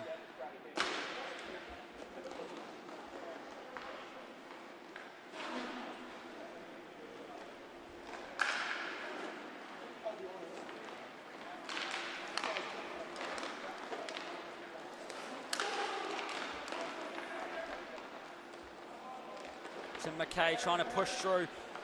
Has some magic for the Royals to work. Can he do it? No, he can't. It goes right into the logo of Caleb Rock. He takes that one in. Slowing it right down. Caleb has had a great game so far. Continuing on. I'd say a trend of him having a great game as usual.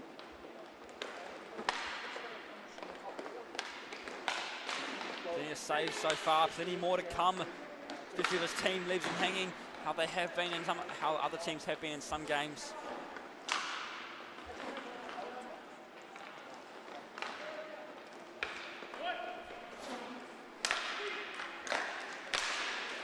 Continue fighting along.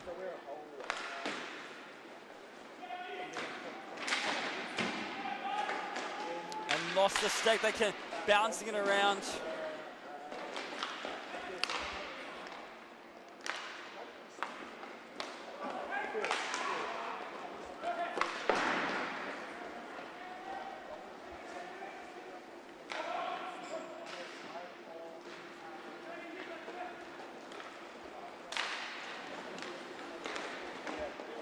Caleb Brock is trying to reach. O'Donnell goes down there, goalie going out, reach it. He's all good though, he's got a big smile on his face. He's like, oh, it was fun going down. Do that again. Probably not again, but.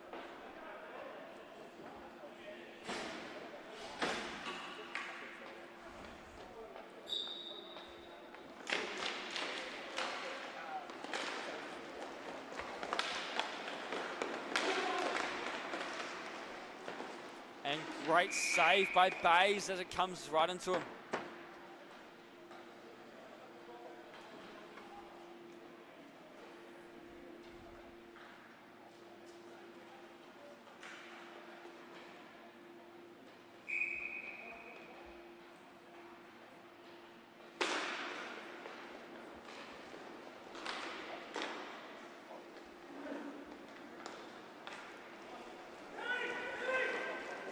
Tim McKay getting calls from James O'Donnell, but Eastwood comes in to collect it in the intercept, and he continues on through the middle. Can he take the shot in? Can't get it past Bays. He shuts it down, puts a glove on it pretty quick.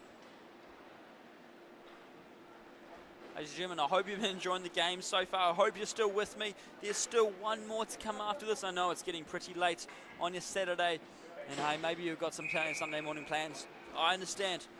What you got to do is got to wait right here, all right? You have to continue on.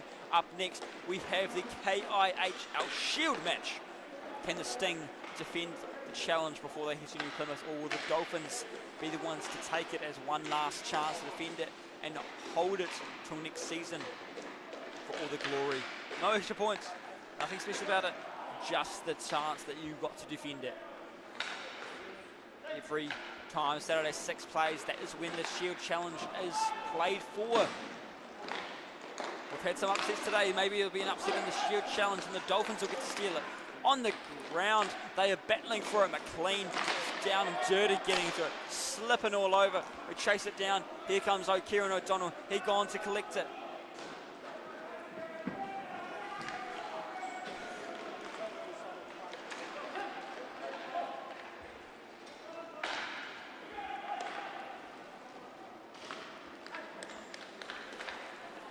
O'Donnell, now Zara and Hurst. Tim McKay dangles it away, tries to send it through, goes behind the net. Here you find Kieran O'Donnell once again.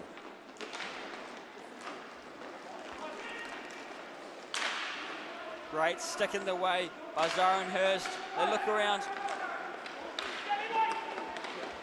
Great positioning for the Royals. They get it through. That is the set play the Royals need to have on the attack. Have the hustle. The calls are being made. They're coming right through. And they're making it all the way through. Coming along just inside the centre there. Gives it a good whack. I believe Tim McKay was finishing off that one.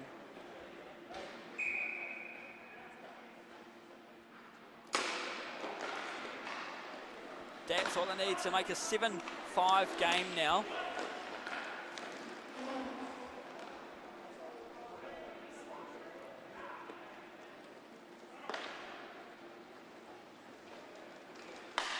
Minutes remaining in the game. 7-5 is the score. Most recently from Tim McKay and the assist by Leroy Blythe. That is what the Royals need to do. Not just taking the shots themselves, figuring out some strategies. I know the rink is small in inline hockey. You know, it's not like ice hockey. You've got so much more space, neutral zone and all that. But inline hockey, it's a bit different, and some rinks in New Zealand are bigger than others. Look at Levin, that was a massive one, I would say. Hard to figure out. But here's the chance that the Royals had. James O'Donnell collected it. Here comes the support. Zyron Hurst tries to win it back. Can't do it. Shoulders collide. Harry Tappan doesn't even budge. Jasmine Pascoe now into the corner. Sends it around, finds James O'Donnell. Tim McKay now. Recent goal scorer just lost it. Has to drop back.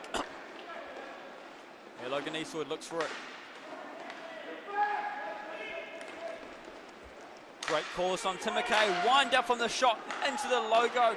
Puck's gone loose. A chance for the Royals to steal it back. 7 minutes, 48 remaining. How does this play out for them? James O'Donnell now looking around. Here comes Hornet Pascoe.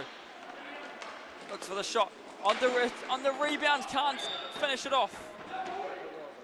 Caleb Rock diving down after that rebound shot comes through to freeze it. 7:35 remaining in the game. We have a 2-goal difference. That is that's a good spot for the Royals to be in. Obviously, not the best spot, you know, trailing. 2 goals only. That's all it's going to take. Tie it up. Send it overtime if they have to. Force that extra period. How does this play out? Let's see. Sean Dickinson wants to make that gap further, but here comes Samuel Bayes. He swings it under his arms to freeze that one. I don't know about you folks, but it's getting pretty cold here at the rink. It's turning into an ice rink. Maybe I need a few more layers next time I'm here, or my own personal heater. That'd be nice. But hey, hope you're warm wherever you're watching from. Warm and cozy, watching the best sport that's on today. Oh, look at that long shot! I don't even think he was expecting to go in. Jeremy Healy's throwing his hands up like, yeah, let's go. As soon as that shot went in, pushes that gap a little bit further, give the Soldiers some breathing room. Not by much. Didn't take long after the face-off. Face-off, drops back to halfway. Slap shot goes through. Referee doing his best to stay out of the way in the face-off.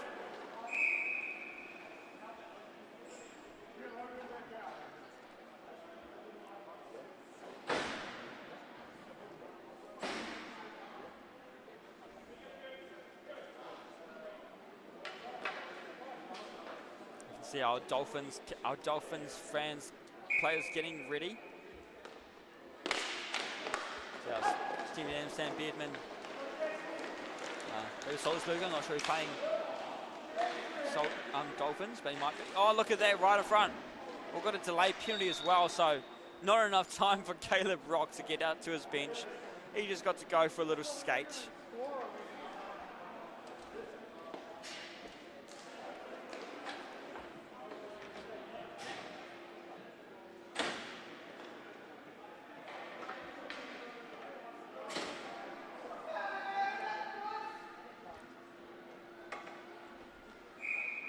Kieran O'Donnell in the box will trip.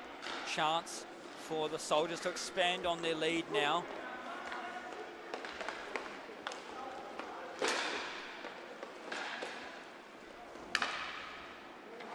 Deon McLean looking for a chance through right in front of him. Can't do it. Referee says no goal.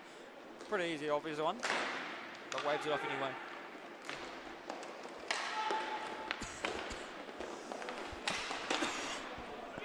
O'Donnell getting smothered in the centre there. Rolling puck goes down to Zyron Hurst. He gets it flat, trains it down to Tim McKay. McKay holds on to it. But here of Harry Tappan.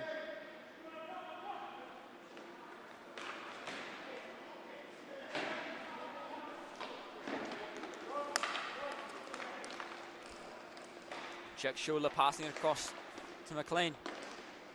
To Schuler. Tapping.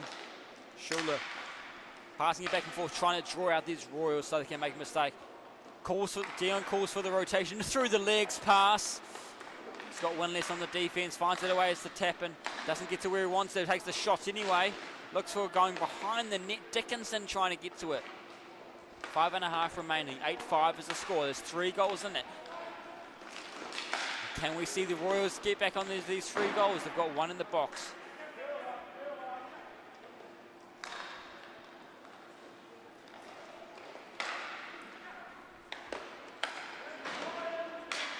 Continue to look around, trying to find something. Where do they go next? We're in the whole year from the bench, from the bleachers, hearing the shouts, getting people moving. They don't want to watch back and forth passing, they want to watch some hockey happening. They want to see some action. Here come the Royals short-handed. James O'Donnell looking for a chance, tries to send a shot in, goes in to Schuler, and they're back to full strength. Successful penalty kill.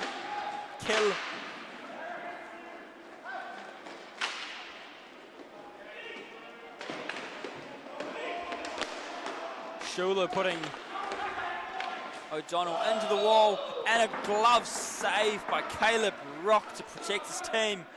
4.5 remaining.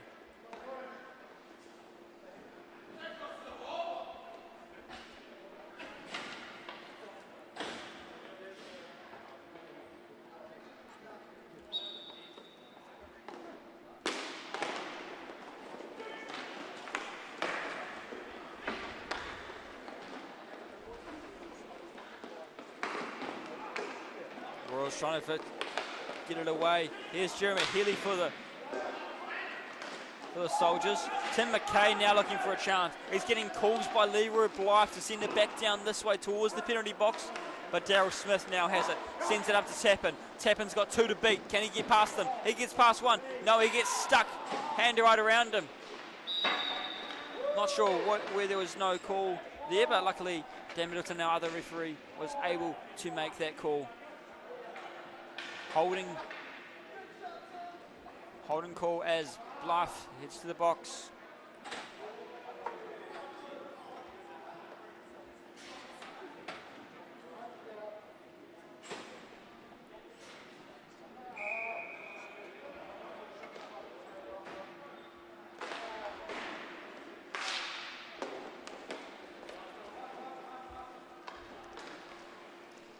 Now, as long as they penalty kill successful, he will have a chance to head back out onto the rink, depending how these next couple of minutes go. Just over 3.5 remaining in this game. Royals itching to get their way back in.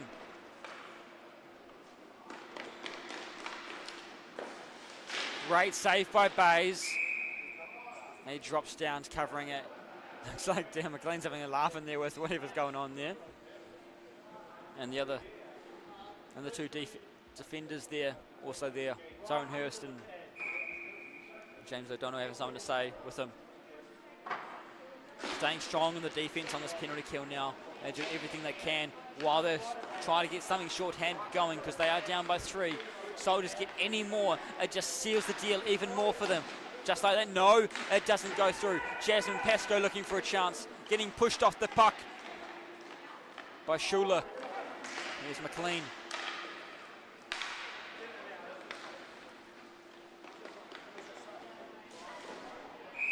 And there it is, there's the power play goal. Nice and easy to go through by Dickinson.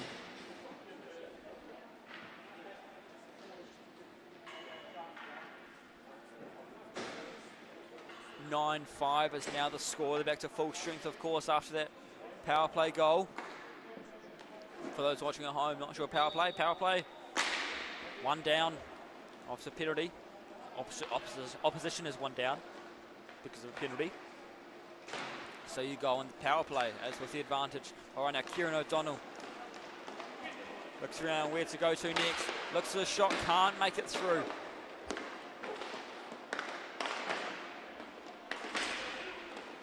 Getting tangled up playing a bit of soccer now as he kicks it away after losing his stick. Tim McKay in position for the Royals, 2.5 remaining. No goal, can't make it through that time.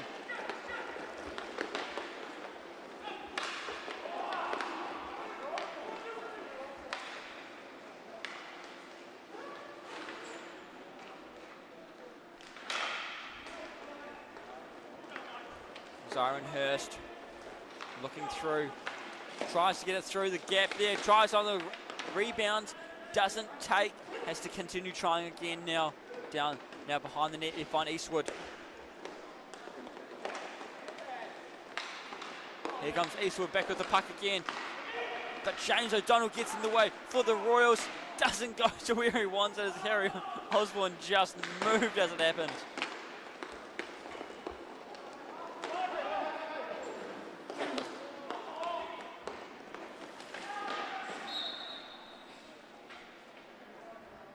Kayla Brock freezing that one.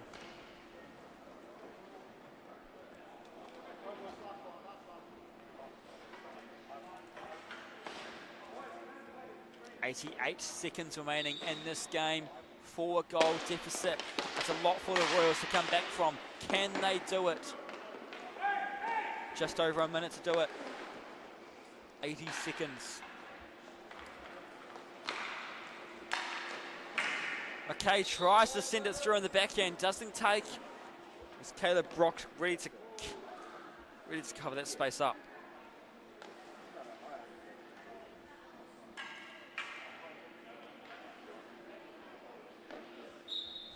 And our next game, of course, will be in 12 minutes, so folks, don't go anywhere. 8:55 p.m. Dolphins versus Sting for the Shield Challenge.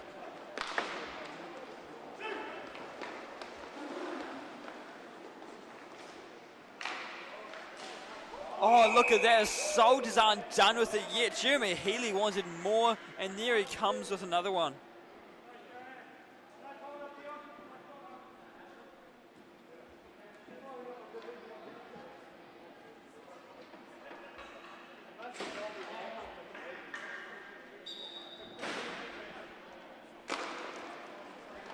.10-5. They've gone and double the score of the opponent, the Royals. Even more of a score, even better score than they had last time they placed them. 11-7 last time, now 10-5. No, not a higher score, but doubled it. Pretty good odds there, pretty good gap. They'll be happy with that one. That point differential, that goal differential does wonders for them as well. As it comes to the playoffs, it's the tiebreaker.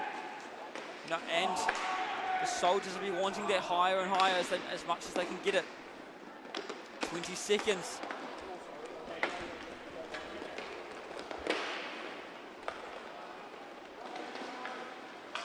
Jim McLean looking around. Here goes Schuler, one last try, hits the post, no.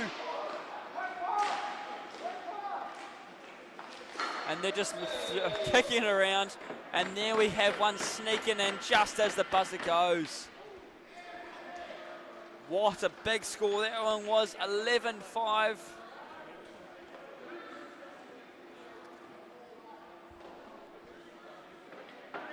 I think that one may have been off Harry Tap in there. But 11-5 is the big win there. One more game to go tonight, folks. Thank you so much for joining us so far. Like I said, that's going to really help. Those scores really help the Soldiers. If they get stuck in a tiebreaker, well, you see they'll have about 72 to 60 odd goals in their goal against average. So they want to be very careful with those points. The more goals, you want to work on that goal differential. It will help you in the long run. It may seem like just a fun stat, but those tiebreakers can come in. If you've got the same points as somebody, Soldiers doing a bit better now.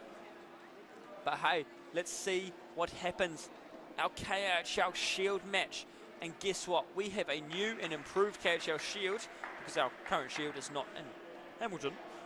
So you get to see the new and improved Shield, but you've got to wait and see. You've got to watch the game to see our new and improved Shield. We will have the Dolphins taking on the Sting to see how this match unfolds. I am looking forward to it. Sting was sitting in around third place, I believe, and the Dolphins in fourth. So Sting in 5th, the Dolphins in 3rd. So this is very much in favour of the Dolphins. The Sting are going to be fighting back hard to keep themselves safe. So we'll see what happens. We'll see you in about 8 minutes.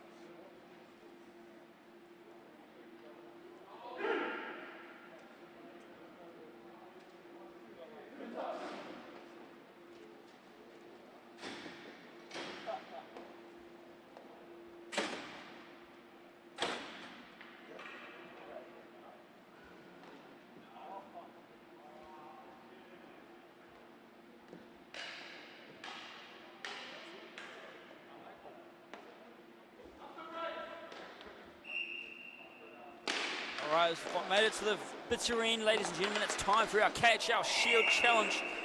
And that's all it took. We started off quick. Blink and you'll miss it.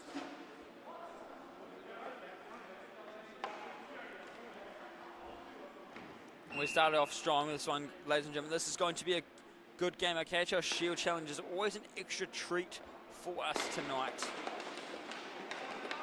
Well, and for us tonight will be no different, I should say. Patrick Watts in the net for the Sting. Dane Gibbons in the net. In the net for the Dolphins. Dolphins ready to snatch that KHL Shield, our brand new fancy KHL Shield Challenge. You'll see. Last time these two teams met was a 7-4 win to the Sting right here in Hamilton. So let's see if we have the same happen again tonight.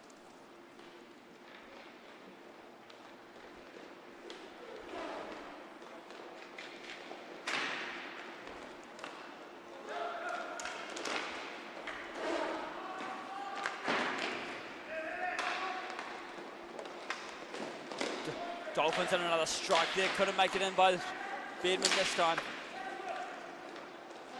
Here's Middleton, just finishes off refereeing games, and now he's just back out onto the ring. That is the hustle he has of inline hockey. No rest for the wicked, as many would say. And here goes Gunnell, nice in time, tries to sneak one around, can't do it this time. Finds himself quite high up on the stats. You look at his stats, you see him up the top. Their goals sitting on 19, assists, points sitting on 34, the top. He's making his mark in the KHL, junior and senior. You just take blink, can't miss him. Look at him go. Here he goes, looking for a chance to get it in. Wang putting the stick in the way, good pressure on it. Wang's able to take that into a corner. No, he's not able to. The Sting get to it first, clear that away. It's Johnny Andrews Nye clearing that one away. Get out of Middleton. Middleton looks around and back into the opposite corner to send it back.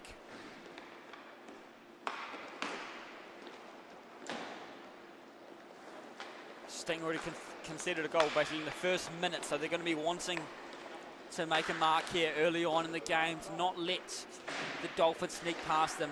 This isn't just a game, this isn't just the Saturday Six, this is the KHL Shield match. This is all the glory, we get the bragging rights of our little in-season award. Richard Wang now looking around for a chance for the Dolphins to get it through. Here goes Salzburger now going through. No, now goes through off left side, looks face-off circle, can't get it through.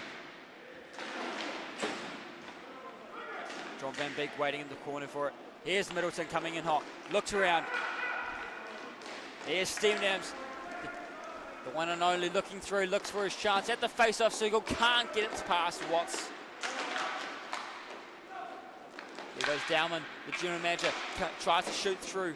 Kitchell there does not succeed. Now Middleton is looking for his way out of his own zone.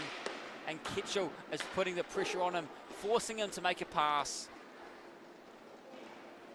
Middleton looking around, waiting for his teammates. He's hot. Henderson there is with him. Henderson takes the puck.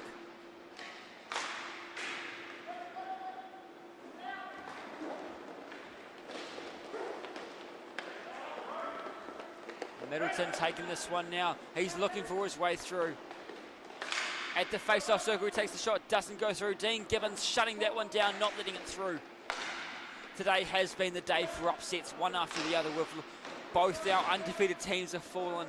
Many of the other games we thought you'd go one way, went the complete other way. Could this be one of them? Sting have been pretty strong this season, especially against, and the Dolphins haven't been. They have been Dolphins have been on struggle street this season. Now the Dolphins are on that verge of not making playoffs. They need to do well. They're on that playoff bubble, you would call it. You know, just could burst at any time, but it could also protect them and get them there just over the edge. So every win right now counts for them. much like the Sting, they're not too far ahead of them, so any moment, actually, just kind of both on the playoff bubble, you look at it. And great save there.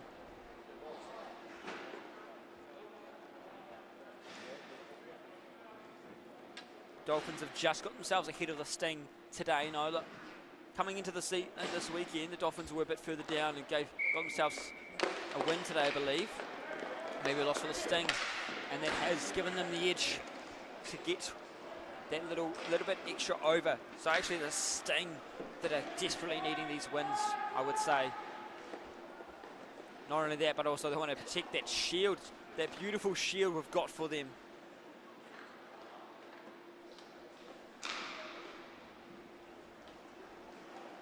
Stephen Adams holding the puck for his team to make some rotations. And Patrick Watts brings that puck in.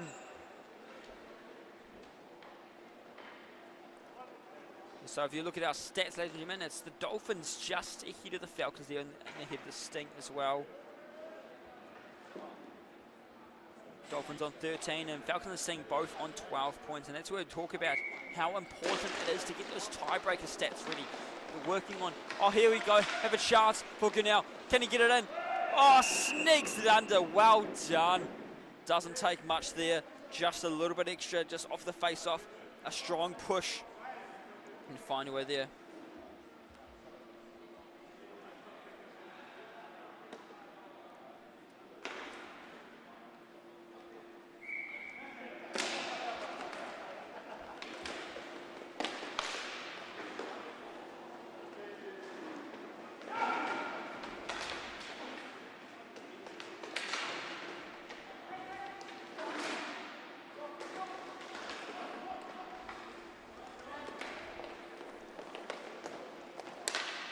Now takes that puck away, looking around. Great pass to Andrews now. Pass it along the boards there. Looks around where to go, quickly turns, finds John Van Beek. Van Beek with a great look and sends one through. Couple goals it took, and that gets the Sting into the lead they so need.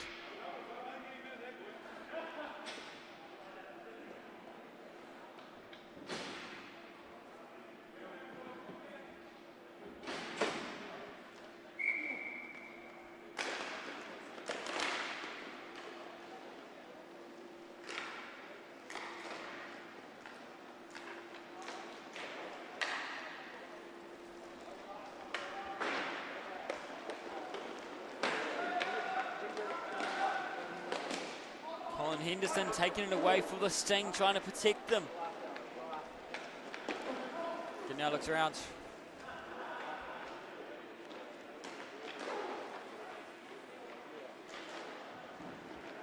Richard Wangs just tried to strike just at the wrong time. Puck had gotten away already. Nice to follow back. Middleton looking for a chance. It gets through to the middle.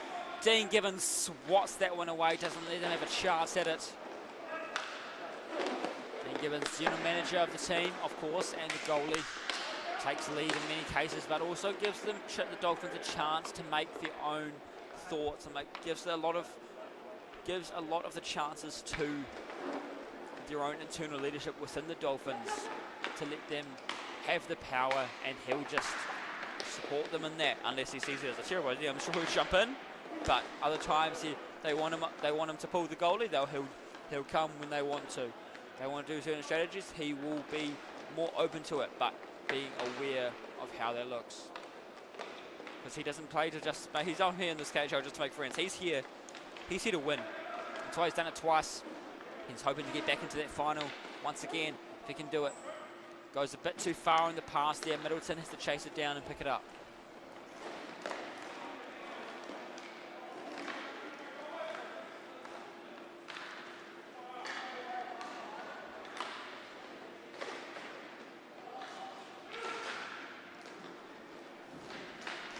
Referee's jumping onto the boards, get out of the way. Richard Wang getting smothered along the wall, but Gurnell taking it away at the face-off circle. He rips it from the far face-off circle and banks another one for the Sting. Gives him some breathing room.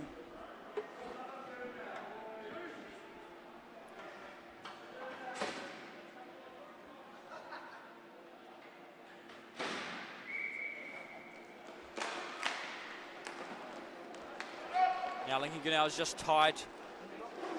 Has just tied his goal leading after Dean McLean managed to take the title away from him and from his game just before. So it's one more goal and he puts himself back in the lead. Andrews Nye wants some of the action though. Here he is looking for it. Richard Wang looking through where he can. Can he find the gap? Oh, he passes it right back to Andrews Nye. Not your team, my friend. Not anymore, at least. And Gibbons takes that right into the logo. 6:47 remaining.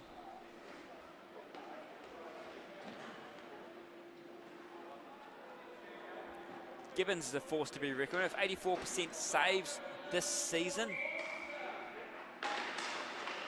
And of course, 234 saves so far this season as well. More to come. See how much further they go. We've got tomorrow's games and a new Plymouth. Could that be their last round? We'll just have to wait and see. Gurnell picked it up.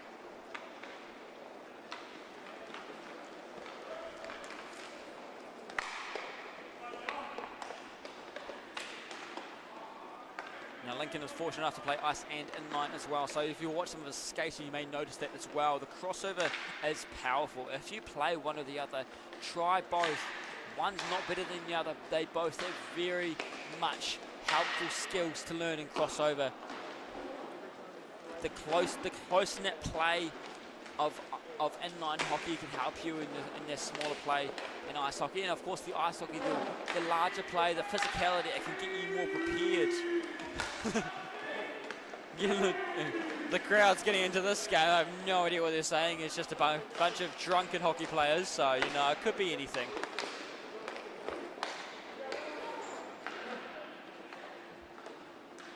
Mark Kitchell looking around.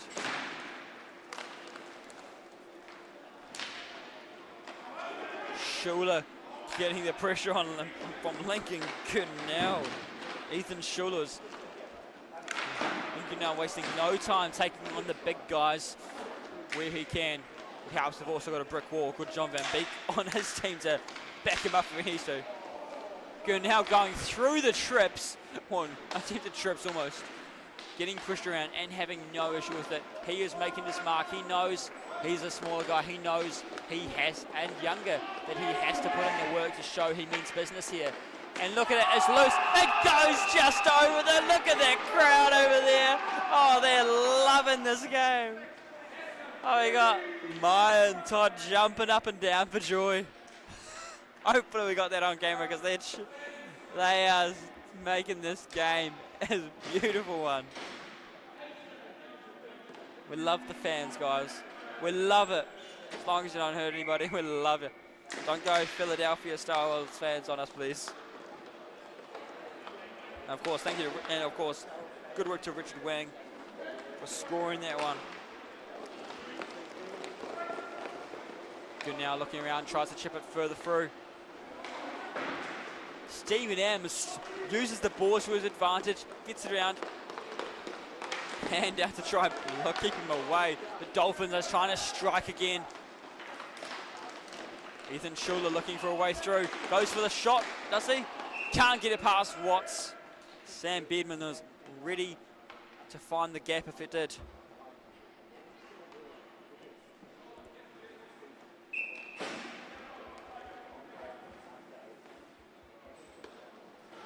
Colin Henderson tried to skate up to the bench, but too late for that one.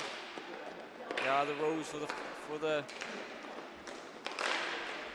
subbing, or the line changes and play changes in between the face-offs. I can't tell you them because I don't really understand them myself, but there are rules, I believe, somewhat.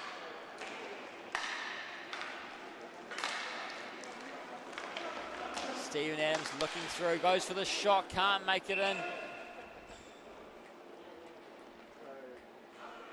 Patrick Watts is ready to take that one down.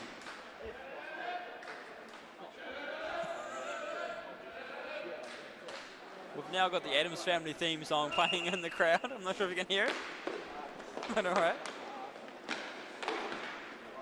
Let's be fair, hockey players are creepy and kooky. So I guess Addams family music fits well. Here goes Andrews Nye, looks for a shot, he banks it. Johnny Hockey here from Todd Cook, teammate from Waihi. Oh, they're enjoying this one a bit too much. Now Johnny Andrews Nye being compared to Johnny Hockey, it's a big statement they're saying up there. Hopefully Johnny can back it up and show us he's our very own Johnny Hockey for New Zealand.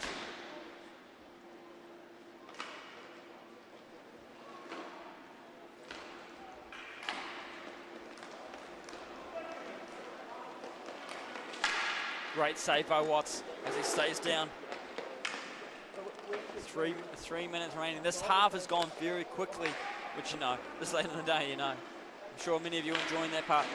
But I feel it's gone quickly. 3 minutes. It's a close one still. Two goals in it. Plenty of chances for the Dolphins to still fight back.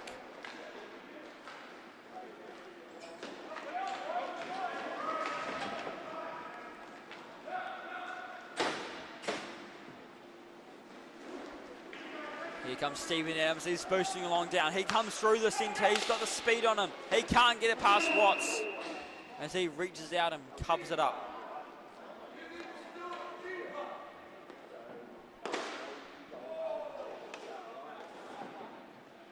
Someone losing their stick.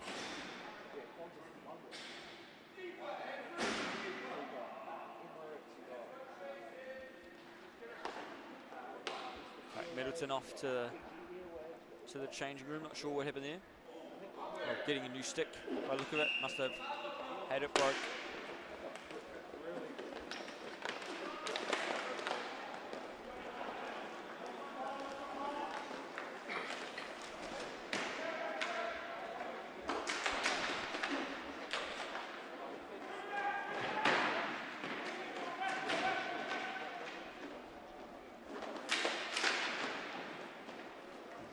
Joe Dowman picking it up for the sting from behind the net. They're looking around.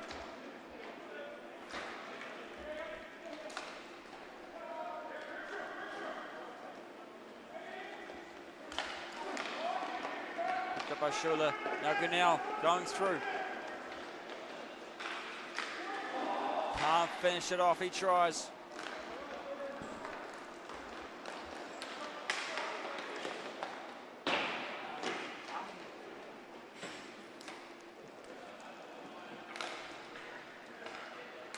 .140 remaining, gets Sam Beardman over to Ethan Schuler, can't do it. Joe Dowman now chasing it down.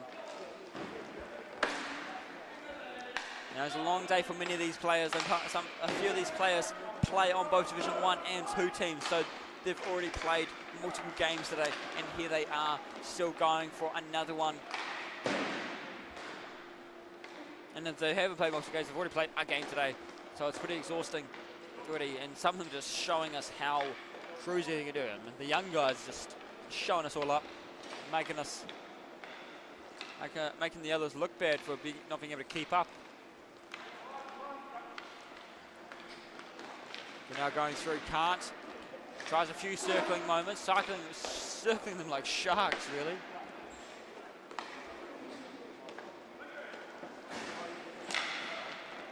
Now picks it up.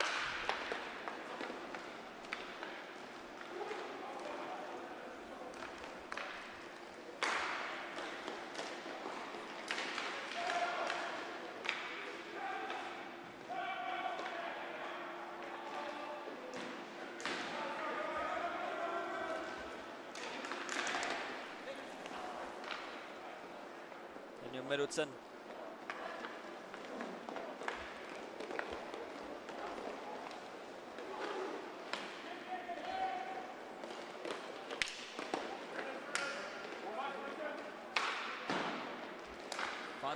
Finds its way back to Daniel Middleton. They're looking around. Dean Gibbons dropped down to the net, but Stephen Adams is making the course of where he needed the people. Arden on the score bench is showing us off our new and improved KIHL shield because somebody, Joe Dowman, may or may not have forgotten it in Windy Wellington. So hopefully it didn't fly away in Windy Wellington. But we do have a shield, so they are fighting for something. They are fighting for the ground KHL shield. We'll make sure it's all nice and fancy for them. Who will they go to? We'll have to find out at the halftime break.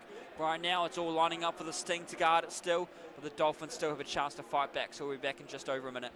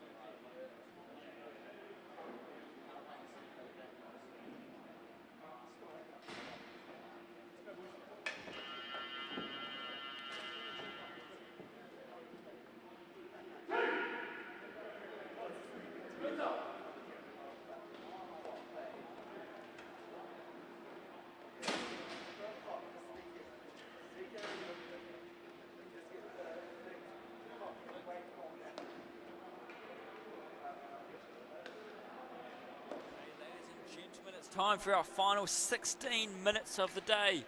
Well, all going well, that is. Maybe they'll sneak us into overtime for our KHL Shield Challenge. Who knows? Let's just have a look. Stephen Adams takes away the puck after the face-off. Good, now looking for a chance off Middleton. Doesn't make it through.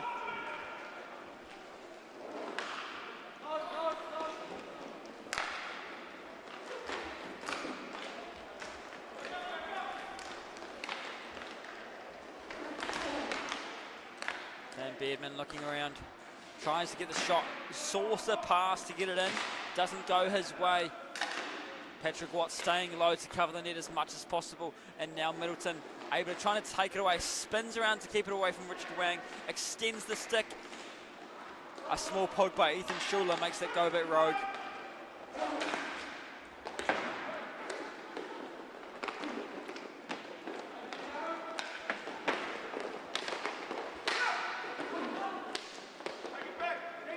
Bouncing around, they're looking for where to go next.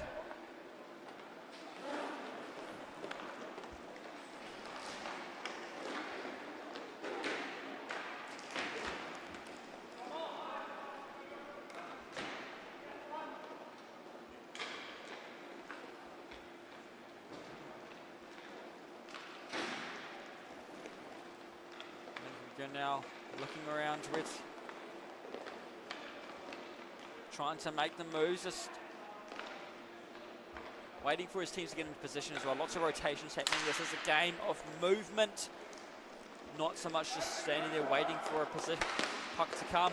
You have to get to where you need to be. Once it will shut down all the opportunities.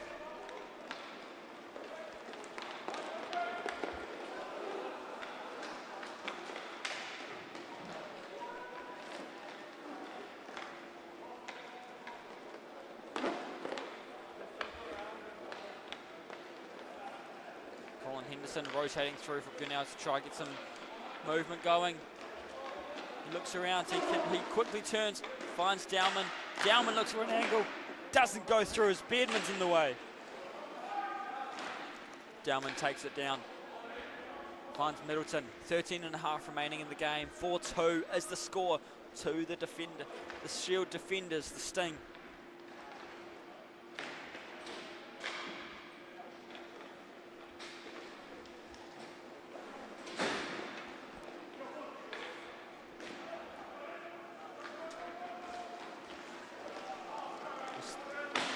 This game has been it's been held off. It has been relatively well behaved. As I mentioned, these two, when they get to this level, you know, they are a lot more well behaved. Even just in general, our stats, our penalty minutes are pretty low on all teams. Less than 10 for the majority of them. Well, actually, it changed a bit. Falcons and Royals quite high, 16 now, but less than 10 for the others, which is great to see because it just gets the game flowing. Just look at it go as Lincoln Grinnell looks for a chance to get through, tries to Henderson to finish it off, but just can't get the angles they need. Down, Richard Wang looks for a shot now. Patrick Watts repositioning himself, being ready after trying to figure out where that puck was going. Henderson puts Richard Wang into the wall. Beardman looks around. Luckily deflected over there, possibly off the goalie. Either way, deflected off someone. Great rotations there by Elston.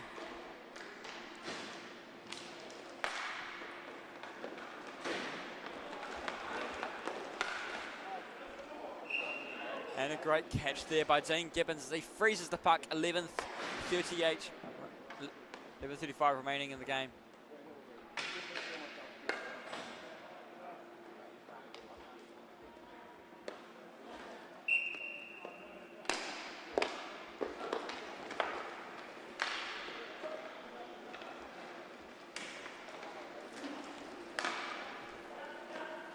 Middleton takes the puck. He looks around. He's got Grinnell for support. Goes to Andrews, nice here. Blocker save by Gibbons. Swipes it around.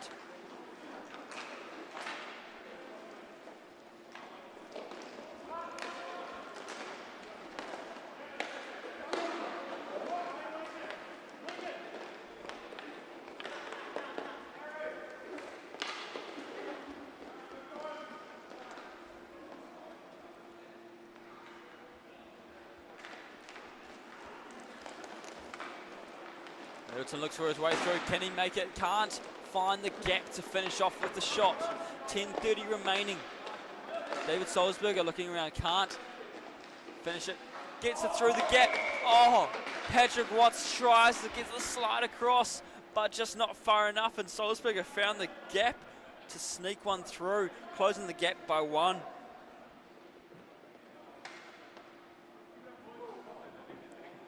(4-3) is a score. This is a close one, ladies and gentlemen. This is what we like in hockey. We want our close ones. And our KHL Shield match, why wouldn't we want this to be a nice and close one?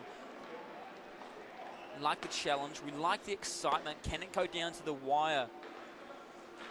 There's a few fans sticking around, probably mostly friends or family, but hey, we're fans sticking around. It's what we appreciate. And of course, you on the stream, I can't forget about you. Hope you're still enjoying the game wherever you're watching from. Make sure to let us know.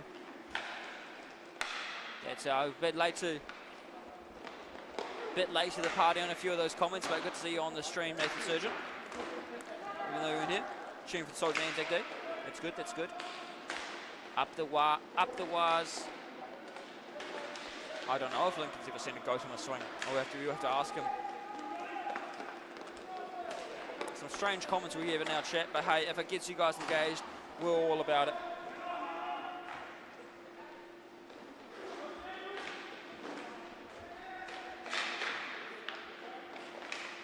So there's a few Soldiers fans in that chat, so I'm guessing you were happy to see how that game was going for them. Not sure where that one's going with Gurnell there, but now Beerman's taken away. Richard Wang looking for a chance. Cuts into the middle. They go for the shot. They tie it up. That's what we're talking about. It's going down to the wire, like I said I'd like it to be.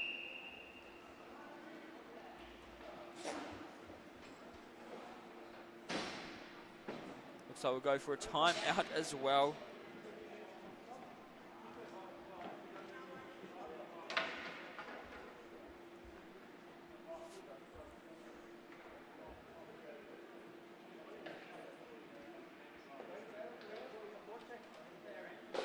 For all as our score as we go into this timeout break, so we'll just take a short break as well.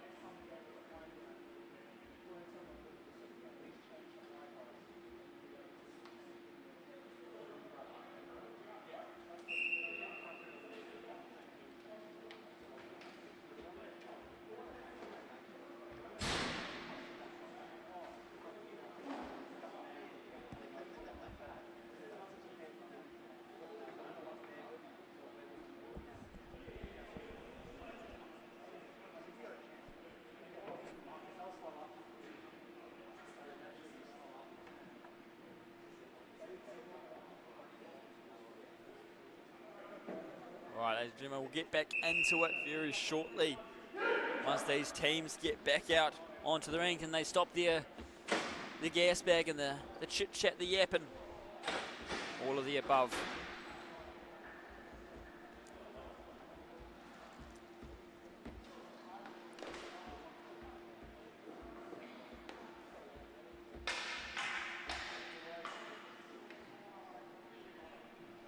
We're back, we're just fixing our scoreboard. 4-4 is the score. We've tied things back up. It's back to a clean slate. Chance for the Dolphins to continue striking back against the Sting. They are fighting for that shield. Can they do it? Ladies and gentlemen, let me know in the comments, can the Dolphins make it? What do you think? Are the Dolphins going to get this shield back? Or I'm not sure if they're back. I don't know if they've had it at all. Or are the Sting going to be continuing to hold on to this? Dean Gibbons staying low at his net, getting ready to protect it where he can.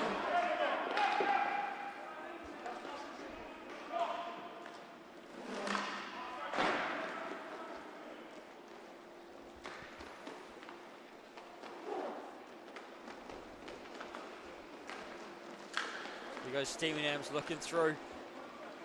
He's found the gap, he quickly turns, tries on a long poor angle, but if anybody can get it, it's going to be him. Now goes for the shot, can't make it through.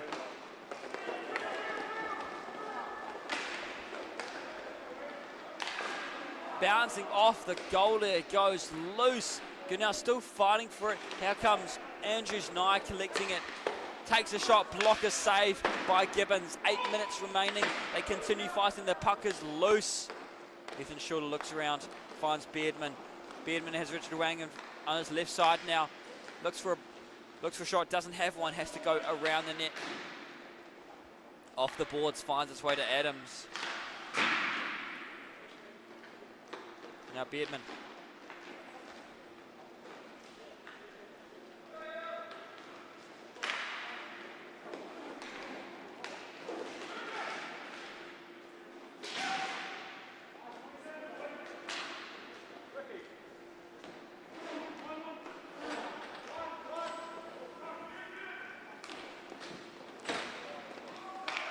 Good now, look through. Middleton finds his way there. He looks for the gap through. Loose puck in. Who gets to it? Oh, it looks like Gibbons' glove is able to get to it first to keep it safe. 7:17 remaining in the game. Now both these teams not too good on the goal front. Both teams have had more goals against them than they've been able to score. So hopefully they can change that in this one as they build up some momentum. Here comes Wang, looks for a shot, can't do it this time.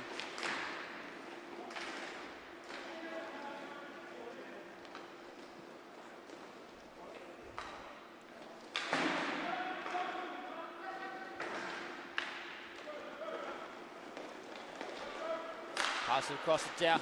Dowman looks for the strike, can't make it through, has to continue around. Has Henderson cutting onto the left side, Middleton through the middle, wasn't enough, couldn't get into the position they needed. Here goes Adams looking for his way through. Fighting around, where can it get to?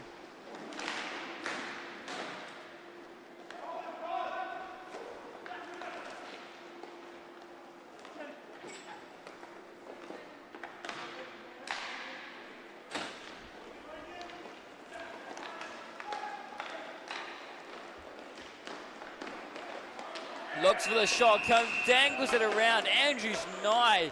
Johnny Hockey was called out to be earlier. Digging through, finding the gap, slipping around. You can still dangle. 6 minutes, 5 seconds.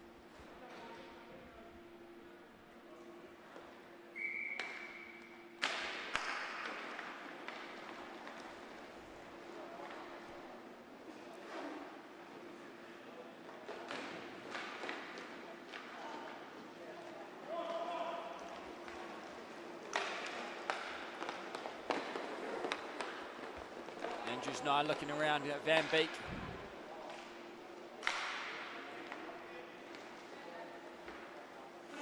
Over to Middleton. Van Beek making some calls of where he needs to go. Gunelhau has it, going through the right side, cutting through to the middle, off to the right.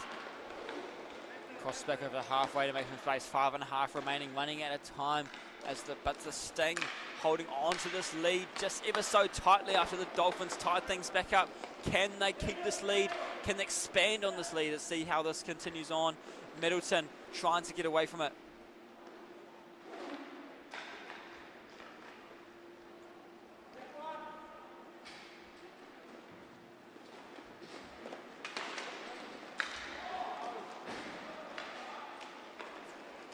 Sends it around the corner.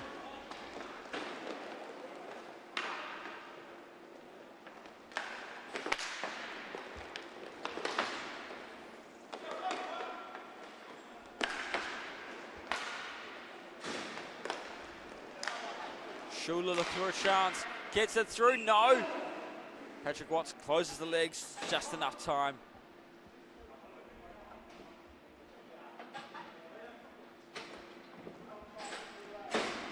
.4:33 remaining.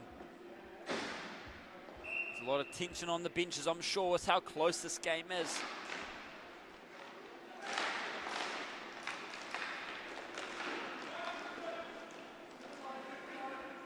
Ethan Schuler looking for a chance through. Can he make it in? No, he can't. Beardman has to go in from behind the net to try find it. A few players getting pushed around there. Getting a bit physical in this game, but hey, that's what we love about it. Alston, he can handle it. He's back on his seat. He's looking around for it. Drops it off to Middleton. To go back, sometimes you've got to go forward. And here they push forward.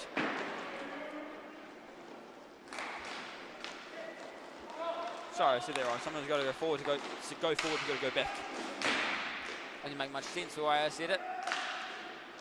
Why would you want to go back? Here goes Andrews Nye on the left side. He's looking for another one. He just hit it off his face, basically. Andrews Nye not letting up. He's still pushing on hard. He finds his way to Middleton, who's there. Tries to dangle. Does it go through? No. Trying to figure out where it is. It's in his glove. He's able to keep it safe. 3:24 remaining. We approach these final crucial minutes Stuff like this is why you see Dean Gibbons so high up in the top five on many of the goalie standings.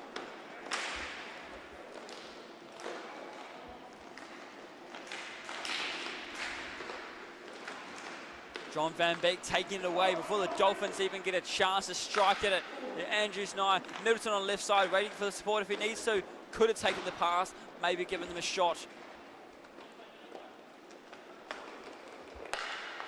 Looks like hopefully some families still sticking around on the bleachers here. It's great to have them supporting,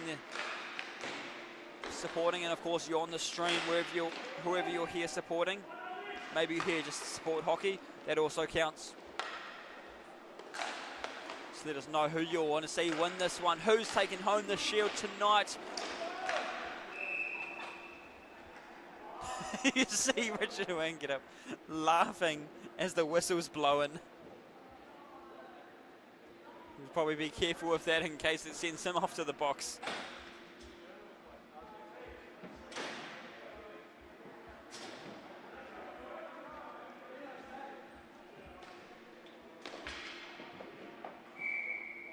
Andrews now, we're hoping his team can look after this in the penalty kill. We'll be back for 40. We'll only be back for a little bit of a successful kill. Beardman going for a strike first. Can he make it through? He lost the puck. No, he's just trying to get the stick onto it. Loose puck. Who gets it away? Van Beek clears it away completely. Sends it down. 2:20 remaining on the clock.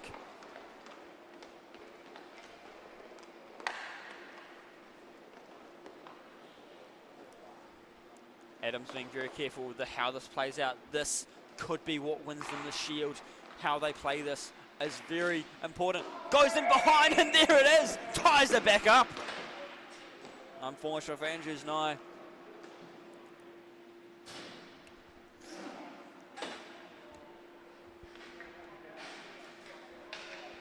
Dolphins have got this back at a level playing field. Less than 2 minutes remaining.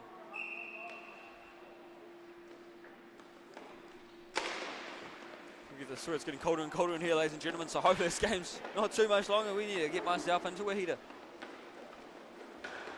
Middleton looking for a way to get this back onto the Sting's advantage, but Schuler doesn't want that to happen. Here he goes. He looks for the strike. Here's Adams. Brings it in to close it. No, he can't close the legs. Stick safe. They're just swatting it out. Playing a bit of baseball going on down there. They forgot they're supposed to be playing hockey. Henderson getting in the way of Wang.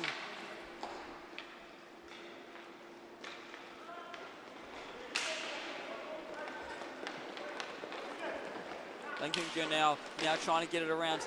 Can't. Make his way through. Finds Richard Wang.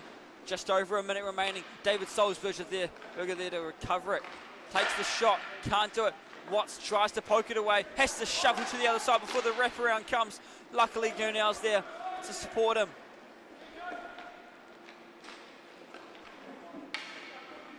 Now Gurnell taking that one away.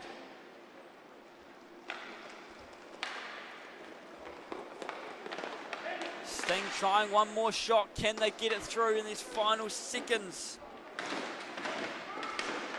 Sam Beardman had a hat-trick of his last goal. He'll be happy with that one, but he'll be even happier if they can push this to get a shield win. Here's Andrews Nye with it now. Pass it across to Gurnell. He looks around. Loose puck. Where's it go? It's taken away by Stephen Adams. He's got in possession. He continues down. He's on the right side. He's got to get past a few of them. He's going to rip a shot maybe. He tries it. Goes too far. 10 seconds to go on the clock. Big wind up on it. Adams in position now, 3 seconds remaining. And they just send it away. Oh, ladies and gentlemen, our first overtime of Saturday 6 tonight. It had to be with the last one. So we'll just take a short 2-minute break and before we get into our overtime period to see who is taking away the KHL Shield for tonight.